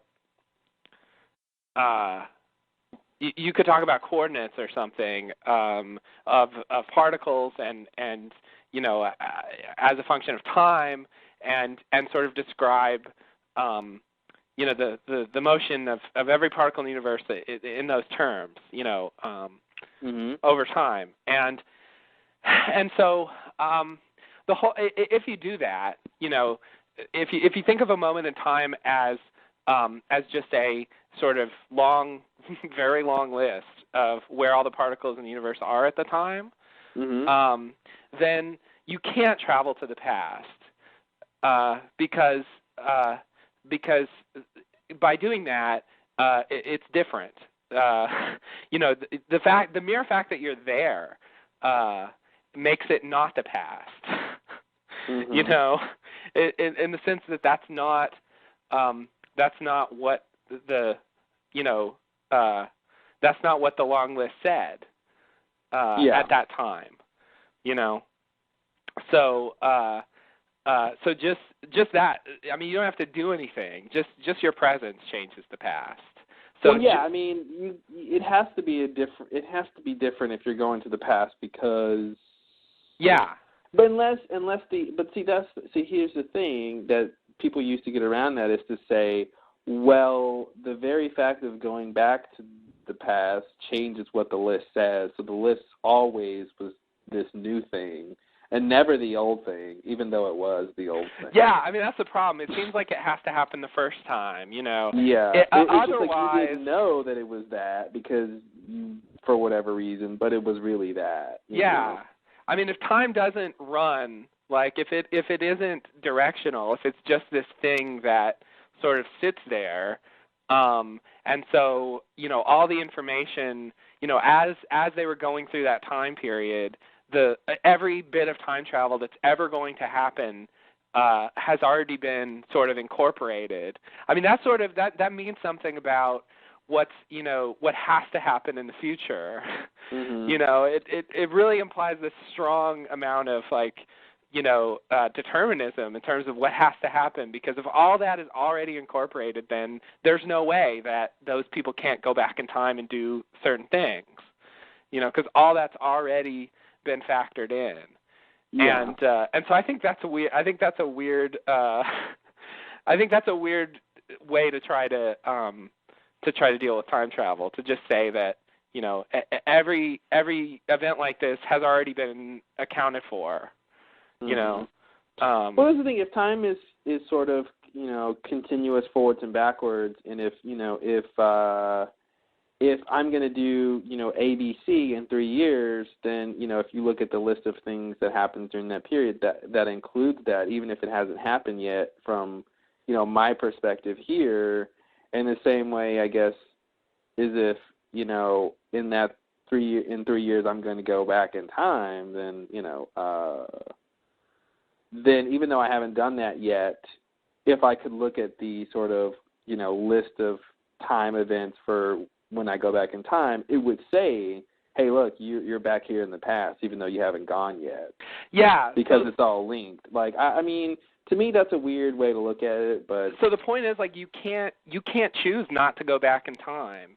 You can't, not only that, you can't choose to not do exactly the things that you're... Well, that's the thing. If you're gonna do it, you're gonna make the choice to do it. It's not a... I mean, I feel like that's the thing. You are making the choice to do it, but you sort of can't not to, because you're going to make the choice to do it if, in fact, that's your choice. Yeah. I mean, it's, you know, yeah. There's sort of no real options about anything. And it's sort of like, if there's that much determinism at work, it's sort of like, I mean, it seems like... Well, that's the thing. There is options. It's just... You've already made your choices before you know that you already made them. Like, you know what I mean? Yeah, but then it seems like you shouldn't have to do anything. You know, it seems like, you know, whatever's going to happen will happen no matter what. And so... Well, that's kind of what they say on the show is, you know, you can't sort of change the past, meaning it's going to happen this way no matter what, and you can try to change it, but it won't happen. Same way as if, you know, if I time travel, if in 10 years I build a time machine, I'm gonna, you know, and I go back in time, then I'm gonna do that. Right. You know, I mean, I feel like that idea of it works, given the fact that, you know, our perspective on time is pretty limited. You know, the idea that we can, you know, choose to do things in the future is just based on our perspective, really. Yeah. So. Well, but then, you know, there's the classic time travel paradox, which is going back for a specific reason, Mm-hmm. and if you succeed, then future you wouldn't have had a reason to go back. Mm-hmm. And so in that strict framework, I think those are a big problem. Yeah, I think, yeah, I mean, if you go back in time to stop something from happening and then you succeed, the reason that you go back in time, you know, like, I mean, I guess you could look at it as saying the universe will figure out a different reason for you to do that thing or something. I mean, but yeah, I would agree with you. But you don't even have a thing to stop anymore. Like, it's different that time. Well, that's the thing. I mean, maybe it would work itself out to, you know, I build a time machine so I can go back in time to stop the Hoover Dam from, blowing up and, whatever. But then I do that successfully, and it gets to the point where I'm going to go back in time. Well, I do go back in time, but I guess this time I have a different reason.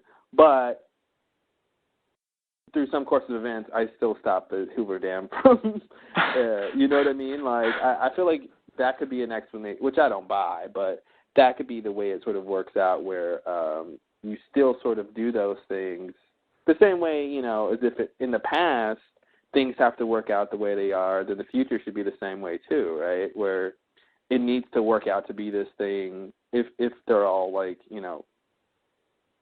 if it's just a constant stream forwards and backwards. Right. I also, buy the belief that, if you could go back in time, then you're going to a different time period. You're not going to your own because you can't effectively make changes to the past. Therefore, anything you do creates a new timeline, and so things will be different. And so, you sort of circumvent these sort of paradoxes that way. I think that's definitely possible too, especially considering string theory and M theory and all of these sort of theories and things that physicists and scientists are dealing with today that very plainly deal with very plainly deal with parallel universes. So, I mean, the idea that you go back and you create a new timeline, I think, is a great solution. It works for me. But like Dan pretty much said, that's not what's happening, that there's just one way that things worked out. And I think reconciling that with time travel is I mean, somewhere something weird's going on. I think that they have a very specific thing that they're doing, and I'm not sure. See, I feel like we need to see the consequences of some of these time shifts before, like, for me, I can really figure out what's going on. Because people dying in the past, like, it just doesn't make sense. They didn't die in the past the first time, but they're dying in the past now. So what does that mean in terms of you can't change the past? Right. Yeah. What is it? Then what you're saying is the past isn't really the past. That they were there, and it always happened that way. And the first time they were there.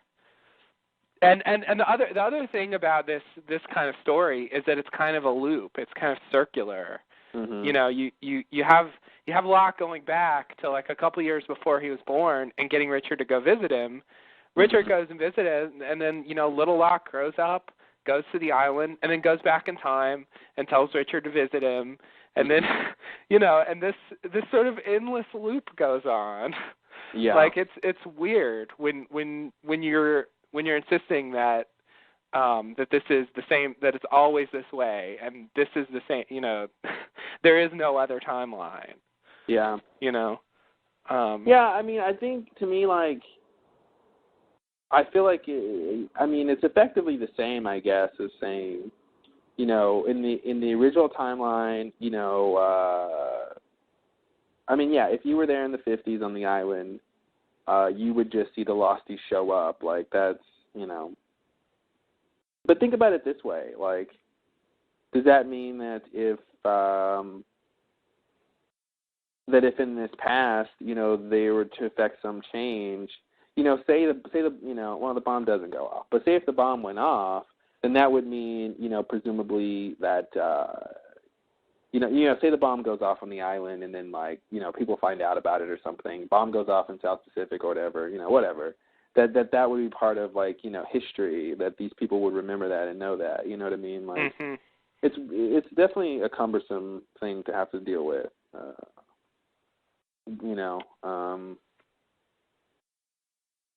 Yeah. Because, like, think of it this way.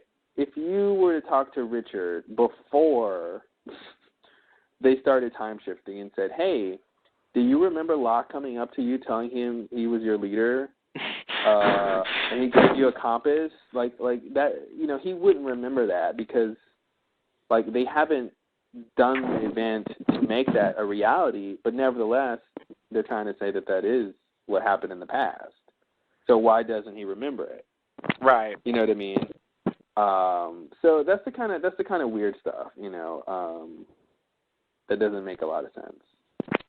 Yeah, and I guess, like, since Richard doesn't recognize Locke, I guess that means they'll never go to an earlier time, no matter what. Mm-hmm.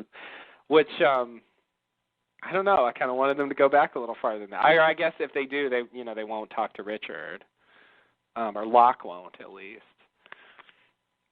Or really, none of them will. But that's the thing. I mean, if they did go back to an earlier time, then the Richard of the 50s would instantly remember Locke, and then the events of that time would instantly be different. But that would be what happened all the time. Right. that's the weird thing. That's why I'm concluding they can't possibly do that. Yeah, because if you go back in time and change things, then you're erasing what happened before, and this is the only thing that really effectively ever happened. Like whatever changes that they could potentially make have already been incorporated into what we're seeing here. So what that means is they never talked to Richard at a time before this. Like they can't add a scene like that. But no, but that's the thing. They can though, because if they do, then what it would mean was the stuff that we saw in this time period is effectively different, and we just saw it wrong now. You know what I mean? See, I don't think so. I don't think so. I feel like the idea is there's only one timeline, and what we're seeing, it has already taken into account all of the time travel changes that could possibly ever happen. Until the next time shift, right? No, that's the thing. No, all of them. Like forever. Well, then why doesn't Richard remember Locke giving him, why doesn't Richard know, I feel like stuff in the future, they should remember some of that stuff. Like, Richard, when he went to go visit Locke, he should know he went to go visit Locke because Locke told him to 2 years before he was born. Like, he should know that. Well, and I don't think he knows maybe he did. I mean, they didn't make that clear. They didn't make that clear. But I mean, it's stuff like that where it's like, before the person actually time travels, history is one certain way. But the moment that they do the time traveling, now it's completely different. Yeah. See, I guess I'm trying to. I'm giving my interpretation of who is it? Is it David 3? I think that's who it is. Yeah, he had a theory about. This is my interpretation of what he's saying is going on. Like I think the idea is, there's the course of the universe, the list of particles over time is sort of set, and it accounts for all the possible. It accounts for all the time travel events that will ever occur.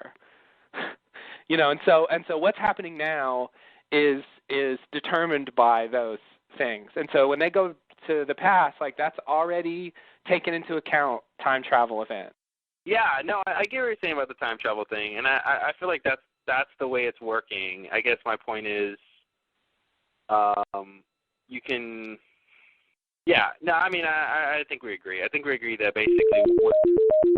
The conference is scheduled to be broken down automatically. Right. Okay. 5 minutes. To extend the time by 60 I forgot minutes, about press that guy.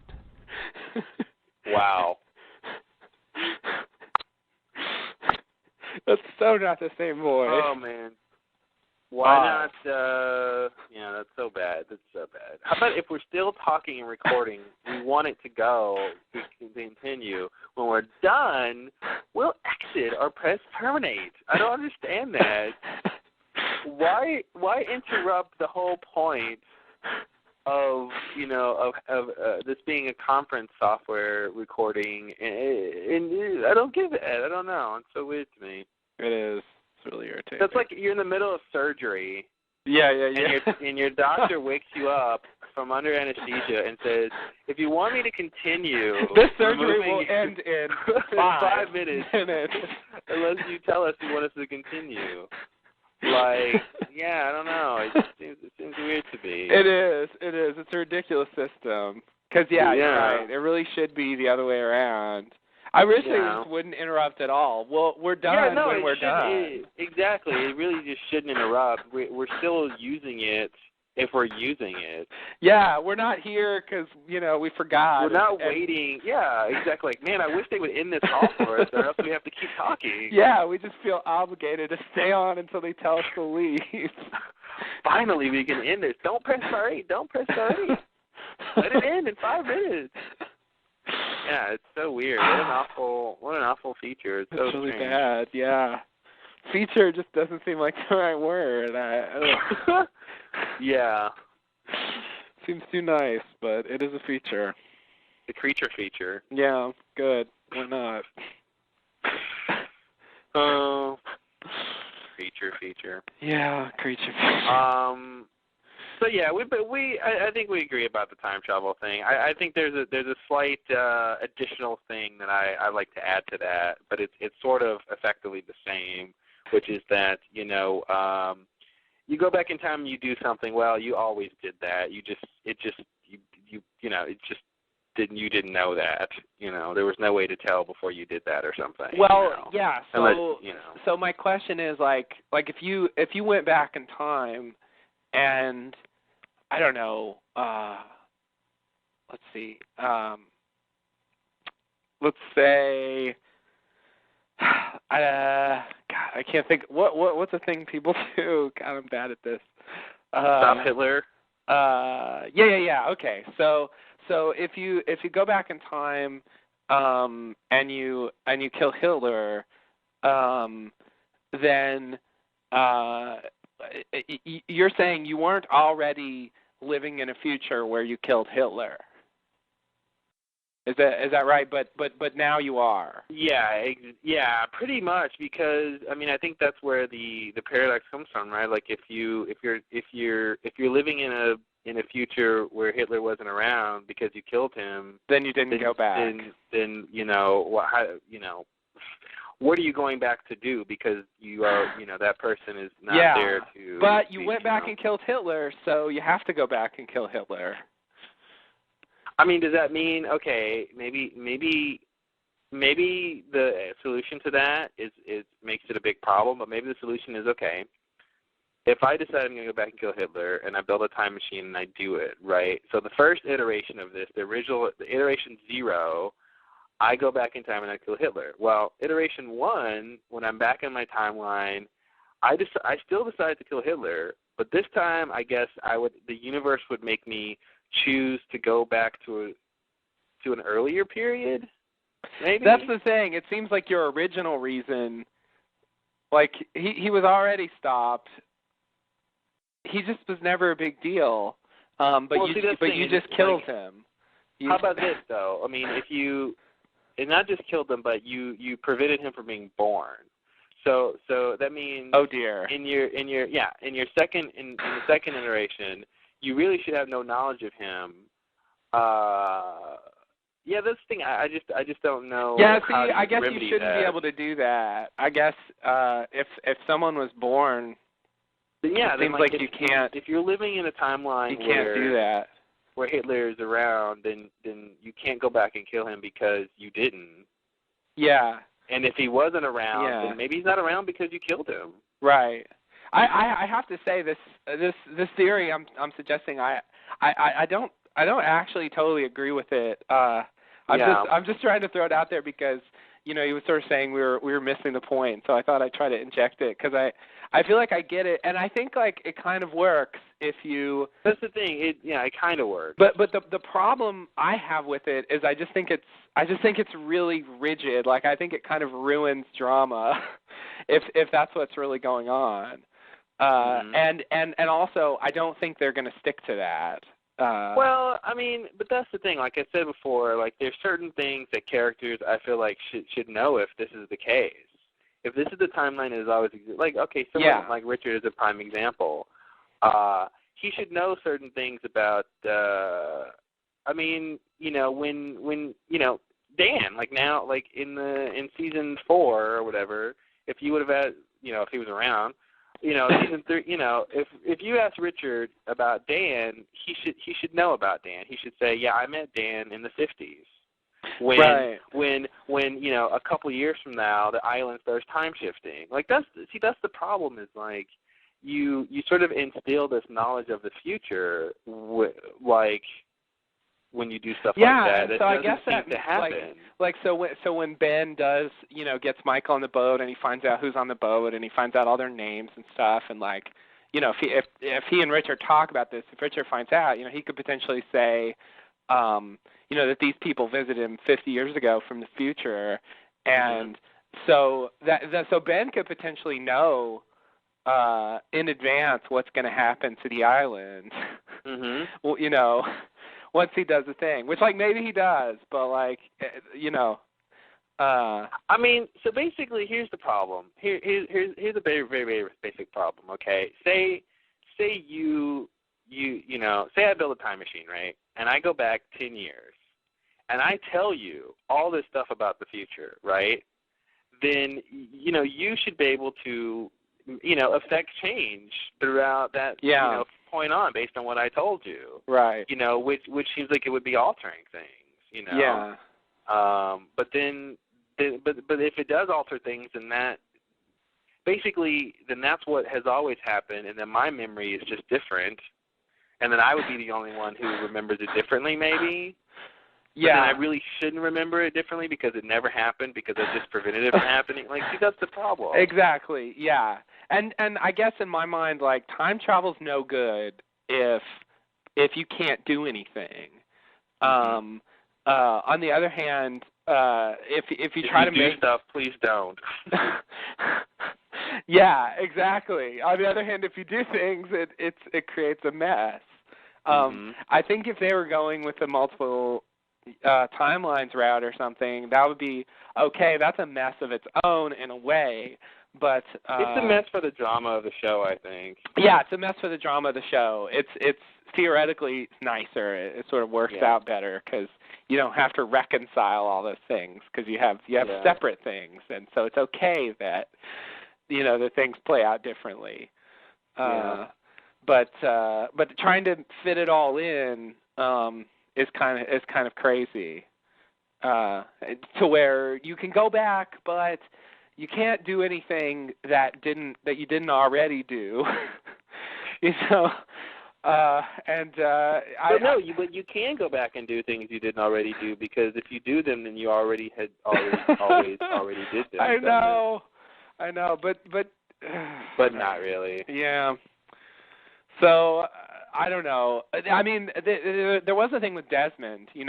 They did point out that Desmond didn't remember what Dan said to him until 2 days ago or whatever. They sort of made it a point of pointing it out, which suggests that memory wasn't there before. Yeah. That was kind of my point earlier about when you do you have a time travel event that affects the past or the future that it's sort of at that moment that you do it that reality becomes true. So if when that moment you go back in time, then whatever you change of the past, that's when it becomes true. Any point before that, it wasn't true. Yeah. So that right there, I would call changing the past. But that's the thing. It's I feel like it's the sort of situation where if you look at it from your what was your analogy, like particles or something? Yeah, particles or as a function of time, a list of particles that for each moment in time give you just all the locations of everything in the universe. Yeah. So for example, memories, have a physical component, and so they could be described at least partially by this list, and the list had something different, and so that shouldn't be possible. In this rigid only, you can't change the past. Only one sort of timeline exists. Well, but that's the thing. To me, it's like you're looking at the list for a specific event in the past, and I guess it's depending on your perspective. If you're in the perspective of you're in the timeline and you're sort of in the present and you're looking at this list about an event in the past, then you would see you see one thing, and then if in the future someone goes back to change that past, and then if you look at the list any point after that, it would be different. If you're outside of the timeline and you're seeing everything as a continuous whole, then when you look at that list for that specific event, it should always say this one thing. Yeah. But if you're looking at it, I think from the perspective of, it's almost like you're getting an updated version of the list. So it's like, okay, I'm looking at something that happened 10 years ago, and then, 5 years from now, someone goes back in time and changes that. Well, if I look at it from before they go back in time, it looks like one thing. If I look at it after they go back in time, it looks like another thing. Okay, but to the sort of general observer, it was always the second thing. Okay, so, yeah, right. So this list, I'm thinking it's objective, not subjective. Like it's true, it records the truth about the locations, It's not wrong. And so. But it should be flexible, though, right? I mean, if why wouldn't it be able to change if someone makes a change? Well, the point is that they can't. That whatever quote unquote changes they made are already there, in the list. They've already been. So, like, for example, the Desmond thing, like 3 days before when he didn't remember that. Are you saying that didn't happen, or are you saying that the memory of it happening sort of was erased from the universe? The memory of it hadn't been created yet. You know what I mean? Like Desmond being sort of in the timeline, from his perspective, that event, the creation of that memory hadn't happened yet because Dan hadn't gone and done it until he actually physically goes and actually, does it. And so instantaneously in the past, when Dan creates that memory or creates that encounter, it's instantaneously sort of updated in Desmond's mind of, oh, here's this thing that happened. That's the way I kind of see it. Yeah, but instantaneous relative to what? Like, why wouldn't Desmond update 2 weeks earlier? I mean, what's the... Well, instantaneous relative to the present, which is Dan going back in time and changing things. Okay. Yeah. But that's what I kind of mean about the list. list. The present could be the present. I mean, I just don't think that makes sense. Like, the present could be pretty much any time, after they go back to, I mean, because the changes. Like this, 1996 Desmond. Obviously this is dangerous territory here. Because on one hand, I agree, 1996 Desmond should remember that because he's remembering an event that happened before 1996, so he should have that memory. But in the context of the present being 1996, Dan has not gone back in time. Well, that happened after. Which I mean, he wasn't on the island until after. No, I'm just saying. I'm just picking an arbitrary year. I just picked 1996. But I'm just saying, a version of Desmond before Dan goes back in time, I think shouldn't have that memory yet. Although he should, because it's for an event that happened already, right? Okay, yeah. So Desmond, shortly in the period of time between when Dan talks to him and when we see him later, if. So when they go back in time, like, if they didn't have to flash out, if they could just stay there, just live in that time period and just live through the years, hang out on the island, wait for Desmond to show up, wait for Dan to go talk to him, Desmond should know, like, right then, right? I mean. When what now? When? Which time period are we in? Well, I'm saying we just hang out on the after we go back we just hang out on the island and let time run its course. Okay, yeah. So we're just observing Desmond. Yeah. So presumably, like, so we just hang out, and presumably at some point, I guess, we see Dan tell him this thing. Yeah. Because that's sort of a part of what happened. Yeah. And so then, like, if you ask Desmond, like, right after that, he should know that happened, right? Yeah. So, it I mean, could it ever have been the case that that someone went and talked to Desmond during that time period and he wouldn't remember that happened? He should remember that happened. Yeah, all throughout that time period. But I'm saying for the Desmond in the present, like in the when he remembers the memory,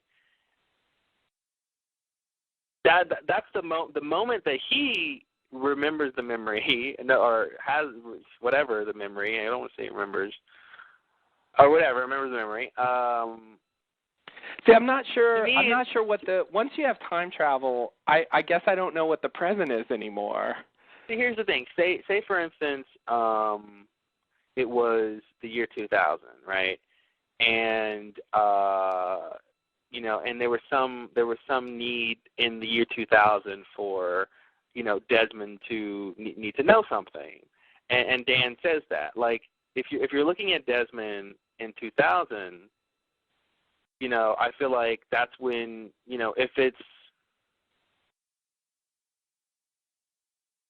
if that's the period in time of when Dan goes back to tell him, then that's when the memory would be sort of created for that version of Desmond. You know what I mean?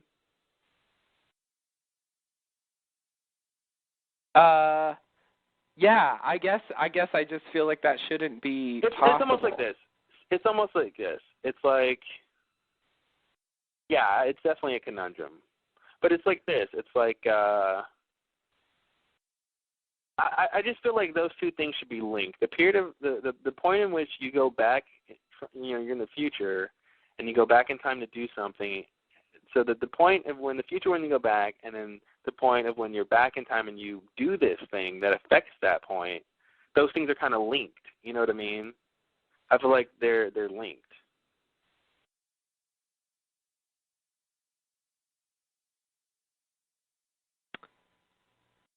So, but like the thing, it's weird because I also think that if you ask Desmond at any point during that time, he if you prodded him, he should remember that. Yeah. But that's why I feel like it's on a sort of, you have to take it into the perspective of that Desmond. He's remembering that for that period of time. Right. And because it's relevant to that period of time. Yeah. I mean, that's the weird, it's playing out like the way you're describing. But you're not supposed to be able to change things. And it seems like the way you're describing is changing things. Well, but I feel like it's not changing things. It's changing things in the sense that in one version this thing happened, and in another version something else happened. But it's not changing things in the sense that, for all intents and purposes, it's only the second thing that happened. It's just your perspective that made it seem like there was two separate things. You know what I mean? Like you're saying with the list thing, I feel like if you look at the list, it's going to say the same thing all the time. But if you take it from a perspective of, well, if there's a Desmond that you can talk to that won't remember that, then that's recorded there. What do you mean? Oh, okay, yeah. So if there's ever a point in time after that event was supposed to have occurred where Desmond doesn't remember that, then that's part of the list, Yeah, I mean, that's the thing. I think he should have that memory throughout that entire time period. But I guess I'm trying to say the catalyst for the creation of that memory, hasn't happened yet, from a certain perspective. Yeah, and that's okay. All right. Yeah. It reminds me of that Star Trek episode when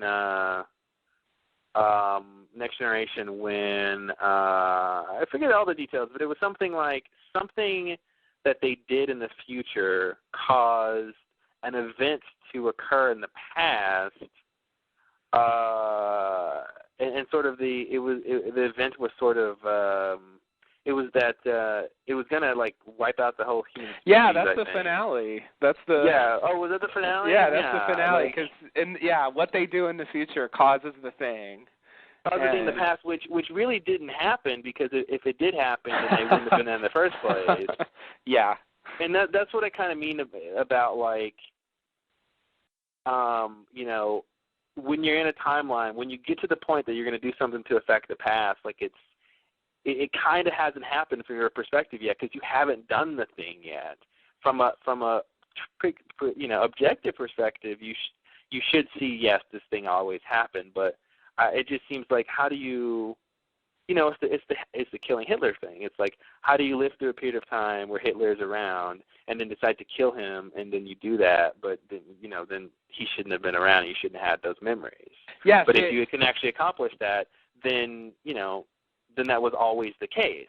So I guess I feel like the answer in the rigid format is you can't go back and kill Hitler.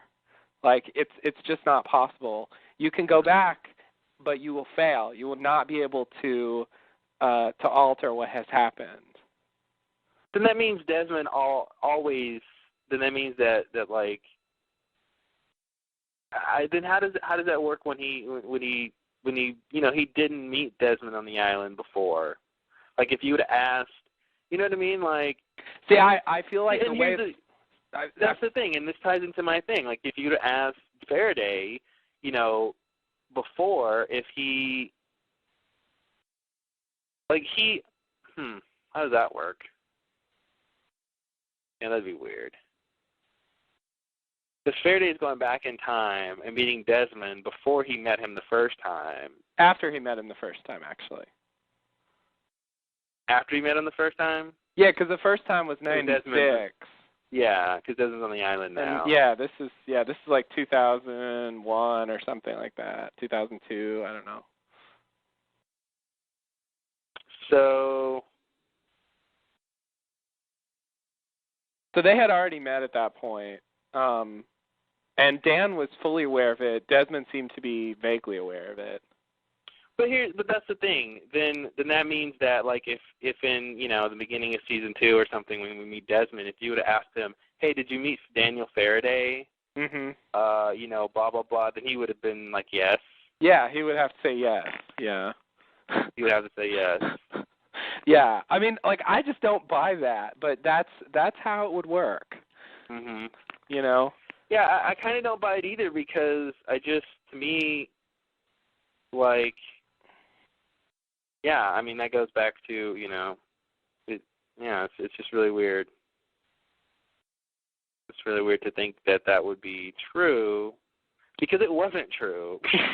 I but agree. It should have always been true. I agree.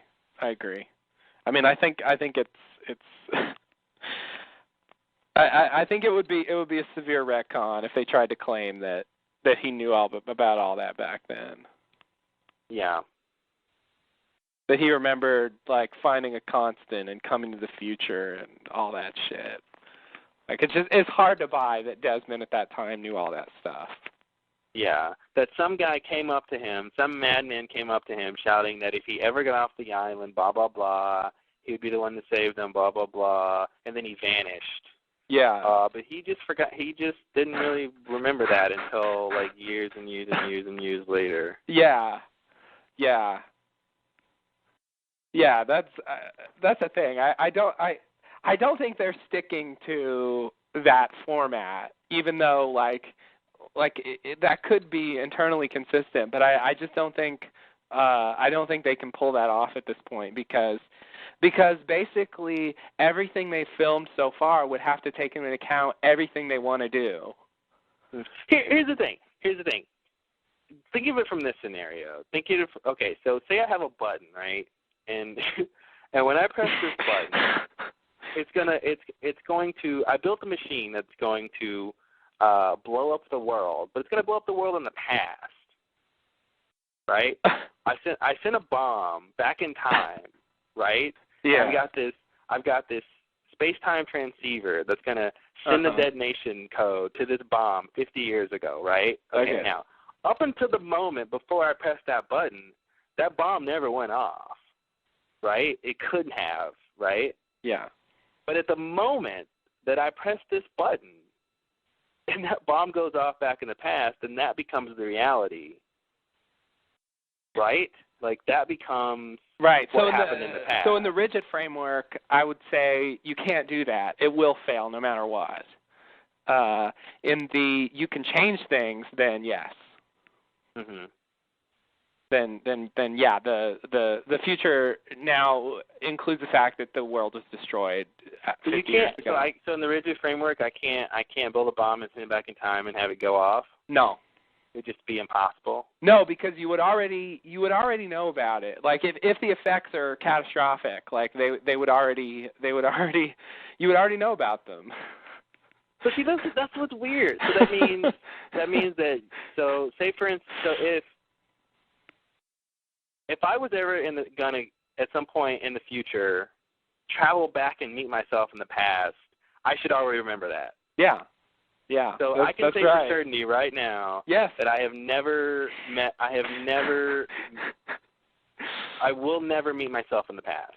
That's right. In the rigid framework. See that if we do multiple timelines, then it works. Mm-hmm. You know, and you can't say that. And that's why I like that solution better. But when there's one timeline, no, you're right. You can say with confidence that you've never spoken to yourself in the past. Or, barring some other thing that made me forget or something. Yeah. But generally speaking, that just never happened. Yeah, chances are you'd remember that conversation. Yeah. Unless you were forced to forget about it somehow. They erase your memory of it or something. I would just like to see how the universe is going to stop a bomb from going off. Even if it's okay, just the detonation doesn't work or the whatever sort of physical properties that makes it not go off, how does it do that? It's a good question. What does it do that says, well, in this particular instance, I know that, every single time when, two atoms are fused together, it's an intense explosion. Mm-hmm. Well, this time it's not going to be, or, you know what I mean? It's like you build some machine that does something with certainty, but somehow the universe is going to, not let that happen. That's the thing, though. In the framework, like, you send that bomb back, and the results of it have already been taken into account. And so in a sense, like if you could look objectively, you could see in advance what's going to go wrong. Mhm. Like it's not like the universe has to stop it. Like it sort of already has. Yeah, that's the thing. Like that's why I call it rigid. Mm-hmm. Like it really just doesn't allow for a lot of room to do anything. Yeah. It's all the information is sort of already there. Yeah, it's already done. Yeah. And it's hard for me to even think that way because it's just so bizarre. The idea that a moment in time could take into account, all those events that are going to happen in the future that could affect the past, that's already we're already living with the results of time travel in the future, basically. Yeah. Like that's just hard for me to swallow. Yeah, it's really weird. Time travel in the future can't do too much because it's whatever it effect, already did it. Yeah, whatever effect it was going to have is already done, and yeah, we're fine. Yeah. So, yeah.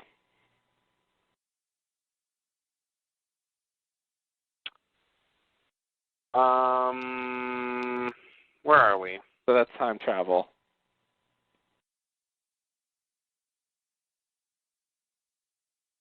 Oh, let me just get straight, like, what you're, I feel like I still don't quite understand what your theory is. It's not multiple timelines, but it's not the rigid idea, and I guess I don't get how that works. It's basically the rigid idea, but with the addendum that sort of from a subjective perspective, that these events that events that are sort of quote affecting the past sort of don't effectively update until the future until they sort of happen in the past. You know what I mean? Well, what does the subjective perspective mean?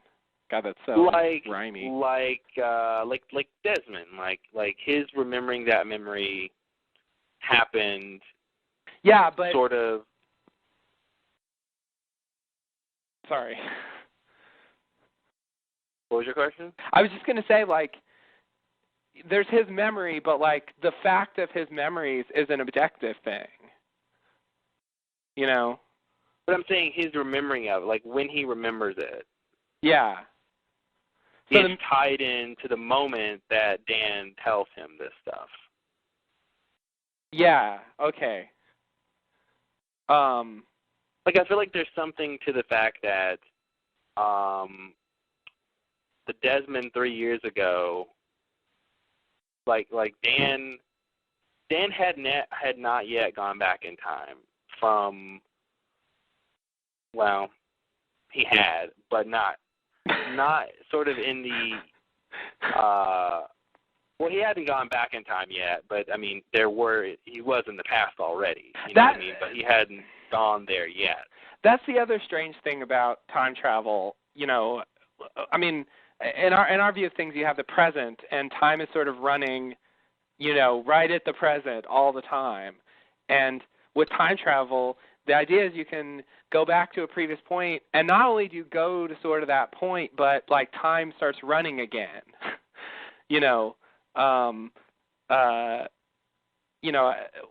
at that time, like it starts moving forward again. And so you have, like, the past time running, and you have the present time running, and then your perspective on time changes. Well, that's what I'm saying. That's why it's all subjective. And it's just when your present is. And you start thinking that the future time maybe is running too, because at least subjectively, you know, the people in the past where time is running now could think of the present as the future. Mm-hmm. You know, and so then the question is, what is the present? What does that even mean if time is sort of running? Well, that's the thing. I think present, past, and future is just sort of, it's all subjective to, you know, whoever's talking about it. Yeah, right. So in that case, you know, how could you? What would affecting things in the present mean if there sort of is no real present? Well, there's a present, and it should, you know, I mean, there is a present. You know, what your present is different from, you know, someone in the past is present. So if you're affecting change in the present, that's, you know, like what Dan is doing when he talks to Desmond, and Dan is, you know, doing something in his present that's affecting the future, which, you know, the future Desmond, that's his present that he's experiencing that in. It's just like perspective. So is the present like the time you traveled from? It's all relative. Huh? Is the present like the time you traveled from originally? Would that count as a present? And then the time just runs parallel to where you go back to? And that counts as the present for you? I'm just saying the present is wherever you are. Whatever your consciousness is existing in is the present for you. I mean, you know, and past and future are therefore relative to that or to some other sort of markers. You know what I mean? Like like Dan would say he's in the past, but that is his present that he's in now. You know what I mean? Like, it's the past relevant to the fact that, he sort of went back in time, and that was a time he had not lived in, but his consciousness is existing in 1950s right now. That's his present. Yeah. So, okay. I mean, yeah. But then, he was also born in a certain year, and at the time he was born, that would be his present. Yeah, that means so his perspective now that he's in the 50s is, he's going to be born in the future, which, that's just his perspective. That the future from his present now is when he's born. Right. Right, but then I mean you have sort of multiple versions of him with different presents. Yeah, because it's all relative to that version. Yeah. Okay. Okay. All right. I mean, yeah, the terms are just all relative. Yeah. Yeah, but you could I mean just by counting time numerically, you can assign past, present, and future objectively just in terms of the order of the numbers. Yeah, but where do the numbers start? 0. I mean, but what's 0? I mean, that's the beginning of the universe. But yeah, but what's the beginning of the universe? Well, I can't answer that. Yeah. Well, I mean, yeah, that's the thing. I mean, but I'm saying you could start. I mean, you could start time any time, but that seems like a sensible.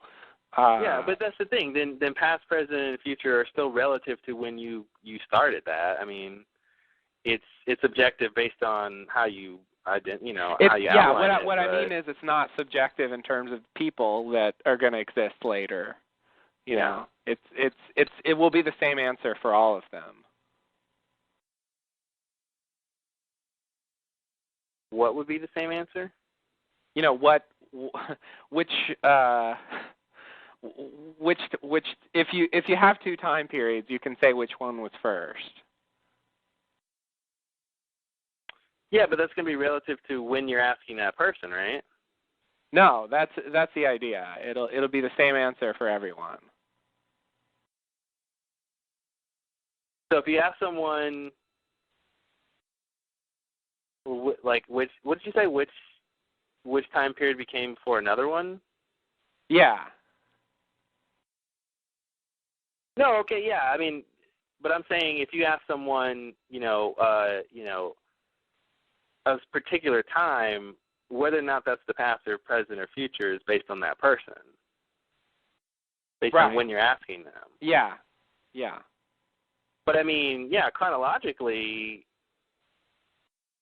Well, yeah, I mean, yeah, that's definitely, I definitely agree with that. Chronologically, you could ask them that question and they could tell you the difference. But you couldn't, they can't tell you, you can't say 1950, okay, everyone, no matter who you ask when, will say that's the past or that's the future or that's the present. Right. But if you gave them 1950 and 1996, they could definitely tell you that one came after the other. Oh, totally. So there is like, some kind of direction. I mean, for individuals, it's sort of, I mean, there's so many of them, and they exist sort of, their whole lives, and their perspective is constantly changing, and so I mean that's, But that's just like seeing the difference between values. Though. I mean, what does that really mean? Since you're just sort of saying, okay, the beginning of the universe is 0. I mean.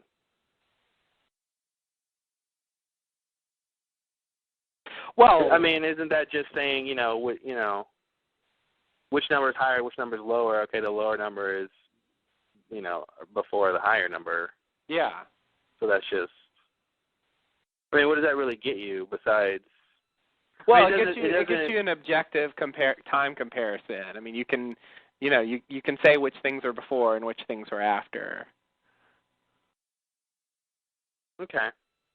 How does it help in this situation though? Oh, not really. It doesn't really help. Oh, okay.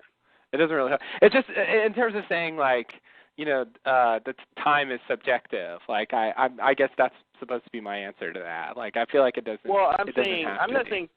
Yeah, I'm saying past, present, and future are subjective. Yeah. That's my point, because like I said, you asked Dan, okay, 1950, 1960, which one came before, which one came after, or I should say 1950, 1970, or I don't know, whenever he's born. He can tell you the difference between those, but one's going to be his past, one's going to be his future, and it's going to be swapped. You know what I mean? Depending on which present he's in. But he'll be able to tell you no matter when you ask him which one came first. Right. But if you ask him in the 1950s, when were you born? It's the future. You ask him in 2004, when were you born? It's the past. Right. Right. But yeah, then the question is like why? Why? Oh, why? I mean, it seems like the present is a real thing. Is it just not? Is it just not a real thing? I don't think the present. I mean, what is the present besides the current events that we're experiencing right now? Yeah, like is there really no difference between I don't even know how to phrase what I'm trying to ask. I don't think there. What do you mean? Like, after something has happened, does it really have exactly the same properties as what's happening exactly right now? I don't know what you mean. Can you not tell the difference? What do you mean? I don't know what you mean. What happened 5 minutes ago is not the present, because I know that I have experienced a series of events that lasted an expansive time of 5 minutes. So therefore, that is the past. I know of events that have happened before. They are not happening now, and they are not yet to happen. So those are all past events. Everything that is happening now is the present because it's happening now, and the things that have not yet happened is the future. And no matter what time I'm in, no matter if I'm in the 5 billion years ago, no matter if I'm right now or any time period, that's always true. Because it's to me it's subjective. It's relative to, because it's an interpretation by your consciousness. It's not sort of, it's getting information in sort of the present while it's going right now. Yeah, I guess I'm trying to get at like the sense that things are moving, that things are happening, that not only can we sort of look at the list, but we sort of move along with the list in the present.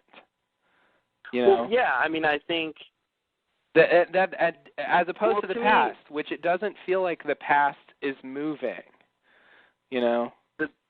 Well, because the past is things that have already happened. Yeah, so I guess I'm asking, does it make sense to say that? Well, from our perspective, those things aren't changing. But if you go back and if you're existing in the past, then those things are currently changing because it's your present. Same thing now. Like the stuff that's happening now is our present, but it will be the past. Oops, there it is. It was just the past. Like, that stuff has already happened now. Right. So it's not. So we're not moving along. So that's the thing. It's like the present is sort of, you can't sort of pin it down when the present is. It's not like 1 second of time. It's not, a microsecond. It's sort of this, sort of thing, infinitesimally small or big or whatever. But it's, but what you do know is it's not the stuff that already happened, and it's not the stuff that hasn't happened yet. Right. So it's just kind of relative that way, I think. Yeah. But I know you mean in the sense that you're moving along, but because that's the thing, like, what gives us our sense of time is our awareness of the things around us. If, like, nothing moved and like, the universe was absolutely still and there was, like, no movement or no sort of ability to discern one state of things and then another state of things, then I don't think we'd have any ability to recognize time. And of course, that would mean, our thoughts should not be able to change, so therefore we really shouldn't be able to think anyway. Right. Because then you could say that thought I had was the past, and what I'm thinking now is the present, and therefore, okay, now I can evaluate time. The time therefore exists. But so that's the thing. It's the events. It's the events of the universe that makes time perceivable. So it's all relative to the events that are going on. Yeah. Yeah. Okay. Or at least that's what Einstein said. Don't take his word for it. Don't take his word for it. Yeah.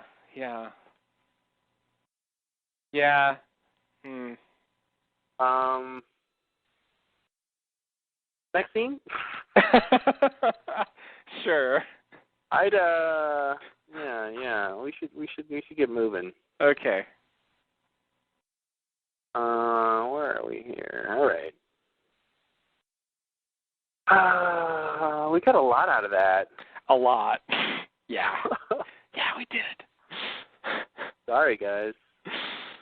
The next scene, Desmond rushes into someone's office. He rushes past the secretary, who's very disturbed that he did this.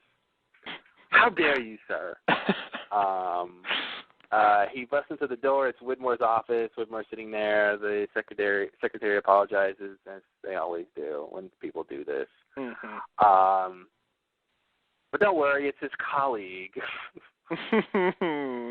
Yeah. Colleagues always do that. So Desmond and Widmore talk. Desmond basically tells Widmore that he knows he has a lot of questions for him, but he's not going to answer any of them. That he wants to, he has some questions of his own, and that he's going to be told what he wants to know, and then he's going to leave. So there. All right, then.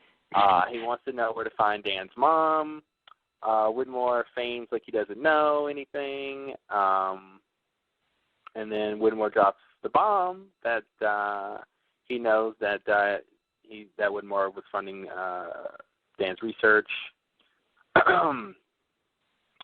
Widmore, basically says he hasn't seen Penny in 3 years. He wants to know if she's safe. Desmond doesn't answer. He wants to know where Dan's mother is. So Widmore pulls out his address book and writes down the address. She's in Los Angeles, gives him the paper, but tries to warn him not to get involved in what's going on because it's bigger than all Mr. Hume can handle. And Desmond thanks him for the advice and leaves. He doesn't want no part of this shit. You don't want no part of that. They ain't nothing but trouble. So this scene sort of, like I said, it reminds me of the Sun scene from last time when Sun just sort of walks up to Widmore and broad daylight, and this idea that he's this super crazy guy is just like, if you could just walk into his office, like, hey, that's secretary. She didn't want to let him. And then, like, the one security guard comes in after the fact. Like, I just don't, I don't know how big and bad this guy really is. That doesn't mean he's not, capable of doing bad things. But the sort of, like, crazy evil Widmore that I thought of when they first brought him into the show just does not seem, just does not seem right. Yeah, he's not that guy. Definitely. Yeah, Desmond could have killed him right now. It's not that big a deal, Yeah, he could. Or could have, yeah, who knows? I'm going to say he could. If he could, then he already did, right? Right. Yeah, so this scene's very similar to the Constant scene with Widmore in that he just waltzes up to Widmore, demands something, Widmore gives it to him, and that's it. Yeah. That was a little bit surprising to me. This was probably I think this was the scene I liked the least. Was it the scene I didn't like a lot? Well, I really, really, really hated when the first thing Desmond says is, "I know you have questions for me. I'm not going to answer them. I've come to ask something. I come to ask you something, and once you told me everything I need to know, you'll never see me again. Understand? What kind of deal is that?" I know it's like, hey, Widmore, I know you want something from me. All right, I'm not going to give it to you. I want something from you. You're gonna give it to me, and then I'm leaving. Like, well, I don't. What kind of proposition? All right, is that? Desmond. If you're gonna give me a bargain like that, who can say no? Yeah, I thought that was excruciatingly harsh. And then when Widmore asked about his daughter, like he's like, just at least tell me she's safe. And Desmond couldn't even do that. It's these little moments here where I don't know. They've done stuff like that before where it's just like, why can't he say Penny's safe? Like, Widmore, I think, is being more than whatever the word is by the fact that he isn't trying, he's not trying to, keep Desmond there. He's not really prying for information about where they were the past 3 years. He is generally concerned about his daughter. Like, why can't he say Penny's fine? Like, I feel like that's a fair exchange for what he wants to know and for what goes on in the scene. Like, I agree. To just say that she's safe and fine. Like, I just don't get that. I mean, I was thinking that maybe he thought, if he told Widmore, then Widmore would come get her or something. But I kind of, it's clear that Widmore knows that she's with Desmond, and so it wouldn't really add to anything he knows to say that she's safe. Like, and you could, I mean, I think he already knows this, and he just wants it sort of confirmed. Yeah, and it's plausible to believe that it might make Widmore want to find them less if he was confident she was safe. Right. It's like, hey, why don't you tell her that she's safe and sound, and he won't have any reason to be, sort of concerned about her well-being as much. Like, it's simple things like that. I don't understand their choice for him not to, for him to be so. And why is he so pissed off? It's been 3 years. What did Widmore do? I don't know. Desmond was just like pissed off the whole time. It was really weird. It seemed like he was mad that he found out about funding the research, I guess. I guess that was supposed to be the motivation in that scene. But he was, I don't know. It was weird. Yeah. He was very pissed off. He might still be mad about the Keeney boat blowing up ordeal. I guess he's still mad about that. I mean, not that he shouldn't be, but he was just like, it's like it happened, a couple of weeks ago. Yeah. Desmond sometimes turns it up to 11 when he really should just let it be a 7 or an 8. Yeah, I think so. I think it's a little bit much. There was a scene like that in season 4 where he just starts yelling at someone for just out of the blue. And it's just like, chill out, Desmond. Jesus. Why are you yelling all of a sudden? Why start the scene saying, I know you have questions for me, but I'm not going to tell you anything. What's wrong with saying, I know you have questions for me, and I'll think about answering them, but I need to know one thing first. Here's the thing I need to know for the plot of the scene, blah, blah, blah, blah, blah. Like, what's with the sort of, like, I don't know. Yeah. The unnecessary indignance, I guess. I don't know. Or superfluous indignance. I don't know. It was really weird. It was just a weird proposition. Yeah. I'm going to give you nothing, and you're going to give me everything. Right. And that's going to be fine. And he does it. I mean, he's the person who, he's the person who doesn't have the power. Yeah. In this situation, but he just like demands it, and Widmore just gives it to him. Yeah, it actually works. He actually gives him the information, which is kind of weird. Yeah. I don't know. Because I guess I don't know what Widmore wants. But yeah, that's the thing. At this point, I guess he wants the island. But yeah. Well, that's what Ben said, right? That's what Ben said. I don't know if we should trust Ben. Ben says a lot of things. Yeah. What was I going to say? Oh, that's another thing that's still in play. I feel like I said this last week too. Why not? Let's just complete rehash it. Yeah. Ben's supposed to be killing Penny at some point. So, sending her to L.A. is not really a good idea. Yeah. Ben happens to be there at the moment.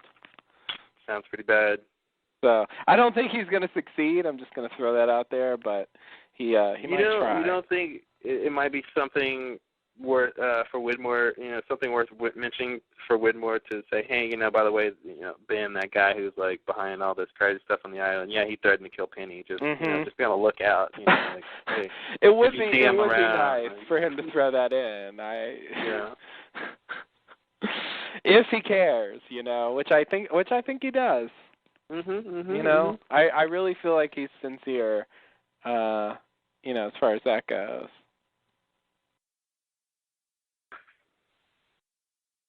What else in this scene? I love how he has Faraday's mom's information just really handy. Is that what happened? He pulled out an address book and copied it? Yep. I didn't get that. I guess I thought he just pulled out something to write on. He just knew it, off the top of his head. No, I think he pulled out an address book and he kind of looked it up and then he wrote it down on a memo pad or something. So was she ever in Oxford? I think she was in Oxford. I think she just probably came to L.A. recently. Okay. All right. I mean, what? Dan is telling her that she's in Oxford from his perspective, that it's what year? Good question. Well, he's I guess he was 3 years ago or something when he said that. I mean, from his point of view, it's 3 years ago. Is it? It's 2005 or something. Yeah. Something like that. Something like that. Yeah. So yeah, if his mom, so she's got 2 years or something. Yeah. To have moved to gone to LA or something like that. Yeah, that's probably enough time for that to have happened. Yeah. So that's fine. So yeah. But I don't know. What was she doing there? I don't know. I'm curious. Dude, what was she doing where? Oxford. Oh, you know what, man? I just realized that whole Oxford thing, you know what that is? It's just a way for Desmond to go back to back to the lab and see all the stuff, and then us to get on the trail with the Teresa thing, and then the whole Widmore thing. That was probably just for that. So he had to go to England and do the whole Widmore thing and get that information from the, you know what I mean? Yeah. So let's just say this: if Widmore was in Cambridge, I think he would have went to Cambridge. There would have been some reason he would have been like, my mother's in Cambridge. If Widmore was in, Sydney, he'd be like, my mother's in Sydney. But no, Oxford made sense. Conference is scheduled to be broken down automatically in 5 minutes. To extend the time by 60 minutes, press star 8. By 60 minutes? Yeah. I like how this is going to be broken down. They're going to break this conference down. Apparently so. They're not just going to terminate the call. They're going to break it down. Yeah, that's a lot. I don't know what that means. I don't know if that's anything extra. I think I really think she's in LA more recently, though. A little bit recently. Yeah, I kind of got that sense too. I think since they got off the island, I think that pushed her to relocate. But I think we'll find out why she's there anyway. So. But yeah, you're right. They wanted to develop. I mean, they threw that thing in about Faraday's research in Widmore and having him talk to Widmore again, and yeah, I mean they definitely wanted to make all that happen. Yeah. So they just had her be in Oxford. Why not? Yeah. Of course, if she is who I think she might be, I feel like she probably was there at some point. Yeah. Realistically speaking, so I don't know. We'll see. Oh man, this podcast over yet?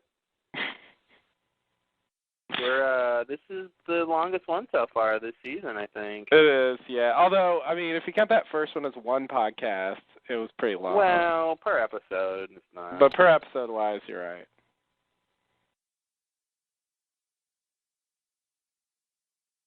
All right, where are we?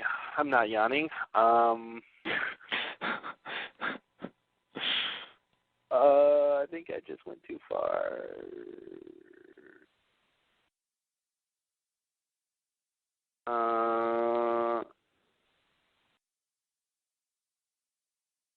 Oh, we only have like 3 scenes left. Yeah, we're just about done. Oh, okay. Where is? Let me see. Okay, so next scene. Next scene, we're back at the army camp where the others are, back on the island. Locke comes running in, shouting Richard's name. Jones is there. He holds a gun at Locke and tells him not to move. And then Richard comes out. He's probably like, what the hell is going on today? Getting all these random visitors. There are days and there are days. He's like, this is the weirdest day. I just got through killing 18 soldiers, and now today I get these people showing up one by one. Everybody knows my name.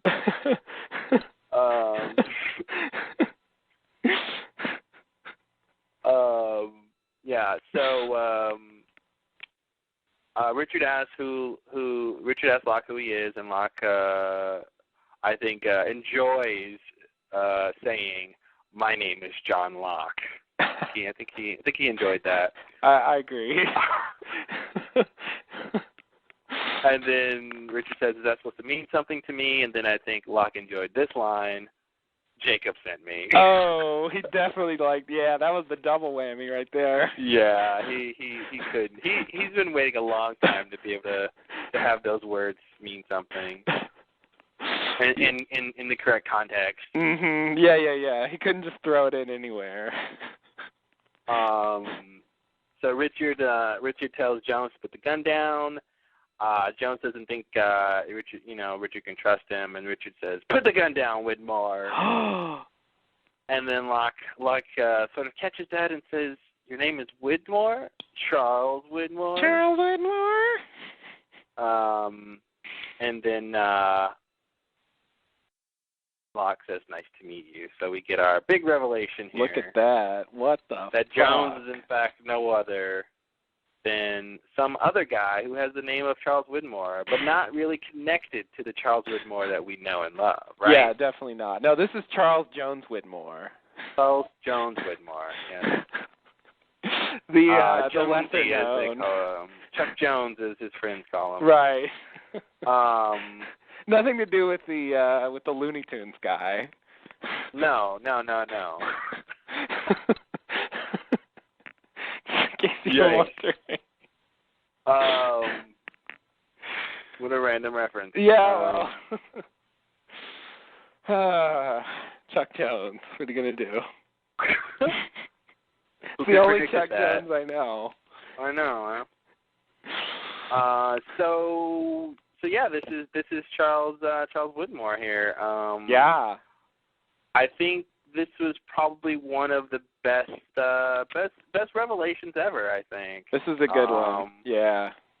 So really good to me, one. so well done, so subtle, so like I said, finesse. A little bit of finesse here, with Richard just sort of saying his name, and I like how they shot the scene with Locke kind of, he's about ready to get back on track here, right? And then he's like, wait a minute here. What did he say? Like, Yeah. Like, time out. I know I got something to talk to Richard about, but time out here, folks. I really like this whole exchange and the look on Locke's face when he's just I think that's worth a little interruption or two. Yeah, let me not brush past this. Normally I'd just move on, but yeah, I know. It's like hold stop the train. Yeah, that was nice. and I think also because I never imagined Widmore being on the island in any capacity like this. Me either. So that was a shocker. That was a big shocker. Definitely. I had, a lot of times you get a revelation, even if it's good.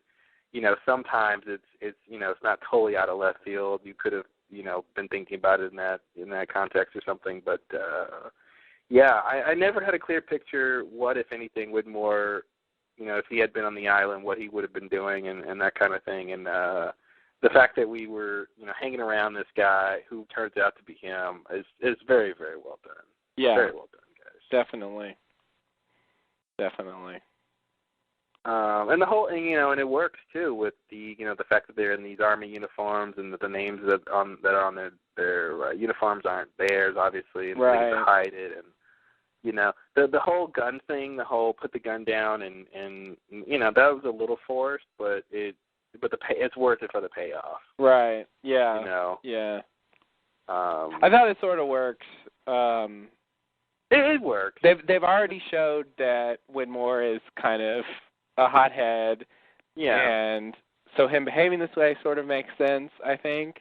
And then having Richard sort of give him an order, and he doesn't listen immediately, and then for him to use the name, after he's kind of been hesitant to follow the order, like that felt okay to me too. Like even though it worked.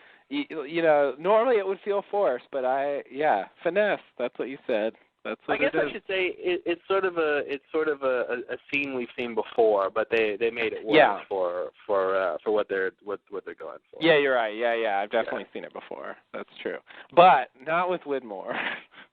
Yeah, pretty big revelation here, and really sort of like out of the blue. It's like, wow, didn't we weren't even expecting this. I was so not expecting this. They could have done this whole thing, and I would have thought it was okay to do because it told us stuff anyway. That was definitely a bonus, a really, really big bonus. Yeah. That might be bigger than the non-bonus stuff. I mean, it's the biggest, revelation in the episode, I'm sure. Why not? So the implication here, so Widmore used to be another. Widmore not only was he on the island, he used to be another. Which is not. I did not predict that. That's not what I thought he had been doing on the island. Yeah. So this makes me wonder what what the history is. I mean, so we know he's an other. Is he a real other? Was he born on the island? Was he recruited like they've done sometimes? Did they do that in the past? I mean, it's probably too much. I mean, we don't really have much to go on to answer these questions, but I can answer one of them. Okay. I don't think he was born on the island. He has a British accent. That's a good point. So good point. Hopefully he was born in England or something like that. You don't think he just spontaneously generated a British accent? Isn't that Yeah, I think a known disorder? I think what we will find is something to the effect of there's a group of people who were on the island a very long time ago. Richard is one of those groups of people. He's from that group. All throughout, sort of time or whatever, they have been, recruiting people or gathering people for whatever plan or purpose, and so, at least in the recent history of the island, that's true, and that, just like they recruited Juliet and all of the newer others, and brought them into the fold, and they were just as much as an other as anyone else. I think the same was with Widmore. He got on the island. He was probably recruited and pledged his allegiance to Jacob or whatever, and he's another. Takes the Latin class. Exactly. Latin 101. Others 101. Yeah, I forget. Right. Where you learn Latin. Yeah. Others 101. It's got a lot of topics. Yeah, it's got a lot of topics. It's more of a survey course. Right. Good. That's an answer. So also, running the clock the other direction, it makes me wonder what happened. I mean, the scene with him and Ben suggested that he had a history with Ben, and he said, that everything he had he took from him, and that seems to suggest that Widmore was in charge at some point, or thought he was. Of the others, maybe, like that he was around at the same time as Ben on the island. This is what I think kind of happened. I'm thinking maybe Widmore is on the Dharma side of things, where it's some. I mean, maybe he's the one who funded the DeGroots or something. Which I don't know why he would necessarily have a lot of money back then, but I feel like this split may have come from like later down the road. I don't really see Widmore being the leader of the others. I don't know. I feel like maybe it was something along the lines of, maybe they are vying for power, and Widmore doesn't win, and he sort of tries to come back and assert himself on the island, like with Dharma or something. Okay, so you think he leaves, comes back with Dharma, and then since Ben drives them out, when he says, everything you have you took from me, maybe it has to do with that kind of a thing. Yeah. So he leaves the others before that. Yeah. I mean, that's like Ben didn't really join until after the purge, like officially. Yeah, Ben was with Dharma. But see, that's the thing. Ben was with Dharma. Yeah. So I mean, sort of. I mean, his dad, worked for them, and he was just there. Yeah. But he was definitely. I mean, the only reason he's there is Dharma. I mean, yeah, unless I mean, I guess another idea is so Widmore's in charge this whole time, while Ben is working with Dharma, and then Ben, meets Richard and the hostiles and decides to do the purge, and becomes the new leader and ostracizes Widmore. Yeah. So could that be a different idea? Maybe Widmore ordered the purge, and that's who he was referring to. Well, but it seems to me that I don't know. I guess, but it seems to me doing the purge is what makes Ben become the leader. Yeah. I agree. So I feel like it was. I mean, if it's someone else's idea, I don't know how well that works. How that works, yeah. But Ben himself said it wasn't sort of his. He didn't take credit for it. He was saying it was somebody else's thing, which actually made me think that maybe that's not when he became the leader. Maybe it was later. Maybe that was just his entrance exam, but he didn't quite get to the leadership role until later. Because that time period sort of still a little bit fuzzy. It's weird to me that we see Widmore and Richard in the past here, like this Widmore kid is gonna become leader of the others over Richard at some point. I agree. Like, it's really? implausible. Like I don't weird. see how that's supposed to work. But since he's with the others, I'm just inclined to put him on their side in the future events. Yeah, but I feel like since he's not with the others in the future, he left at some point. Yeah, at some point there's a division. Yeah. So. And I guess I'm just thinking, because of the scene with Ben, it was a division during the time that Ben was there, which isn't that long ago. I don't even know if that works. I don't know how he pulled that off. If he was on the island that whole time up until Ben took over, then he comes back and becomes like a we know business tycoon. We know that Widmore has been on the island for 20 years. Okay, we know he's been looking for it for 20 years, right? Okay. I think that's what. Yeah, people you're right. said. They did say that. Yeah, 20 years. So Ben got into power after that. Oh, that's the other thing I was going to say. They brought this up on the podcast. The idea that Kelvin might have been recruited after the purge, and that we can't say that the purge was, whatever time period Kelvin forced it to be. Oh. We talked about that before. The fact that Kelvin was there and it must have been after a certain day means that the purge occurs after this certain day, 1993 or whatever the year was. They pretty much said that's not the case.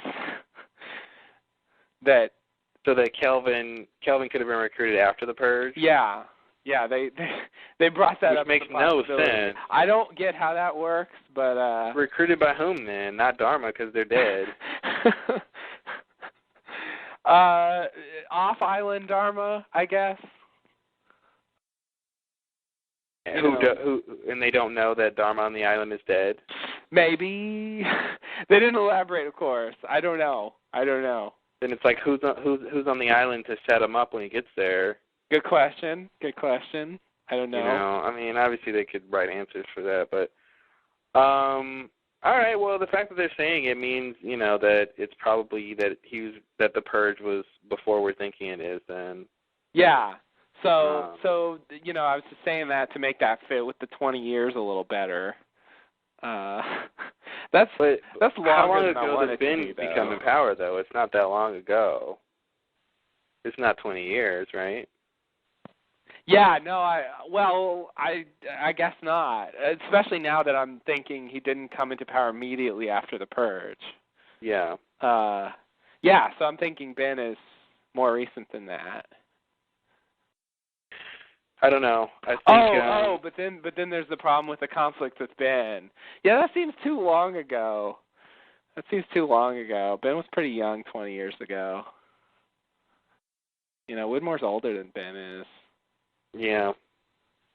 He was 20-something probably at least by the time, before Ben really should have been born. He looks like he was in his 20s in the 50s. Yeah. So, that means that he was born in the 30s. So that means, he's like 70-something in the current 70, 75 something in the current timeline. So. Yeah.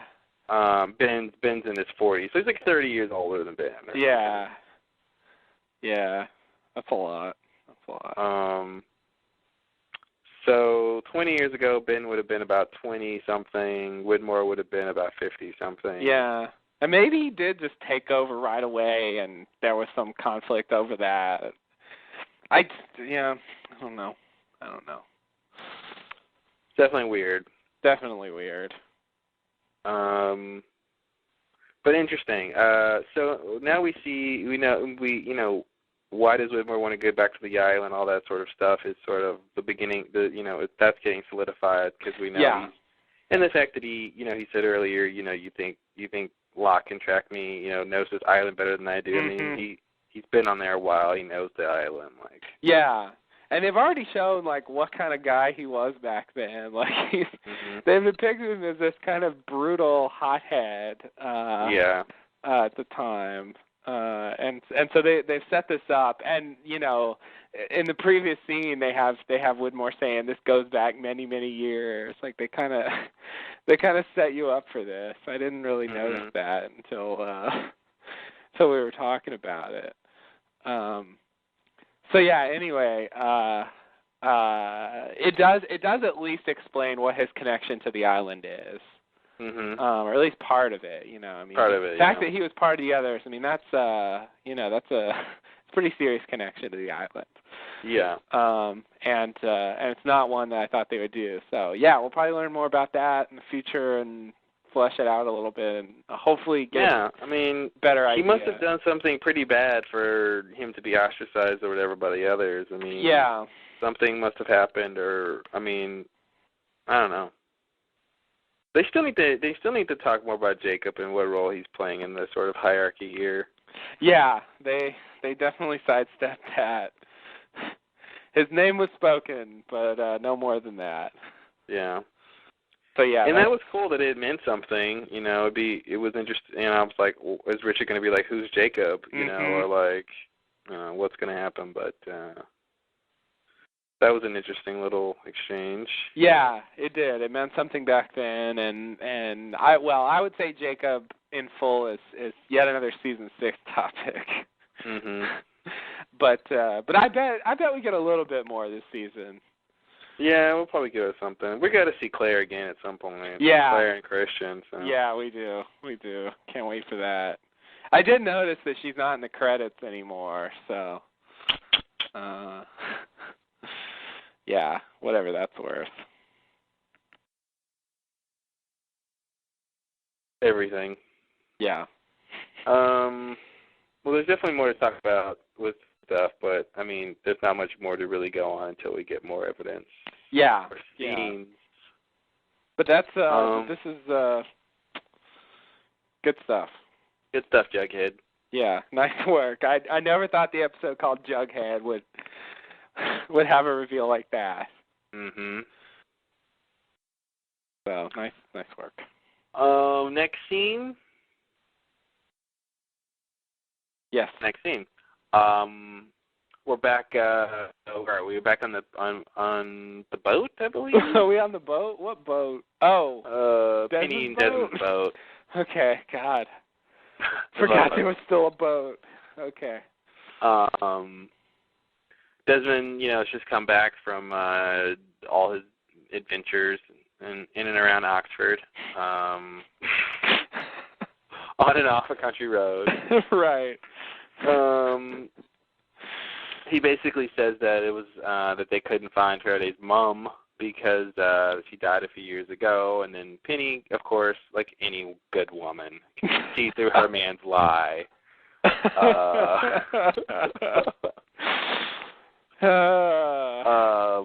And he confesses that she's in Los Angeles. He says he's okay with forgetting about it, and even if he comes up with a brand new memory tomorrow, he's just going to let it go. Don't worry about that. And then she realizes he would never be able to let stuff like that go, and that she and the baby, Charlie, will come with him. So almost as good as the Widmore reveal.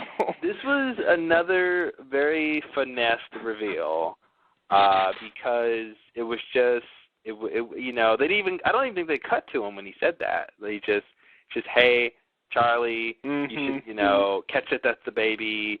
Remember who Charlie was. Like right. It's just they just dropped the bomb and let you die in its glory. Right. Of reference. Yeah. No, definitely another good subtle reveal. Yeah. As far as the plot goes, not quite as interesting, but it definitely surprised me. Because I think a worse show would have had, in the first scene when she gives birth, they're crowding around the baby. Oh, he's so beautiful. Oh, let's name him Charlie. Like that's what we would have got, in a worse form. So yeah. And it did dawn on me that what are the chances that it's Charlie short for Charles Widmore. Her dad is I know. A lot of people, I saw that several times, and it's just kind of unfortunate. They can't name him. Yeah. They can't really name him after Charlie without also naming him after her dad. Yeah. And I thought, it's kind of a weird thing. It's like, she gets to have her baby named after her dad. Not that she necessarily likes him, but after her dad, and then Desmond gets it after his friend or whatever. Yeah. But if they call him Charlie, it's really more Charlie because it's not Charlie Widmore. Yeah, exactly. It's just a weird coincidence. It is, yeah. Yeah, it's one of those names. What are you going to do? They're British. They can't help themselves. Exactly. Yeah. Yeah, I actually kind of like that, even though Penny at this point is kind of turning into a third wheel, the second wheel is the plot or the show or something. I kind of liked in the scene that she sort of says, "Let's go," rather than him trying to talk her into it and her whining about whatever, Yeah. They definitely, I think, are this whole situation of of the guy wanting to do something and the woman, like that whole like thing. I think they're sort of playing that in a different way. They're definitely not going the sort of traditional route with that. Yeah. Yeah. Which is good. It is. It is. So yeah, that was that's it. All right. Going to L.A. Going to L.A. Lost. Yeah, they could have done that, right? That would have been bad. That would have been really bad. So, next scene, we're back on the island, back at the army camp. Richard and Locke are talking. Who? Richard and Locke. Oh, I thought you said Bridget. Oh, no. Bridget? No, there's no Bridget here. Okay, good. Richard and Locke are talking. Richard's looking at the compass that he told Locke to give him, but not yet. But not yet. Right. And he's trying to make sense of what the story that Locke is telling him. Locke asks Richard, he wants to know how to get off the island. Richard says it's very privileged information. Why would I tell you? Locke says because he told him he had something very important to do once he got there. And, oh, by the way, I'm your leader. So Richard did a spit take and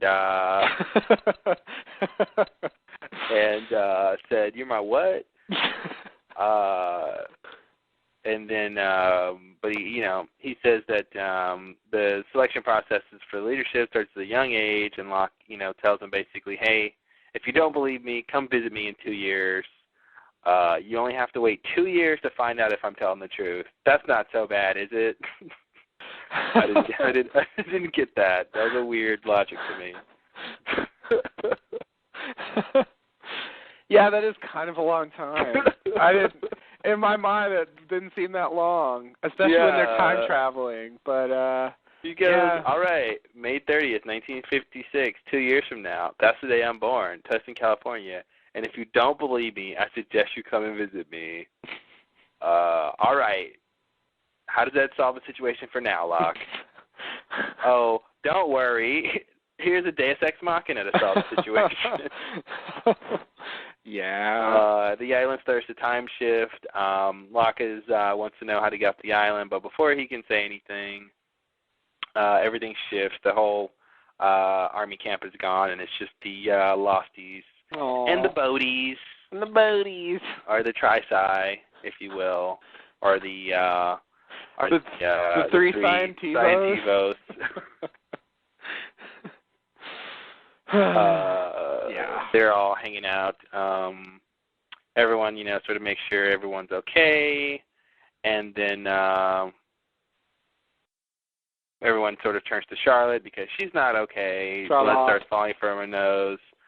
And then she falls down, and Faraday picks her up and hugs her, and then lost. She's dead. Lost, man. She is so dead. So dead. Dead.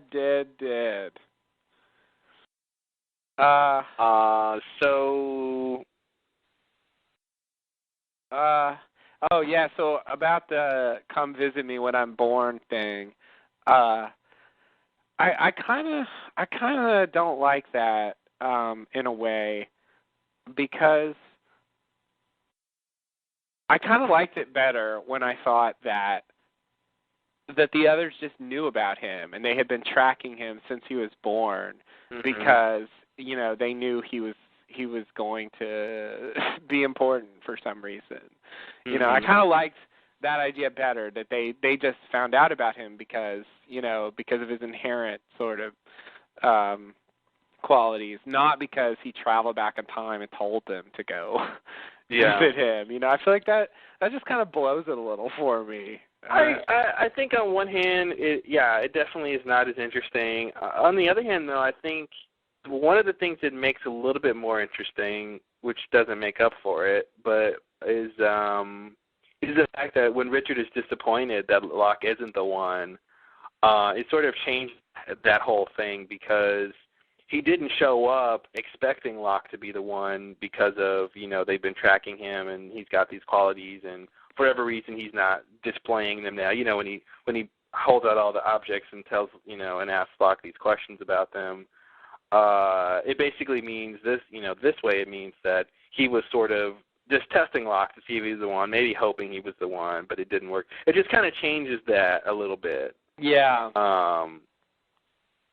Because we find out they weren't tracking him. He just was told by, this boy's future adult self to come check him out. Yeah. It's weird. It's that whole thing's weird. I kind of wish they hadn't done that. Yeah. Yeah, that's disappointing. I still don't quite get it, because after that scene they did try to recruit him one more time, the science camp thing, where he got to say, "Don't tell me what I can't do." Mhm. Oh, that's right. For the first time. So that. They didn't really give up completely after he fails the objects test. Yeah, well, that was the thing. It seems like they were still hoping or something. I don't know. Or they knew he was the one, or they didn't seem to come back any other time after that. And then when he goes through this whole depressing phase of the whole thing with his dad and the whole thing with Helen and the whole thing with the wheelchair and all that, like they're not knocking at his door asking him to come be the one then. No. So but it's kind of strange. And then when he shows up on the island, of course, they don't come particularly to get him. Now, Ben does say he came to get him later. Yeah, for whatever that's worth. Yeah, but you think, when they check the manifest of the flight, as they claim they did, they would see John Locke, and Richard would say, "Hey, holy shit, that's the guy who came to me in 1950 and told me to come see him in 1956, and blah, blah, blah, blah." That might be important. See, that's the kind of thing they can't deal with, because that's retconning. That's totally retconning, yeah. Yeah, I really don't buy that they knew that at the time. That just doesn't sound plausible to me. No. So they're stuck. They're stuck with what they have, and they have to somehow make it work. And every episode, they're doing stuff. Yeah. So we'll see. We'll see how it all works out in the end. I don't know. I hope they make it work.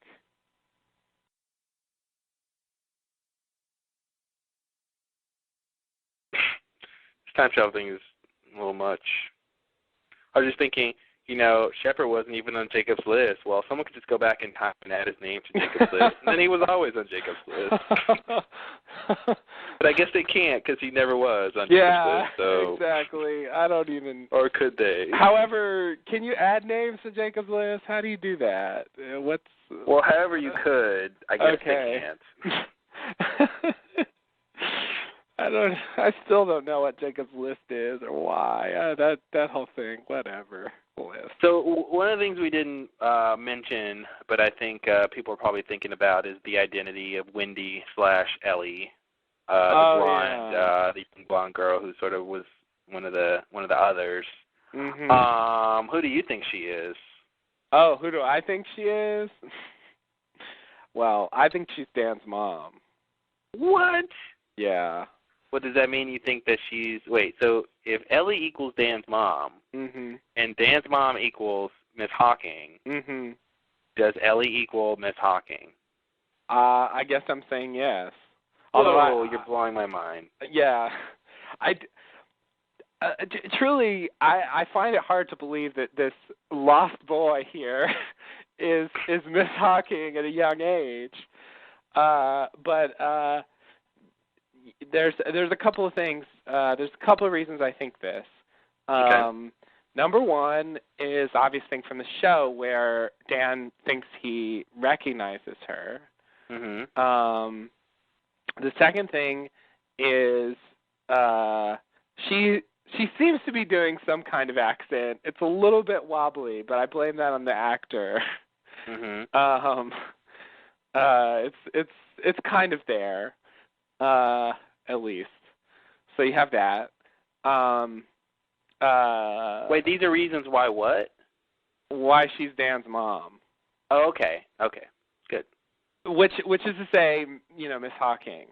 This theory includes the theory that Miss Hawking is Dan's mom, which I believe now because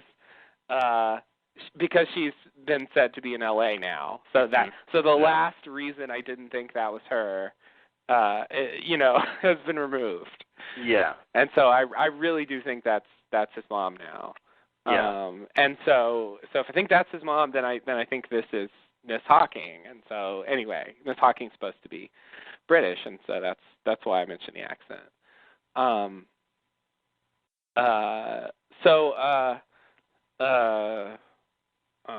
maybe I don't know. She's got some kind of accent from that region.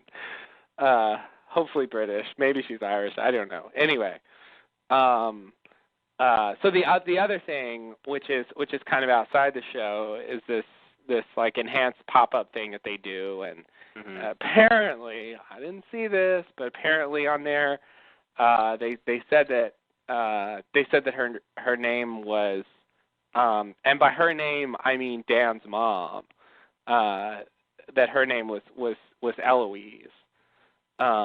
Which you may remember being the name of the rat from The Constant.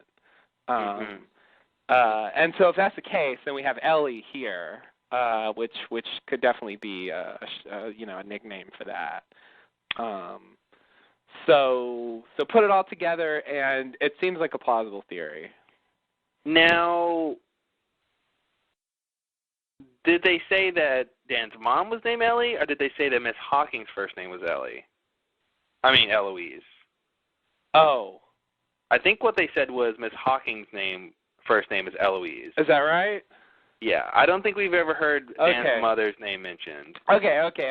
Miss Hawking's first name is Eloise. But that's the connection. But that connects her to Dan then. So, Oh, totally. Yeah, so then that adds to the theory that she's Dan's mom. Well, the connection here is now that the stronger connection is that Ellie and Miss Hawking are the same person. Yeah. That's sort of solidified by the fact they have the same name. Right. Basically. Yeah. But but he's definitely still tied to, and the fact that he remembers that she looks familiar. Yeah. That ties into the mom thing. The Miss Hawking being LA ties into Dan's mom being LA. Right. So I mean, obviously, those things are all lining up. They are. They all seem to work out. And so what that means, if it's true, is that Miss Hawking was an other. Yes. Which lots of people are turning out to be others these days. Which makes sense in terms of what she's doing in the sort of future present timeline. That's true. That's true. She's busy doing stuff. So. But she seems different in the future, I have to say. How did she get there from here? What do you mean? Well, it's been like 50 years, right? It has been a while. That's true. I'll give her a little leeway to change over 50 years. All right. Although I do have to say, I thought they did a pretty good casting job. I thought the girl they have for her as a young age, they kind of that I can see her turning into Miss Hawking. Mm-hmm. Yeah. And I didn't think her personality was really off or anything in terms of. The way we saw Miss Hawking last, she was sort of like this Ellie girl, very sort of straightforward and sort of, sort of bitchy. Right. Yeah. Yeah. So I'll buy that. Yeah, I guess just. But you mean different in terms of the fact that she's a nun in the future? Well, I just mean, whatever. I just mean she seems to know a whole lot more in the future. Oh, totally. She seems to have gotten herself very much involved in this. Hey, ask Ben what was going on, when he was a kid in Dharma, he wouldn't be able to tell you. That's right? true. That's true. I mean, yeah, so. That's true. I don't know. I guess I wanted some sign of this. I feel like Widmore had some sign of the future Widmore, And so. What do you mean? What? He had somewhat of the future Widmore? Some sign, some signal, some personality-wise, yeah, but not in terms of knowledge. Yeah, you're right. Not in terms of knowledge. He was just some brown kid who was, he really. I didn't get the sense he knew really much of anything back then. Yeah, yeah. I guess not. I guess you can't necessarily know everything all the time. No. It's just yeah. I guess it's just. I weird. think Richard's the only one you could expect to do something like that. Everyone else, I mean, they have to learn it at some point. They can't just be born into this sort of bastion of knowledge or whatever. Yeah, I guess it's just hard to envision a character like that having a past because they just seem so, so free from things like that. Yeah. When they can just kind of pop up and tell people how the universe works, things like that. Yeah, well, she's apparently been studying this stuff, so maybe that's why she knows. Yeah, no, I understand, but she comes across, not as having learned it, but it's sort of just knowing it, Can I share my my crazy theory? Oh, you have a crazy theory. Can't wait. So here's some things that we got, right? We got Dan's mom, Miss Hawking, right? In Oxford doing stuff. She's got a history on the island. Yeah. We've got Widmore, in England doing stuff. He's got a history on the island. Right. We've got Widmore funding Dan's research. Time travel stuff. We've got, young Widmore and Ellie on the island doing stuff. Right. I think Widmore's Dan's father. Oh, the bomb. Ouch. Boom. Jughead in your face. You Jugheaded all over my... Okay. Sorry. Okay. I realized it was too far. Too much. I was saying it. As soon as I heard those syllables, I'm like, stop. Yeah. What are you gonna do? It's been a long podcast. I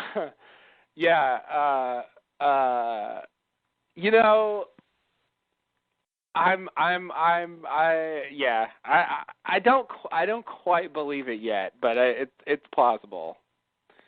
I'm on the edge with that. One more clue and I'm there. Can I give you something even crazier? Okay. Oh God. You ready? I'm worried. Okay. Think so. Hold on. Let me sit down. You're sitting? I'm sitting now. If listeners, you should be sitting too. Please. And sit. And if you're in your car, stop it right now. And pull over. Keep driving. Pull over first and then stop it. Yeah. Sorry. Don't stop in the middle of... Sorry. Don't listen to me. Should probably just drive. I think you ready for it? Okay. I think... no, this is even an extra level of crazy, right? Okay. The extra level of crazy is that Widmore is Desmond's dad. Whoa! Boom. In your face. Oh, man, that was... Whoa. That's a bomb right there. Desmond and Dan are brothers. And Desmond and Penny are brother and sister. And then the addendum to that level of craziness is that Penny isn't Widmore's real daughter.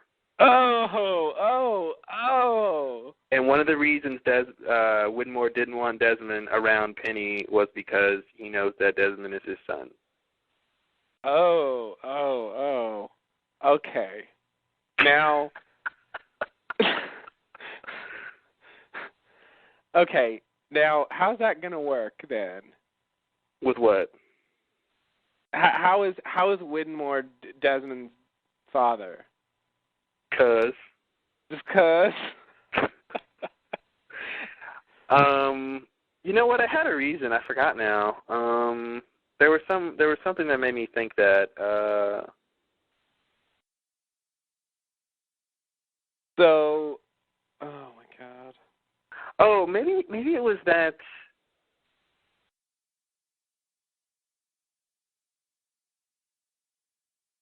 I don't remember what now.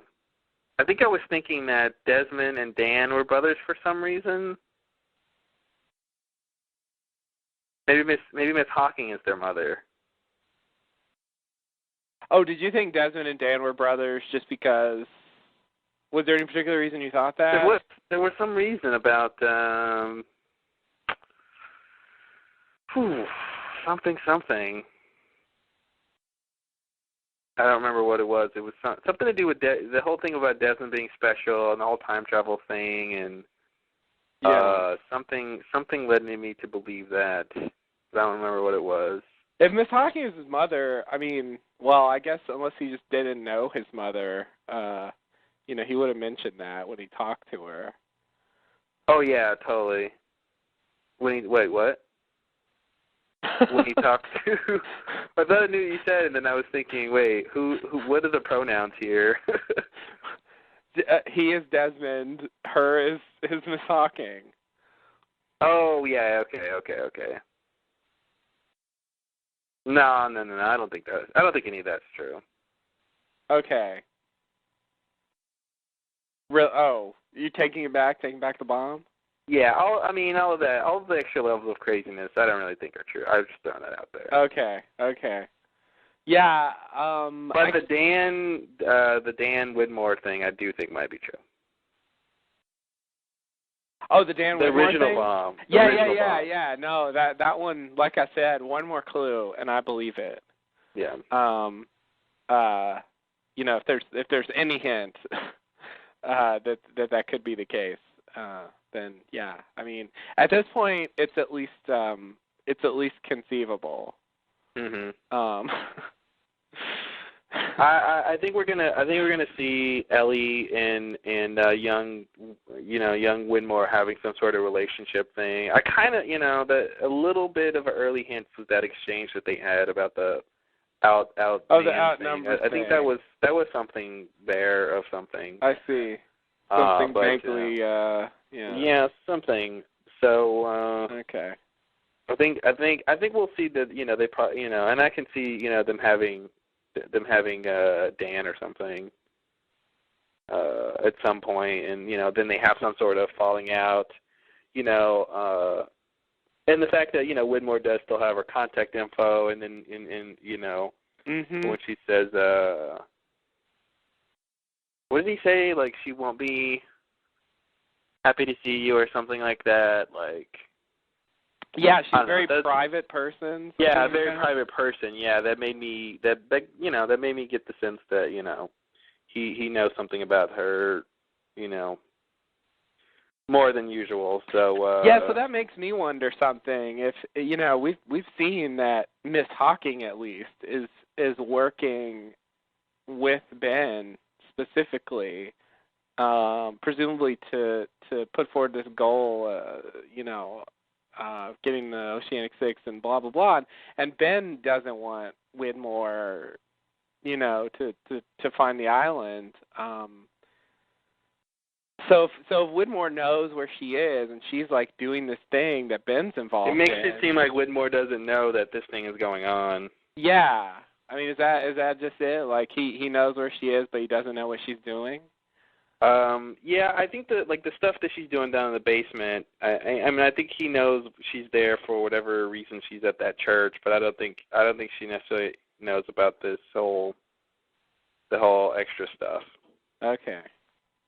Because I feel like if he did, he'd want to be, he'd have some interest in it. It doesn't seem like he knows or cares about the island anymore, or that he knows what's sort of going on with it. Yeah, I don't know. We'll have to wait and see about that. Yeah, because she's like, apparently heavily involved in that, and I don't know. He's like, hey, go see her. Who cares? Like, like he didn't seem particularly interested in her. Yeah, I feel like it's his perspective is, she was another. There was some big falling out with him and the others, and that whole thing, and there's this division between them, and like he says, don't get involved in the thing that goes back many years. I mean, that's the whole others island thing. Right. I don't. Yeah, I don't think he knows about the whole time shifting island thing. He's not He's an outsider now. Yeah. And the others know about it because of Ben, because because he moved it and all that crap. So. Right. Yeah, I think he's just out of the loop on that one. Yeah. Okay. Yeah, I think you're right.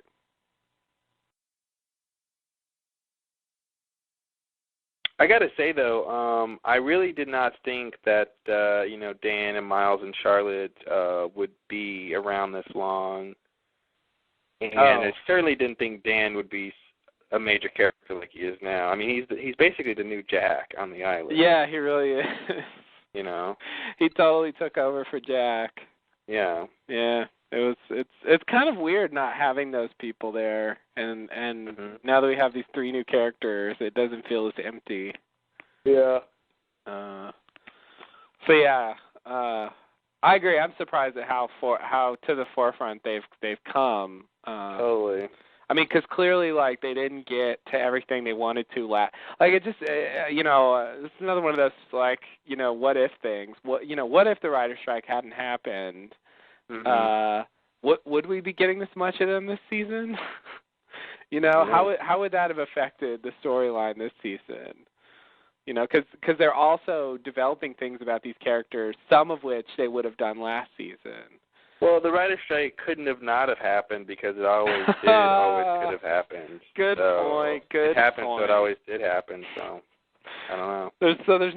There's no way to speculate about what if it didn't happen, because it did. It always did. It always did. And if you go and change it from it not happening, you didn't. You didn't. And if you did, then you always did. Well, you always did. Look at that. It's really simple. Really is. It works out. Very nice. Every time. Whatever makes sense at the time. Yeah. We'll probably never know the answer to that. And I actually mean that. But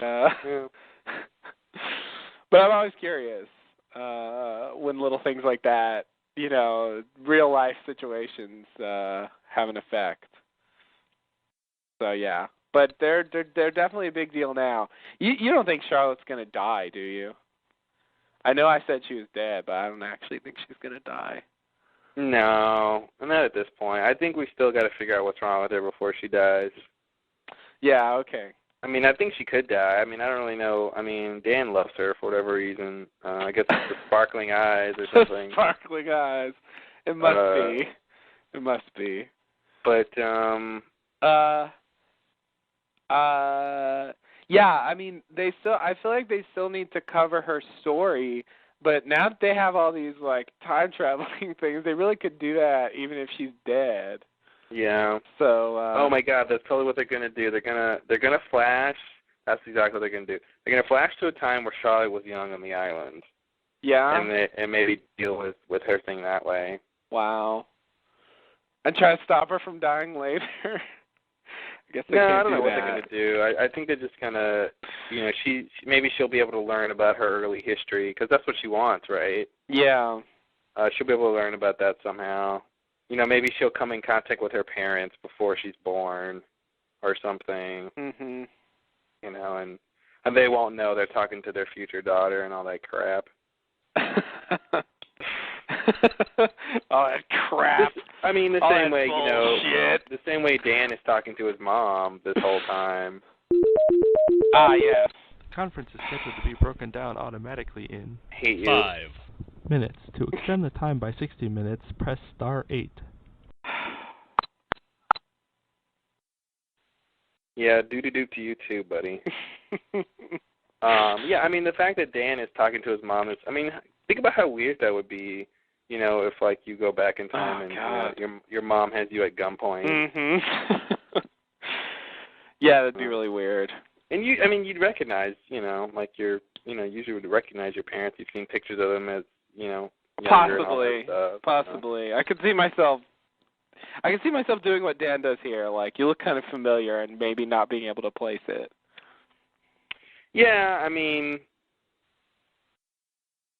that'd be weird. I feel like I'd recognize my mom 50 years ago. Yeah. Or whatever. Or I mean, I've seen the pictures, but not that much, you know. I mean, I haven't spent that much time looking at them where I feel like I could reliably, you know, pick them out. We need to look at your parents more. Well, just in case you go back in time and you need to recognize them. Duh. I mean, like, I just have a hard time recognizing people from photographs in general. Like, every time I see a photograph of someone and I see them in real life, it's always a surprise to me. 'Cause all right, that was a weird statement. What the fuck? I just saw you in a picture. Now you're here in real life. How did you get 3 dimensional? I demand to know your secrets, magician.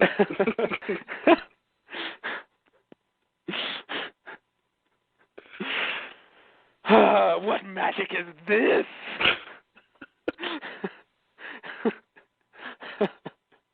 You've been henceforth displaced from this photograph, and now, with the power of prestidigitation, you appear before me. No, I just feel like people look different in photographs than they do in real life. Yeah, I mean, they can. Yeah, because it's different.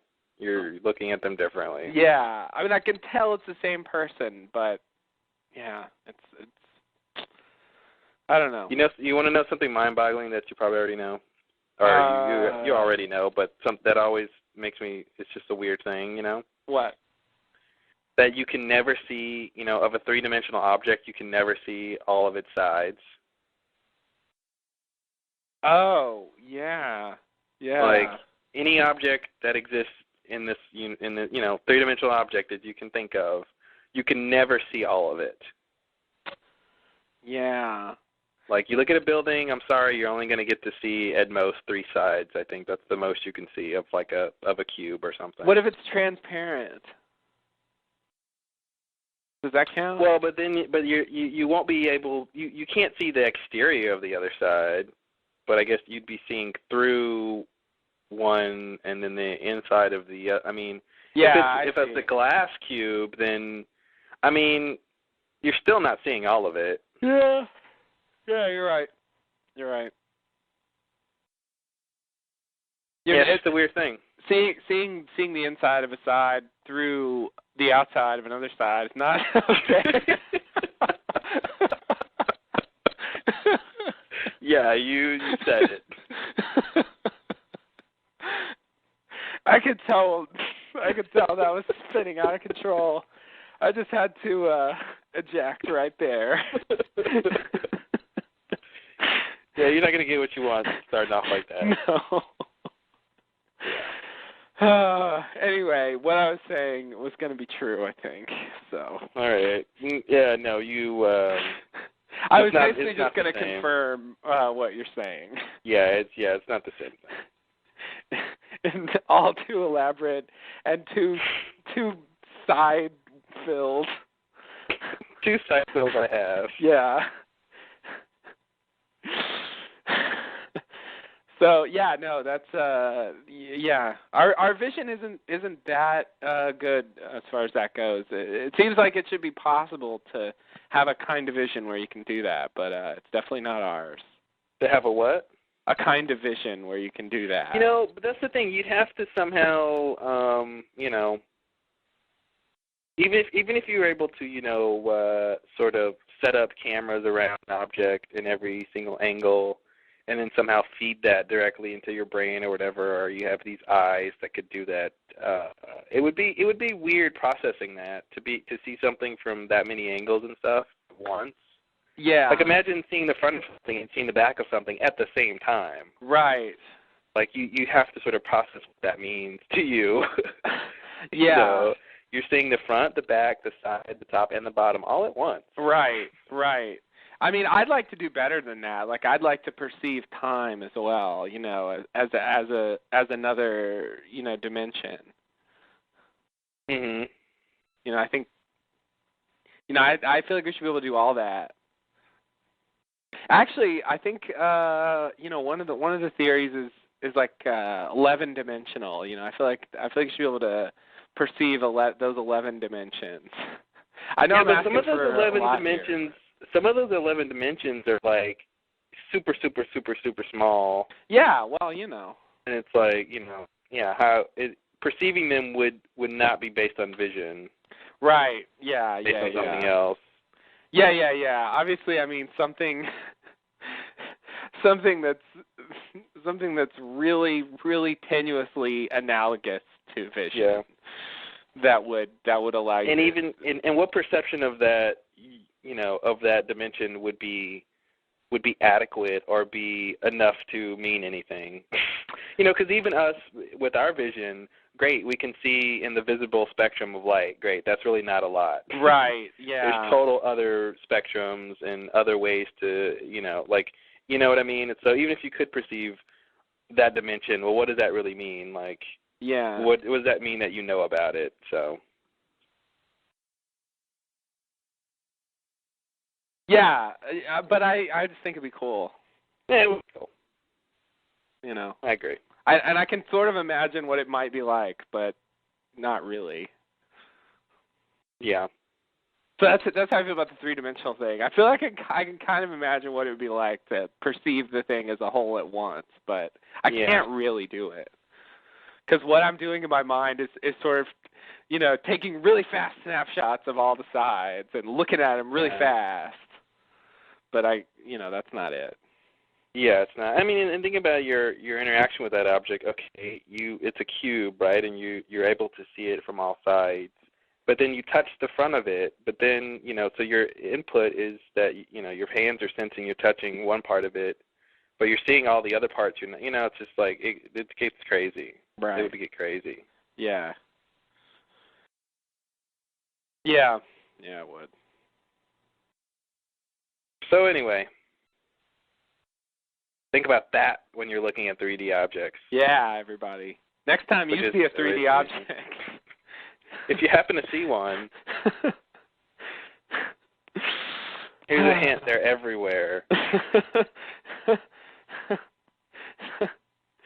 Yeah. Literally. But see if you by can everywhere, spot one. I mean the universe.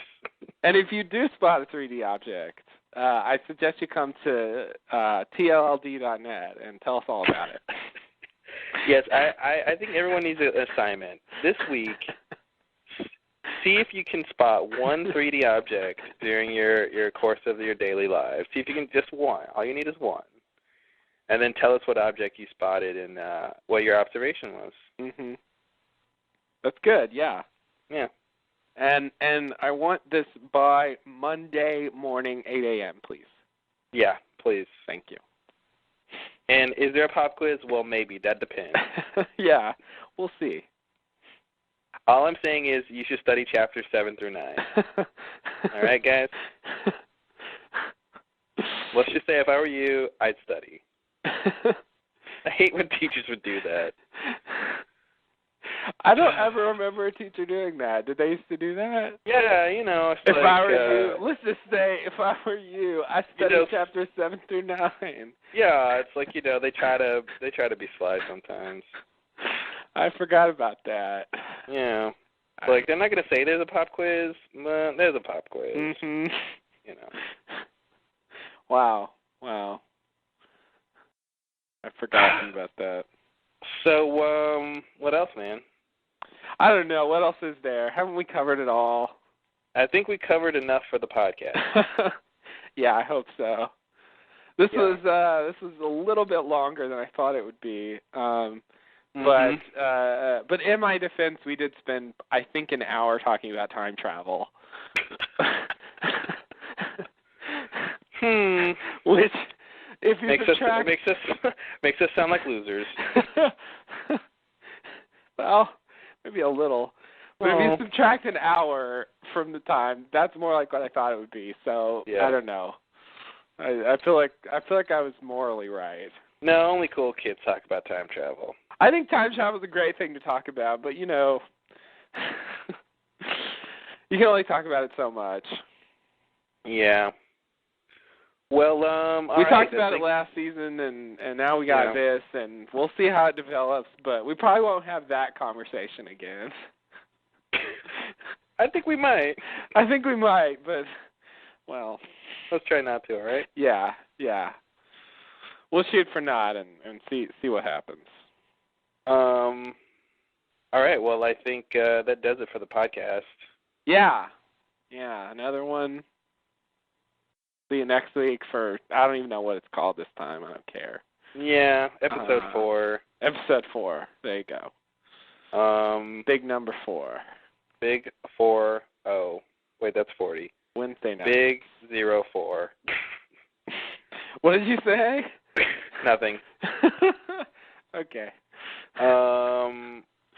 All right, guys. Well, yes, stay tuned to the next podcast. Looking forward to next week's episode. Thanks and namaste. Namaste. Good luck.